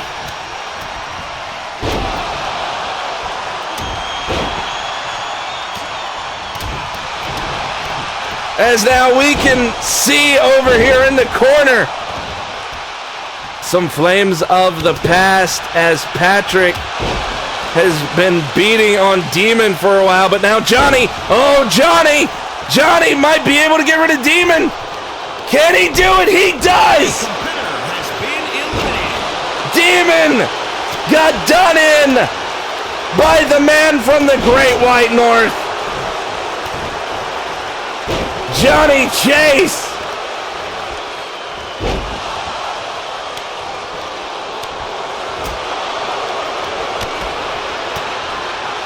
Is now Alexander in the hands of Silent, and a big clothesline. There he goes. And oh, whoa. Smith holding on. Smith holding on. He's done it. He's back in.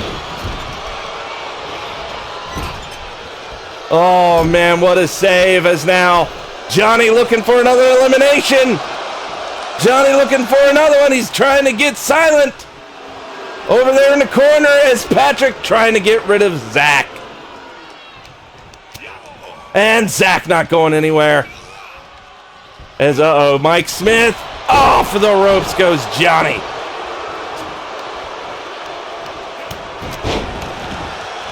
As I gotta say, this is anybody's match here. There are so few left. As now, double team on Silent. Oh, man. As now Patrick with Silent Hero over there in the corner. Now trying to get rid of him, lifting him up with his leg. He's up. Can he get him the rest of the way? He's going. He's going. He is gone. Silent the Punisher Hero is gone, and now there's only 4.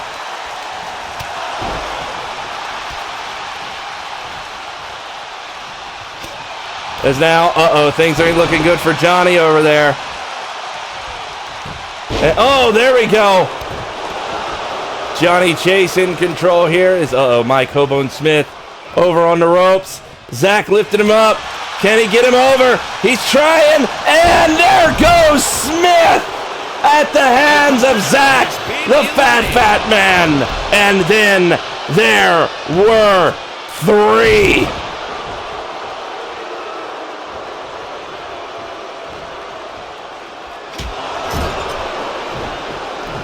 As now this ain't going well. As Zach. Oh no, being double teamed. Oh, double DDT. And immediately the reset press slam from Patrick. Oh my God. Scoops him up. Where's he bringing him up and off the ropes? All right, Zach is up and that's a counter. An Irish whip off the ropes, and okay, they just run into each other. Has always got him. Patrick on the ropes here. And no, Patrick hanging on. He's trying. He's hanging on for everything he's worth. He's not. Is he gonna? He's back in. And wait a minute, Johnny. Curb stomping Zach. And now, Zach. This ain't looking good. for Zach here. He's up. And look at Patrick trying to get people to shut up. And now there's two. And no, Johnny. Has been eliminated. Johnny could do it. This is a big opportunity for both these men. Patrick and Johnny Chase.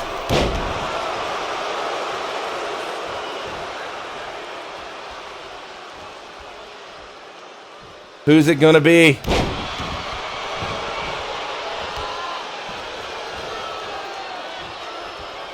Johnny's got him. Uh-oh. Patrick's on the rope. Could this be it? Johnny! Johnny's done it! Johnny Chase with his first Royal Rumble win! Johnny gotten so close so many times! Johnny Chase. And this is the year Johnny has done it! Now Johnny will go head straight to the front of the line at SGC for the title, as we will be back next week with more GFW action. Till then, everybody.